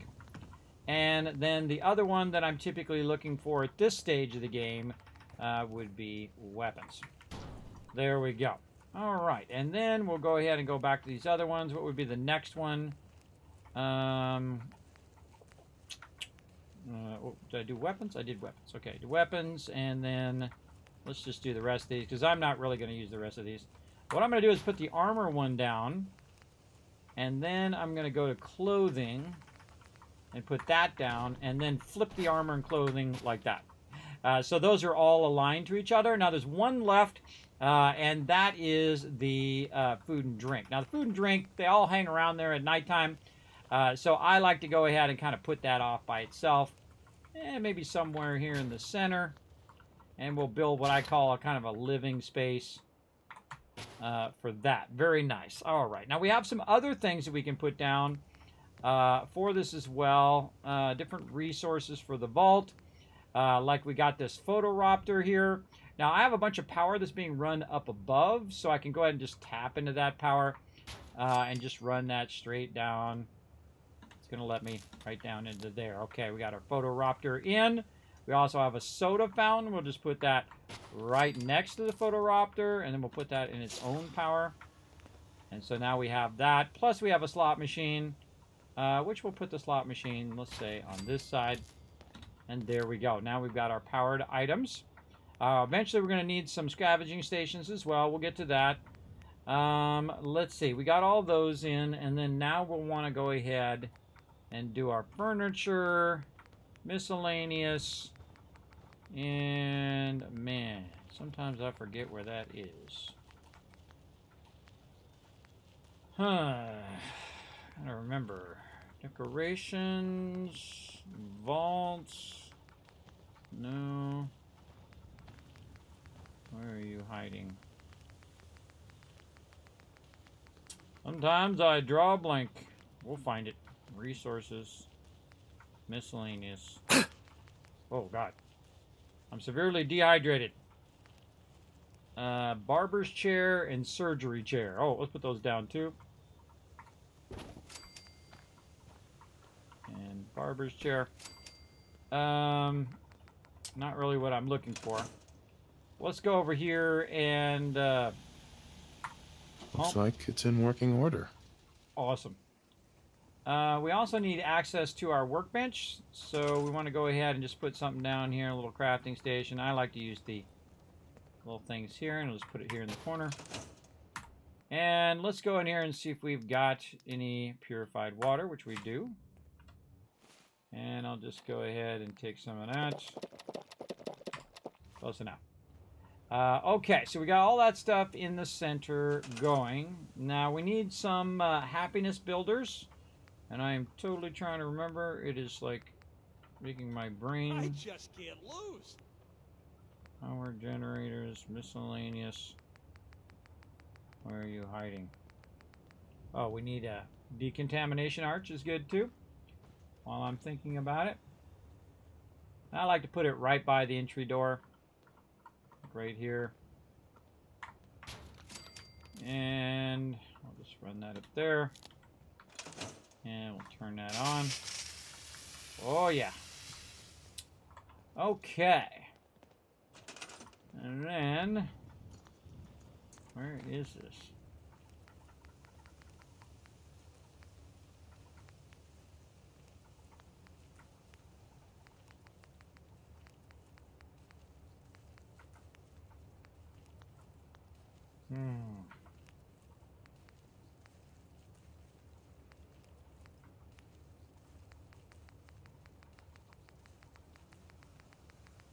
Oh, tell me. Yeah, it was in there. Okay, I just didn't go far enough. All right, now we got a pommel horse, which is going to add happiness. We got the weight bench, more happiness. And anything you can find in here that boosts your happiness is a good thing. None of this other stuff boosts your happiness. All this stuff is good.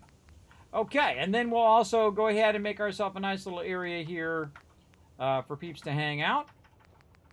And so we're going to go, oops, that's not it, furniture, there we go, not tables, actual chairs, there we go. And I'm actually going to put down a chair for every person, their own individual chair. Oh, wait, we should use our, yeah, our benches. Let's do it this way. I just can't lose. Yeah, and then we'll do a couple over here. Very nice, and then over on this side. I win again. And there we go. All right, nice little areas. We'll put a bunch of seats down for everybody. We've got our pommel horses. We got all of our stuff. And now what I can do, again, using my vault-tec computer over here, is I can assign people to stuff. So let's find some jobs for the unemployed. And we'll say 1 to the armor store, 1. And again, it's just going to pick somebody randomly. I could manually tell it who I want to be as well. But I'm just going to have it do it.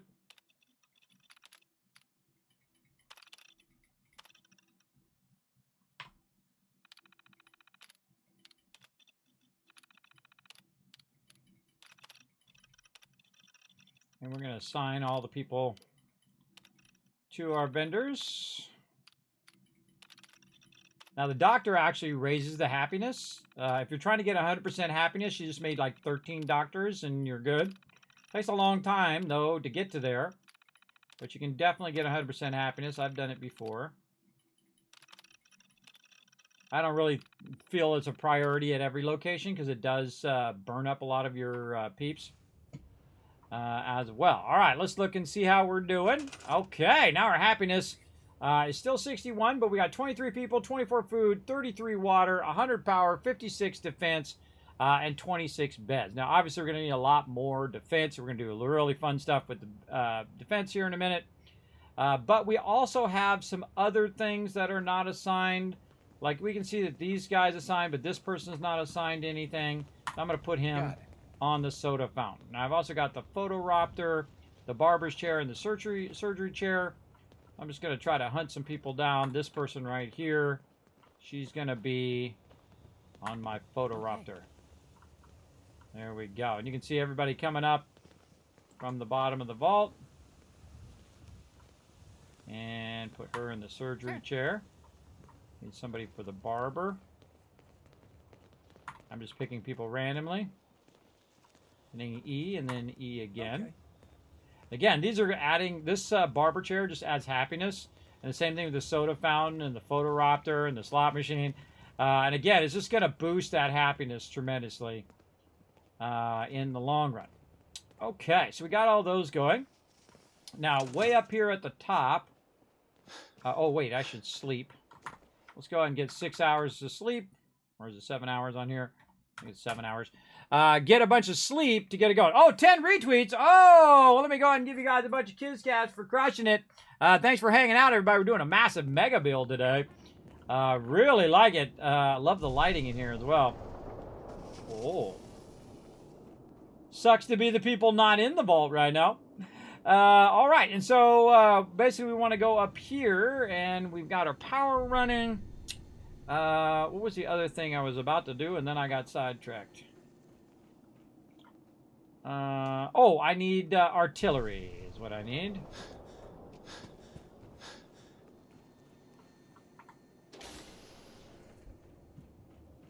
I'll run up to the top of the vault. Oh, it's not raining. It just sounds like it's raining. Now we're going to do some special stuff, which is our artillery. So we can fire artillery off in different directions. Like this. This is also going to increase our defense. Look at the silos back there. Cool. And then over here. I like to put them on the corner of the locations just so it feels like it shoots further. You know what I mean? All right. We got all 4 of those in.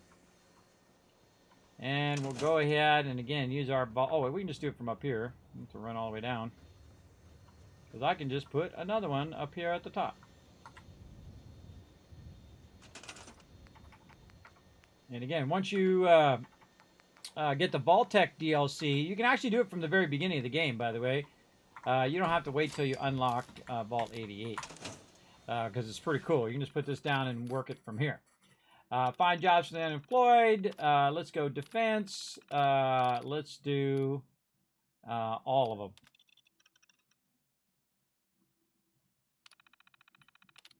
All right, then we'll look at the vocation. Now, it doesn't always do it when it comes to defense. Sometimes it kind of screws you up. But right now we have guards 5, which means in theory all of these are good now. So let's go see. Ah, see? Nope. We got 5 people on defense, but one of these is actually empty. 2 of these are empty. Ah, not good, not good. Okay. Assign to defense. 1 person. Assign to defense. Another person. So I always double check everybody because it always does. Now I got 7 guards, but really I only need so many.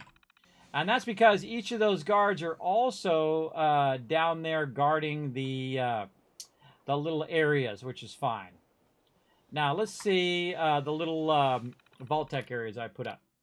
Let's see how many peeps we got left. We got 1 person left, and that's okay. I only need really so many people doing scrapping. So that's what I was going to put on the other side over here.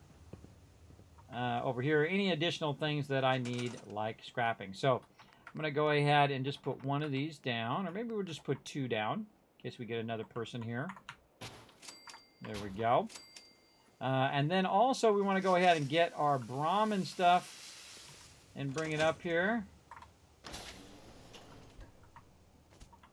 And you can see we're using a mod right now to remove all of the buildings here at Sunshine Tidings.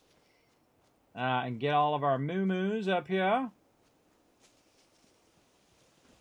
We should have a person who's going to eventually be behind the desk there, which is pretty cool. And we'll also put our Brahmins up here. Oh, actually, I could do a little trick. Let's do this. Use our scroll wheel. Let's put those right there. I'm going to have to carry it all the way there. Good enough. Then we can run.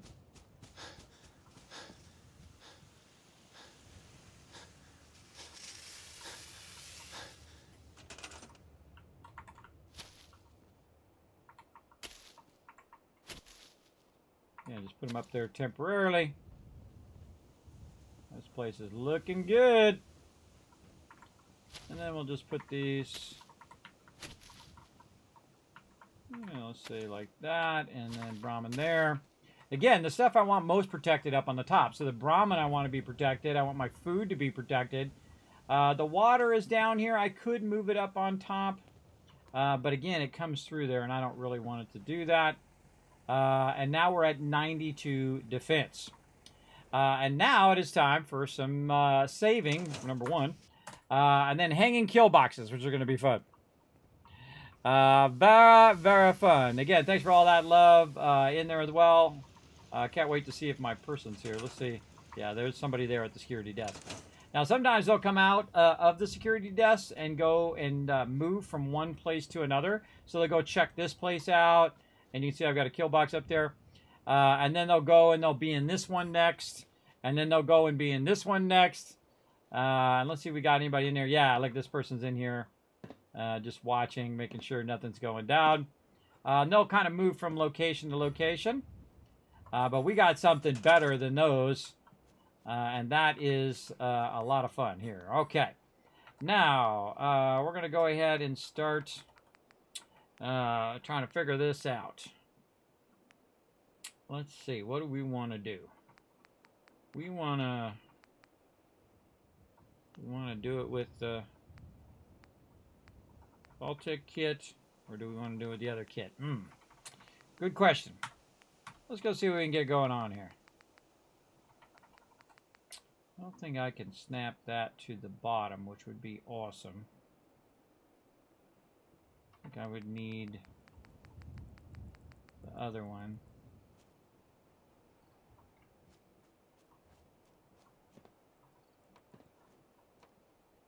Yeah, I need that one.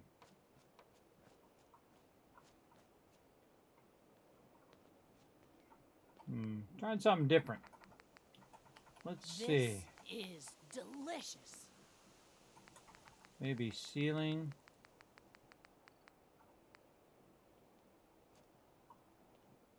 I don't think it's going to let me snap that under there.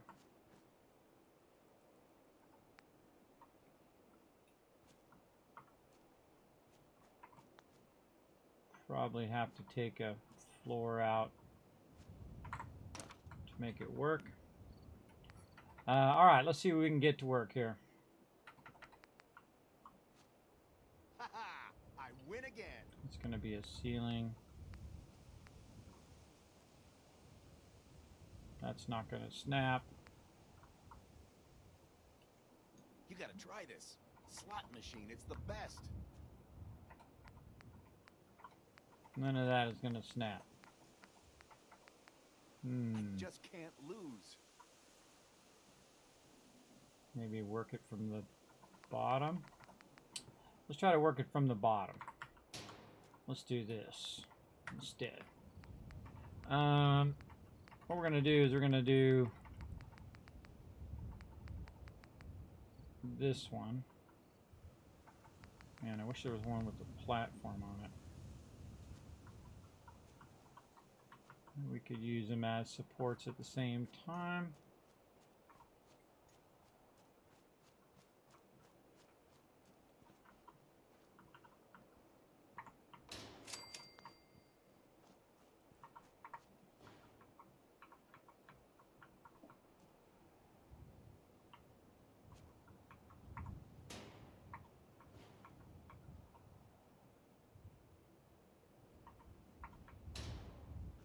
Hard to align it when you can't see what you're aligning. Ha ha! I win again. Let's try that. All right, we're going to do some testing. We're going to try some different stuff here. Just can't lose. Let's see. I don't think we could set turrets on that edge.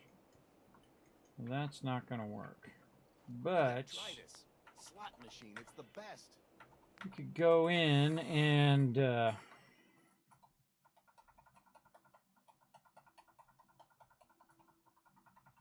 start from the bottom.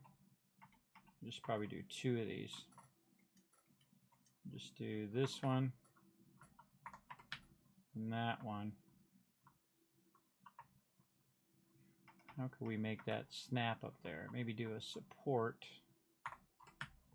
and then snap this to the support. Ah, there it is. I knew there was some way of doing it. I get it figured out, everybody. I get it figured out. All right, so the whole point of this is so that I can snap these together. So let's go ahead and get this closer. And that one's not going to snap. I got to probably be this way. Yeah, that one does not like to snap to that. That's fine. Okay, so the whole point of this is so that I can put a bunch of turrets up higher and basically put them underneath, which I call the hanging Kismet kill box. So that's a really cool way. That's a different way than I normally do it, and I thought I'd try something different, and it worked out pretty awesome. Like this. Very cool. See, it's not where the melee peeps can't get to it unless they have a ranged weapon. They won't be able to get to it. I will put some supports in as well. But that is called the hanging kill box, and it's pretty cool. And I can put more in there if I want to. I can try to sneak one in between. But now we know the secret of the vault-tec hanging kill box, or the Kismet kill box. All right, so we're going to put this here, or maybe even there. We'll say there. And then we're going to go in and put this right here in the corner. Very nice. And then we'll go way over here and do the same thing. Actually, we could forward time so we could see what we're doing over here. Let's go 7 hours in the future so we can see what we're doing over there. Thanks for the lurker, love. What up, Moto? Yes, thank you. I am the overseer of Vault 45, everybody. We are the inventors of the teleporter. The first gen teleporter before they used it in Fallout 4. Also filled with a bunch of entrepreneurs like me. Who really want to rebuild the wasteland. And not do crazy experiments and stuff on each other. Because that's messed up, bro. That's messed up.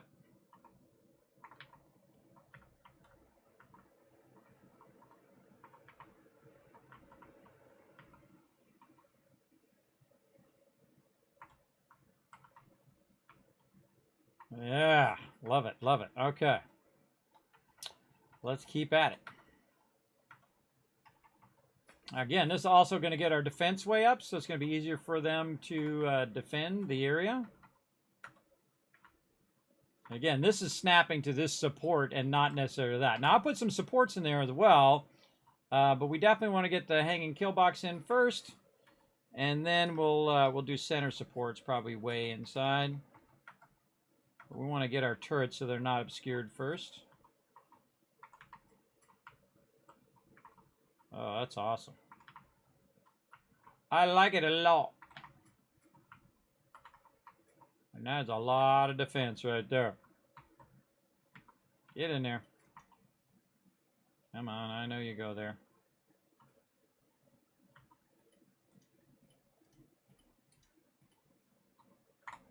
Bingo.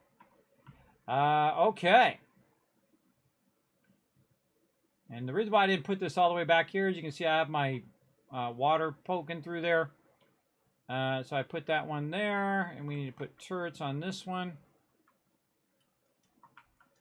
And this is just going to mow anybody who comes around here down. I remember turrets can shoot really far in Fallout 4, so the turrets in the back will also shoot. And this what making this particular location unique is that it does have the hanging kill box, which is pretty awesome. It's got it defended on all 4 sides, so if anybody comes rolling up, they're going to get destroyed. Plus, I have the kill box up there because that's cool. And I think that's good. I kind of feel like this one over here, though, kind of needs to move over just a little bit to give it kind of more of a clear fire. Now, again, if they come running up, let's just simulate some idiot raiders coming up and trying to rush my area. Even I would be in trouble. Because I run up, and guess what? I'm right here. Well, all those turrets over there, these turrets here, and those turrets over there are just going to crossfire me and just absolutely annihilate me. And these are actual guard posts here, so you can see this person's also standing here. And they're going to rotate around these different things. Did I put one over here on this side is a good question. I don't think I did. All right, let's put one over here just for funsies. Defense. This way we've got them on all sides. Over there. What about way over here? Yeah, let's say right there. Okay, yes, and we got vault-tec defending it, and now we just need some supports. And this mega build almost done. Oh, we're running over too. I told you I was going to run over a little bit. And we're gonna make sure we get these supports in. And so we're just going to use the double supports because those are going to be real easy to do. And not quite, doesn't quite make it. Let's go ahead and try to bring this so it snaps low. Out the way, guy. Not want to snap low. Normally you can half snap it. Oop, there it was for just a split second. Nope. There we go. You half snap the long one, and then you try to get the little one to snap underneath there. Sometimes it does, and sometimes it doesn't. Sometimes you just snap this one up above that one, like that, and there you go. Easy. And then we'll put one here. And move it over by one. Like this. And then, oh, actually we want to do this. This here. Then half this one down. Then put the little one on the top. And take that away. And then over here, same thing. We'll say, put this, actually I want that one over. And then move this one down. And then small one on the top. All right, now we're getting somewhere. And then this one is right here. And across from that one. Right, yeah. And again, we'll put the big one there and pull this one down to snap halfway. If it lets us. There we go. Small one. This one out and see how they're sunk into the ground. And then now you got your supports holding that under there with your hanging kill boxes. Very cool. Very, very cool, everybody. If you like it, you save it right there. All right, now we're going to go ahead and scrap all of this. That is turning out amazing, everybody. Again, sometimes, you know, when you're doing this kind of stuff, it's all a journey, especially when I haven't pre-thought it out. I am building it out in my head while I am playing it.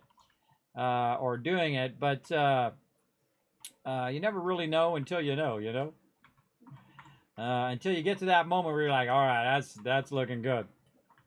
And I like to put this way so you can stand behind it without it being too awkward. What else? We got a weapons workbench. Let's put that right in there. Bunch of workbenches. I think we got all the benches that we need for now. There we go. Okay, a bunch of benches in there. We put our little bell way off over here somewhere. Let's see if we can track that down right here. So if I want to call everybody to me, I like to put it out kind of in an open area. Let's scrap that cooking station. So yeah, we want to defend right there. Let's see. We've got to put back in our radio beacon and all of that stuff. For sure. I don't see anybody at the desk yet, but we'll get to it eventually. All right, we'll get up here. And then we'll put our radio beacon in. Right up here. This one's turning out pretty awesome. This is the siren, which is not the one I want. I want the recruitment beacon. This will call more settlers to this location. Okay, recruitment beacon. We got our scavenging going. We've got our food, water, and definitely a lot of defense. 224 defense at this particular location. Probably has one of the highest defense of all of the locations. What else do we need? We need the siren so they can call everybody to the front. I'm just going to leave these what I call lean out. So you can lean out and just shoot from the side without actually having to put the railing along the edge. And then we want to have it where it has some power out here. Let's see if we can put some power down. Let's say right here. Now the cool, if I did this right, the power should come all the way over here. So all I should have to do is just kind of put a little wall thing here, and then put a little wall power connector in there. This is what's so cool about the vault-tec kit, is this connector right here. And then we'll go check by just putting down a little power thing like this. And it does work. Very cool. And so what that will do is allow me to put the siren down, and then it will have power when it needs it, which is not any of that. I always forget where it's under resources, I think. Yep. Resources. And then so we'll put this right here. Sometimes it's good to just kind of put it out in the open too. Like way down here. And then everybody's going to be crowding around it when there's trouble. And so someone's going to go over here and flip this button. One of the settlers is going to flip the button, and then everybody will come running out to help. And basically, this will actually have them all group up right here where the main entrance is into here. Now, probably a good idea I stick a window in here now that I think about it. Good to stick a window in the thingy. So they can't shoot through the window. It does actually have a physical effect in the game. It actually does block their ability to shoot through there. Oh, are you coming in to be on the thing? Where are you going? Assign to something like the stuff. Okay, there we go. So now we got that done. Let's close all this down. Lock that area up. Like so. Eat a bunch of mute fruits. There we go. Have a bunch of water. And then totally move this water thing because that's like right out in the open. Let's stick it over here on the side. They typically attack from this side over here. And then over here. Now, by the fact I used the mod to clear all the houses makes it a lot more open. So, of course, my turrets can do a better job. Now, the turrets are going to be obstructed by these supports. So, I think the only other smart idea, other than building more of the hang down things, is just use the pre-existing building to just kind of try to put some stuff up there like this. So, you know, just kind of line this whole inner building with an obscene amount of turrets because we are mega building, so why not? Why not have a lot of fun and build out this awesome amount of turrets. We're almost done. Almost. And we'll put one right up here too. And see, someone came in and they opened the doors. See, I closed them and they came through and opened them. All right, that's a lot of turrets there. That's going to do a lot of awesome stuff. Yes, very nice. And again, we did learn that sadly you can't put these on top of here. That would be a perfect place. That would make that an amazing Kismet kill box where you just set that on top of there and then you got the guard inside. And whatnot. And again, I like to have my turrets up off the ground, so it has to have a range mob to take it out. Okay, now what we need is a vault door. And that's what we're going to work on right over here. So let's find our vault door in here somewhere. I got to remember where the heck it is. Doors. And we'll get our vault door. Okay, now we're going to have to move this around a little bit to fit that vault door there. Okay, so let's take this out of here and we'll work a little bit of our magic.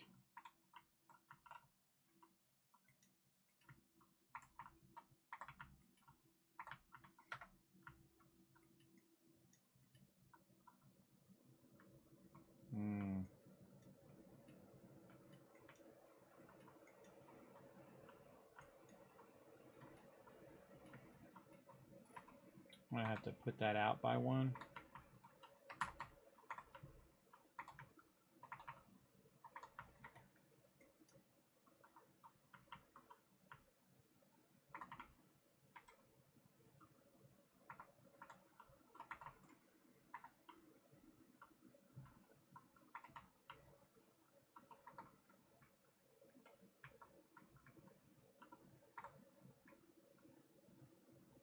Yeah, maybe we can take that out and put a utility tunnel in there.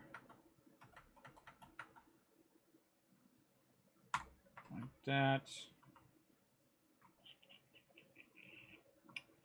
Might mess us up on our power.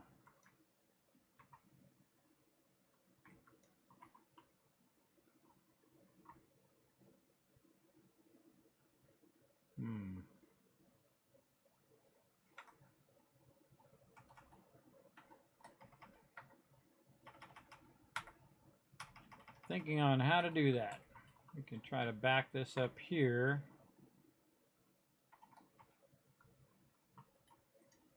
Snap this out. Not going to let us get that one, and this one's going to be probably too much in the ground, or is this one just in the way? Yeah, too much in the ground there. So, well, let's see if our power works first. Let's get the power. We could just put this right next to the vault door. And we should just take out this connection here. Put this over here. Put this here. No. There we go. Not sure that's going to have power, so let's double check it by putting one of our little lights down. No, that does not have power. It doesn't come through the walls there, which is going to be a problem. Let's go ahead and open up the vault door.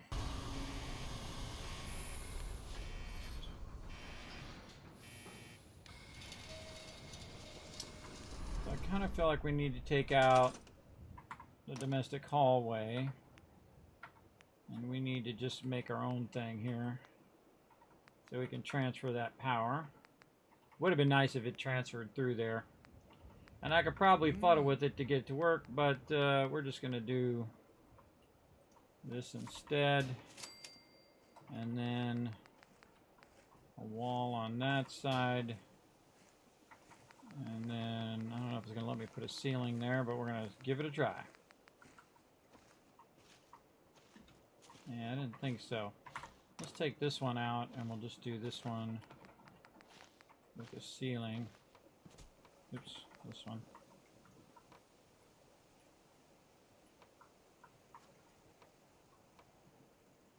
No. I just can't lose.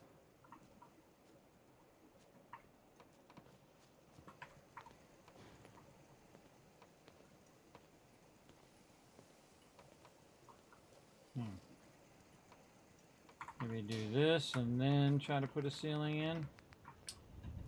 I always got to work around the shortcomings of this game. I win This again. is delicious. How about like this? Take this, take that out. No, it does not like to do that. Okay, and then take this out. Put the thing in. Put in a floor. I don't think it's going to let me put a wall, that other wall in the way. So, floor, and then take this out of here. Yes, let's do this. Hold on. Let's take this out, and then like that. Yeah, and then we're going to get the bottom part there, and then we just need a wall over here on that side. And we, oh, what happened to my ceiling? This side was supposed to be the ceiling. Take this out.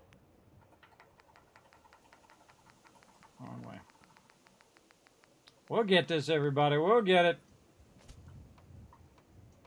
And it does not want to let me do that. I just can't lose.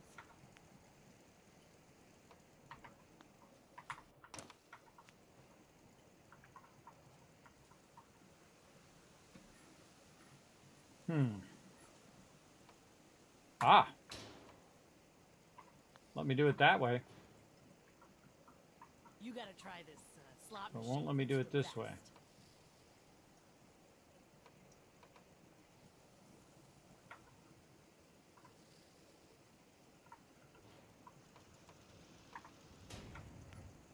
Let's try this.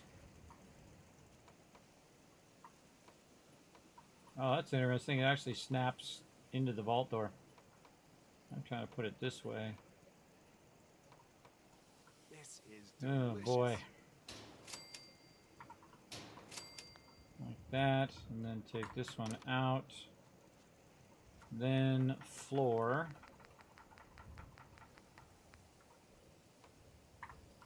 And then walls.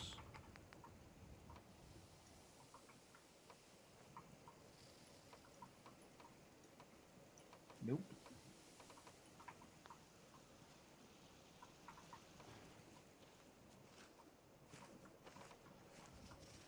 Wow, that's a tough one.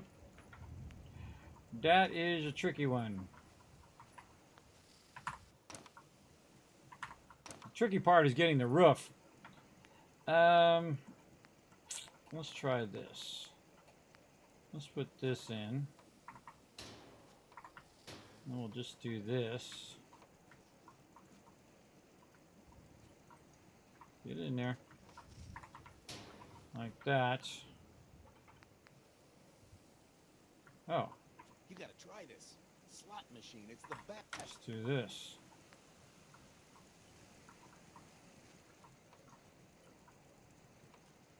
I just can't lose.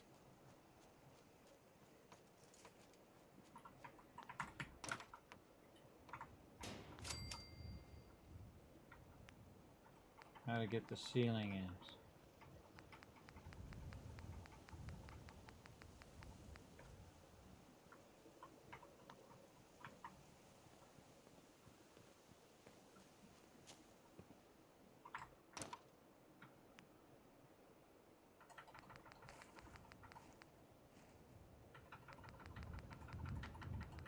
Always the last parts is always the trickiest parts.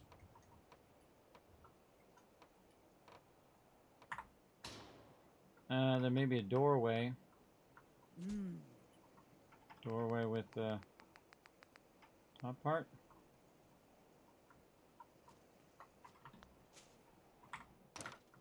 This is delicious.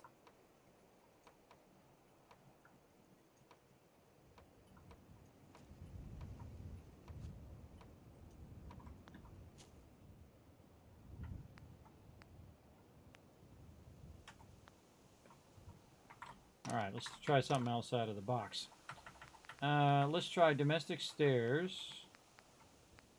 But we're going to make it go that way. And then we'll go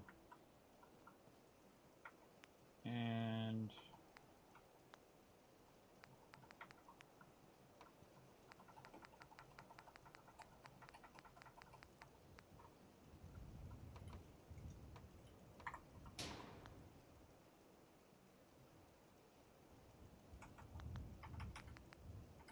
not sure that's going to transfer the power, but we'll try it anyway. Power.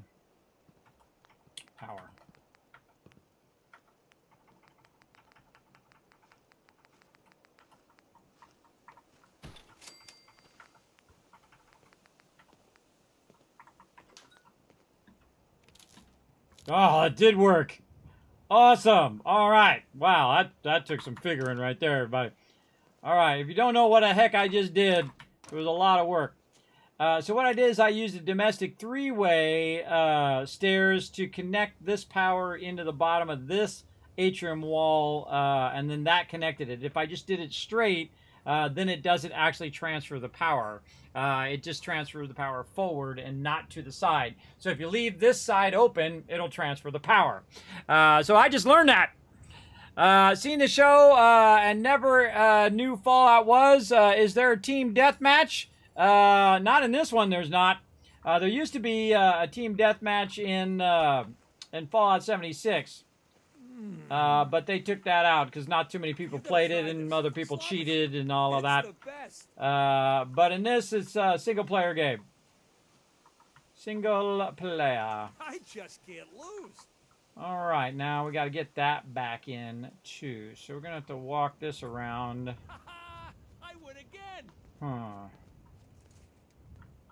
We're gonna probably have to. How are we gonna do this? This is a good question. So let's see if we can get our concrete floor to snap into here. Nope. Try wood floors. Nope.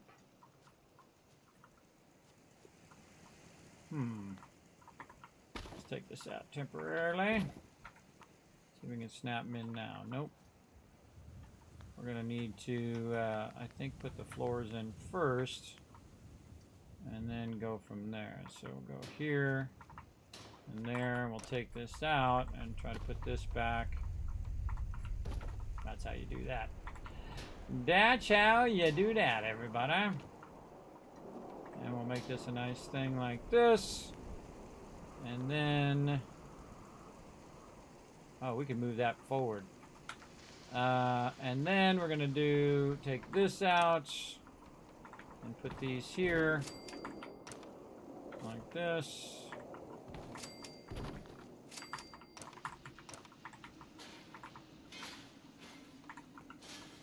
And more of these.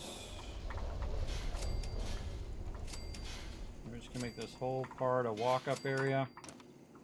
Then we're going to take these out because we don't need those anymore. I win again. And then just make that back into the vault-tec thing. It's the best. And then we'll just leave these two sides open like that. And there we go. And walk right up into the vault. Very awesome. Very awesome. And so we can go up in the vault and get away from the storm. Do I not have a door there? Apparently there's no door there. Aha, there's one now. What about over here? Door there as well. All right. See? Wow, it's like a city in here. Awesome. So cool. Oh, look at the light rays coming in the windows. So cool. That's the whole reason why I did the windows, is to get the light rays. Nice and safe in the vault. Okay. Now, what do we want to do next? We did all of that. We definitely want to save because that was a lot of work. I just can't lose. Now we just have some finishing touches to do right out here. Let's close the vault door up. I win again. All right, that's it. We got to just finish this up right over here. Put some words up here. Put some words up here on the wall. Let's do it. Also, by the way, this thing behind here, the reason why I was trying to get this to work, and actually we should clear all this other stuff that we don't need anymore. Trying to get this to work so I can use the siren, but also so I can have wireless power for what's going on in the front. There we go. Move that out nice and far. I could probably run that around the corner. Run that around the corner. Take this one out. Oh, my hands are so wrecked from working out in the yard so much.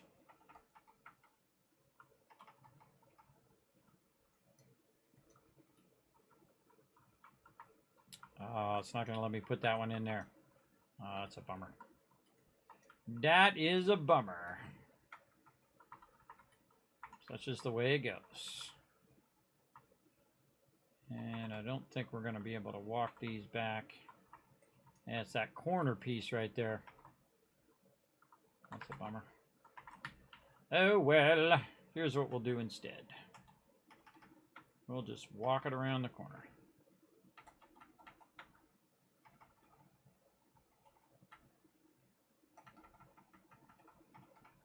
Where's my good conduits? Yeah. All right, we'll just walk this around the corner here. So we're gonna go. Come on. Any day now. Take that one out. All right. From there to there. And then what you do is you put it at an angle in the corner. And then you can walk it around the corner like this. As I like to call it. Like that. And then we can put this right here in the front of the vault.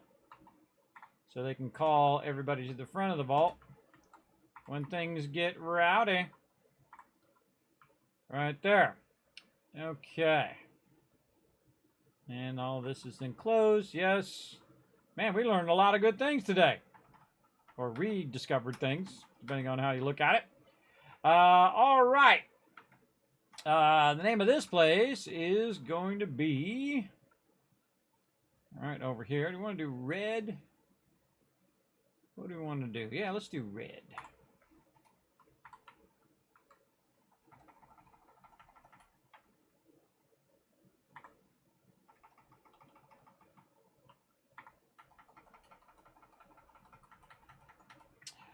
Put a 1 in the chat if you guys are enjoying this, man. I always love doing mega builds. It's very, very fun. I always feel like it's a good time. For sure. I love the building in this game. This is why I've played so much of it, is because the building just keeps calling me back over and over again. I really enjoy it, for sure. The A.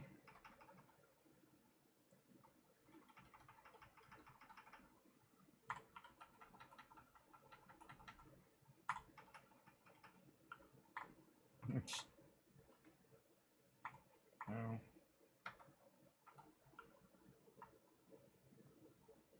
All right, St. Jude Station. A little to the left with that, so I'll say a bit over here. Oh, there's 2 A's in there. Not bad.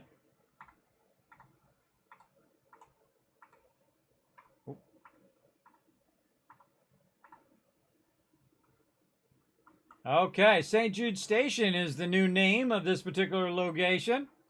And again, we're going to go into yellow. And you're going to say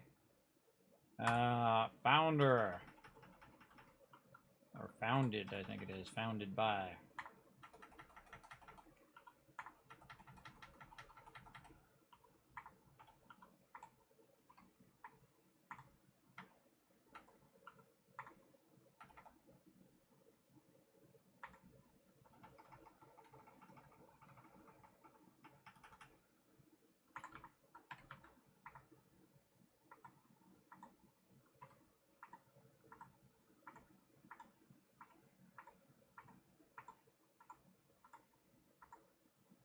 Sometimes I just put the letters down and then I move them later because it just usually ends out a little easier.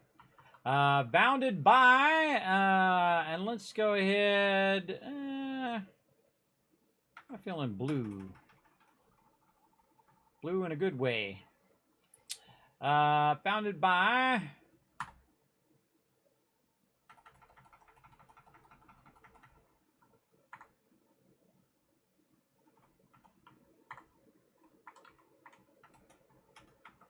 Oh, that's a cool blue, too.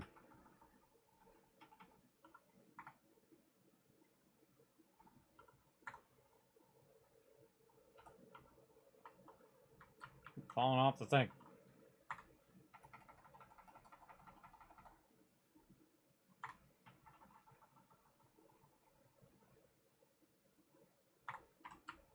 Ah, very awesome. I like that. I like that a lot. It looks awesome, doesn't it? Yes, man. That's again. I feel like I say it every single one, but man, I just keep upping the level of these mega builds each and every time. We definitely want to move this over and probably just put this. Oh, nope. Where'd it go? I think I accidentally stored it. I want to move that off of there so it's not blocking the front of that. So we'll put this siren way over here. It's way over here, kind of out of the way. So when you're rolling up on this, yeah, there you go. When all the vault dwellers are running up in there. And again, thank you so much for supporting St. Jude Children's Research Hospital. I do appreciate that greatly. And this is your mega build. So let's take a big look from the outside here. And I did a bunch of things in here I don't think I've ever done before in a build. So let's go ahead and run up on it on nighttime, and then we'll come back and we'll take a look during daytime. So normally they're coming and rolling up this way. There's actually somebody down there. My provisioner's just chilling out down there. Oh, look at that. Wow. Oh, wow. Awesome. So yeah, that is a massive, massive vault. You can see we've got artillery up on top there. We've got the hanging Kismet kill box. A very special feature here. We've also got the special feature of the vault-tec things there. Oh, that's my power armor sitting there. Wait a minute. I gotta sit in here. Oh, that's Paladin Dance. We've got a separate kill box over there just for fun. A bunch of hanging kill boxes, a bunch of turrets on the interior as well. A bunch of defense around the outside. We got the St. Jude station here. And we're going to go inside. I love the vault door opening every single time. All right, there we go. Up into here, we got our security room. And then our awesome open floor plan here. Very, very cool. Look at everybody hanging out at the bar, having a good time. Enjoying some Nuka-Cola, having their dinner, and writing out some reports and stuff. Doing their thing. Of course, they got an area there to work out and do their stuff. All the vendors there. A nice little sleep area over there. And of course, This is delicious. we've got the water down there. We've got all the food up here nice and safe, along with the Brahmin and the scrap area. We have the whole front side up here. Just nothing but windows so you can look out into the wasteland. We've also got the upper atrium here. That's this whole front side is an atrium. So they can come up here and just stare out the window and see what's going on out there. Very, very cool. Let's go ahead and forward time. So we can go ahead and say 12 hours in the future. And see what it looks like when you're just looking out the window. Definitely also want to save all of that. Oh, it's a beautiful day. Nice. We could just jump out the door if we want. I didn't mean to do that, but I did it anyway. Let's go ahead and run back up.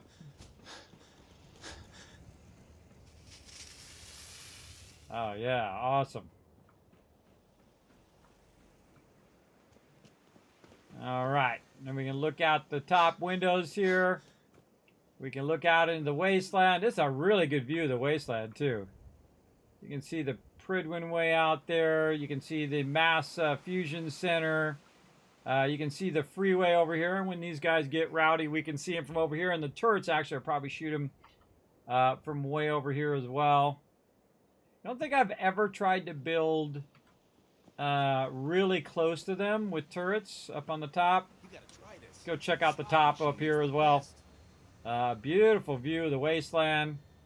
Oh, we didn't put our launcher thing in. Let's put that back in. Just to try to clear up the day a little bit. Let's see. Power. Miscellaneous.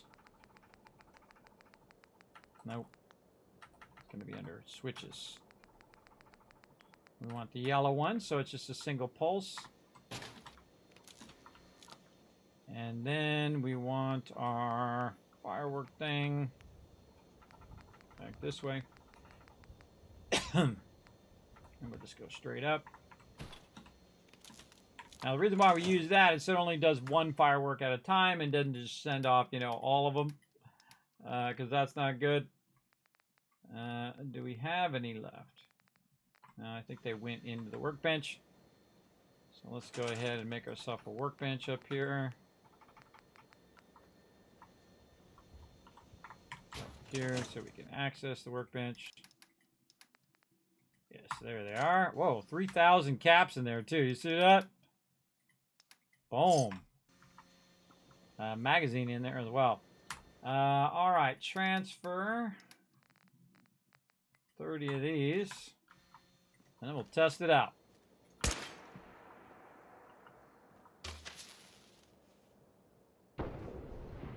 Ah, now we're talking. Beautiful day in the wasteland. Wow, look at this view. I never really realized how awesome the view is in sunshine. Now, again, we could probably get pretty close to over there and just build. I didn't even think about it until just now. Could build a kill box that's right there, and it would fire across when they respawn. I don't think I ever thought of that until just now. And it would fire across from where we are. We did it right there in the corner along that edge. Especially with this mod where all the stuff is out of the way. And it would just rain fire on that because you could build up. Now, I have actually also removed the build limit and also the vertical limit. Some locations have a certain vertical limit. You can only build up so high. But I've taken off that vertical limit as well. Just a heads up. If you do go to build here and you're like, Kismet, I can't build up that high. That's because I have that mod on and running. So, yeah, beautiful view. Again, you see the Pridwin out there. Looks like Corvega over there. Wow. Satellite area there. We can see the storage area there. We can see right by Red Rocket there, that water tower. And maybe just a little bit of sanctuary way over there. A little bit. Definitely can see Abernathy Farm. Now, I'm too far away to see my other mega builds over there. But very, very cool. Now, I could also just line this whole top part with a whole bunch of turrets as well. But I think we're good. Oh, and there's a Nuka-Cola bottle back there. Over here. Look at the Nuka-Cola bottle over there. God, I forgot what that is. Huh. I just can't lose. We're just going to have to go find out what that's all about. So, yeah, let's do it. And so there you are. There's your Mega Build Whist. I hope you enjoyed it. It turned out amazing, I think. Definitely one of my faves for sure. And those guys are living good, man. They living good in the wasteland. That's for sure. All right, back into power armor. Let's go see what this bottle is over here. I think it might be Nuka-Cola bottle. Honestly, I can't remember what's over there. Don't tell me. It might be the DLC. All right, Pally Dance. Come on. Hey, over here! All right. St. Jude Station, I salute you. Let's run over here and see what this is. See, I don't even see it from up there.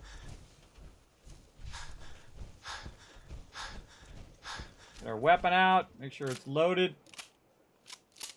Just do a teeny bit of exploring.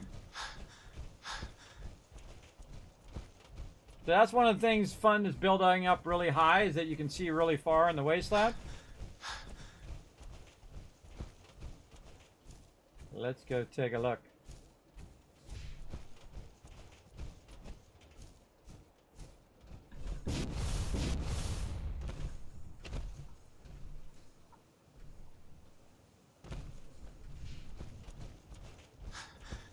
I forgot this was back here.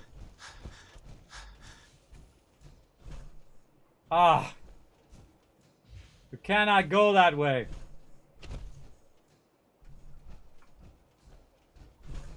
I'm on the edge of the map.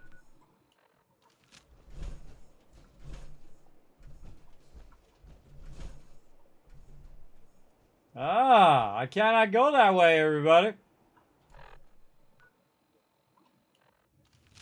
Yeah. I forgot that was back here. Cool. Well, look at us go. I can't go that way either. Get on top of this, though. I like things that go boom. Yeah, look at this. Whole little Nuka World area over here. Yeah, this is definitely the Nuka World thing. Yeah, there it is. There's the entrance to Nuka World over there. This is a little side thing. I totally forgot it was back here, everybody. Totally forgot it was here. But I guess that'll be in a future playthrough. Oh, too cool. Yes, that's what I'm hitting the edge of the map. Yep. But if I ran that way, I could get to Nuka World. But we'll do that after the HD version comes out. Let's roll up here.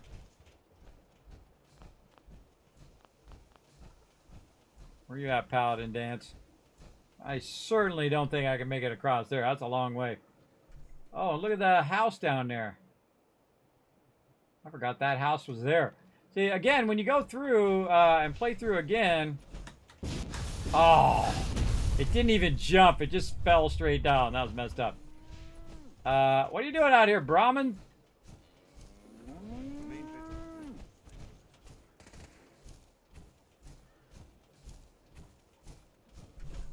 This is old church. The doors always open outwards.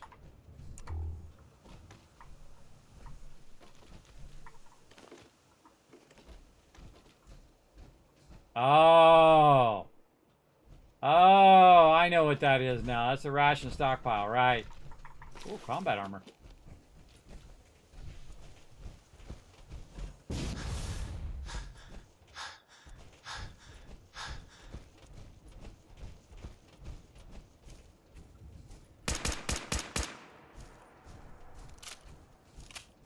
Trying to see if I aggro anybody.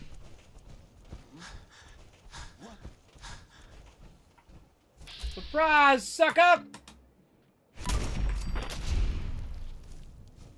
Snooze, you lose. Come on, Dancy Dance, we're going upstairs.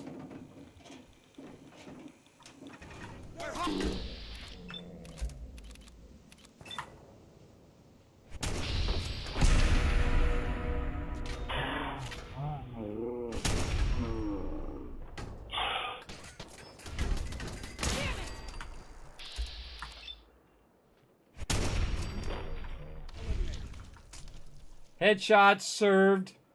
Yeah, just now. A whole bunch were served. Oh, look at it from over here. Cool. There's another turret somewhere. Yeah, look at it from over here, Whis. That's cool. All of a sudden, just this big giant vault appears out of nowhere. These guys are like, what the heck? Yeah, I totally could have built turrets closer. And then just kind of shot at them. And when they came over to shoot at me, the turrets would rain fire on them. That's cool. Very cool. I'll look for any vehicles I haven't blown up. Alright, got the job done. Alright, get them bottle caps.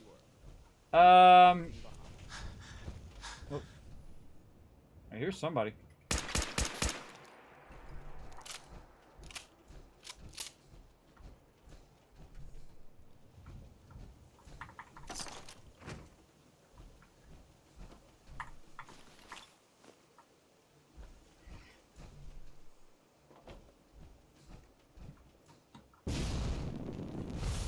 That's where that other turret is. Oh, it's Paladin Dance. Down here yapping. Alright. Yeah, imagine them come running up right here. Turrets just start firing at them. You got all those turrets down there. You got the ones over on that side. And if you're standing like right here, you're dead. You're so dead. You got all those turrets firing, these ones firing, those firing, all of these firing. Plus you have all the NPCs coming out. Super cool. Super cool. All right. Did you do robot yet? It looks awesome. Yes. Probably too close to the border region. There's actually a setting to disable region setting where you can get to that legitimately, not just specific direction. Best and cheap viewers. Oh, I gotta ban you, bro. I gotta ban you. Well, first I'm gonna report you, and then I'm gonna ban you.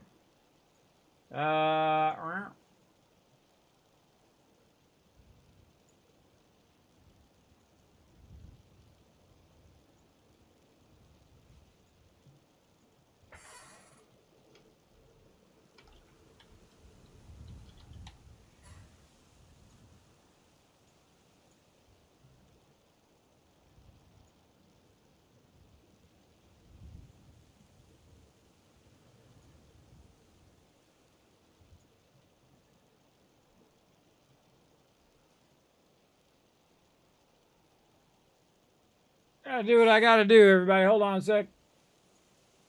Throw that in there.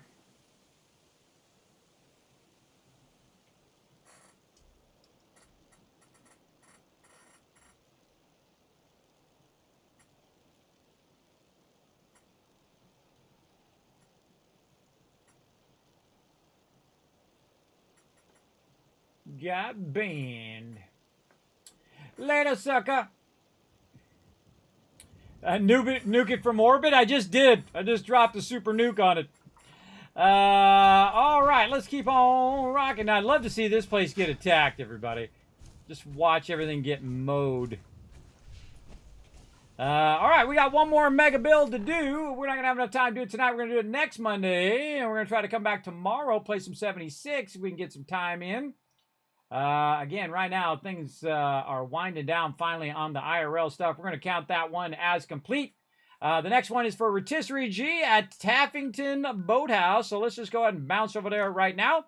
So the next time we log in, we'll be ready to rock. And man, that one turned out awesome. That one turned out amazing.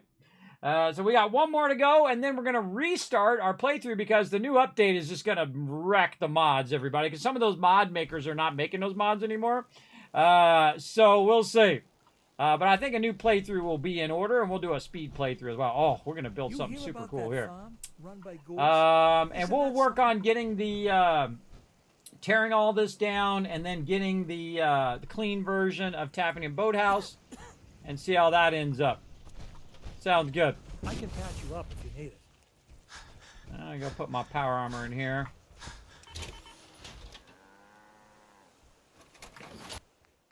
And rest in there. There we go. Okay, save. Time for the Kismet Love Train. Let's go.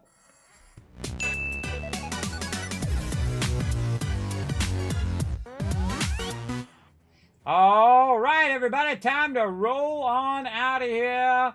Gonna be fun. Yeah, you're one of them. Yeah, that's a bummer. I just wouldn't update. That's what I would do. Hopefully they give you an option to not have to do the update if you don't want.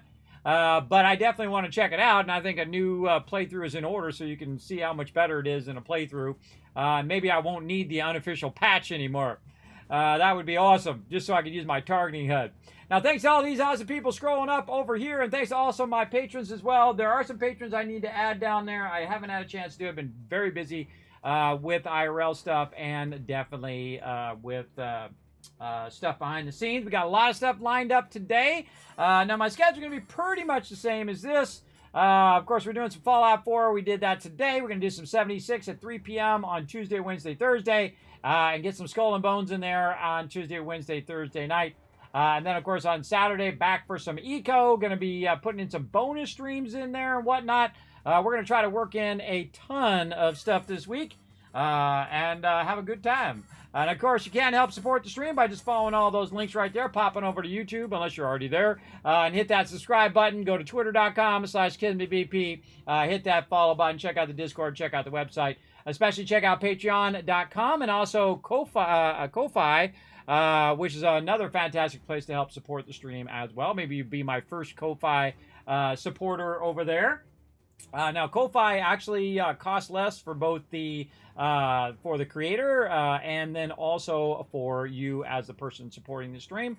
So definitely go check that out because that does help a lot here in the stream. So again, thanks everybody for being here. I'm going to go ahead and shower you guys with a bunch of Kiss Cats for their future giveaways and all of that. There you go. And then I'm going to roll out of here. See you guys at 3 p.m. Eastern Standard Time, Tuesday at 3 p.m. In about 12 hours from now. So I'll see you then. Bye, everybody.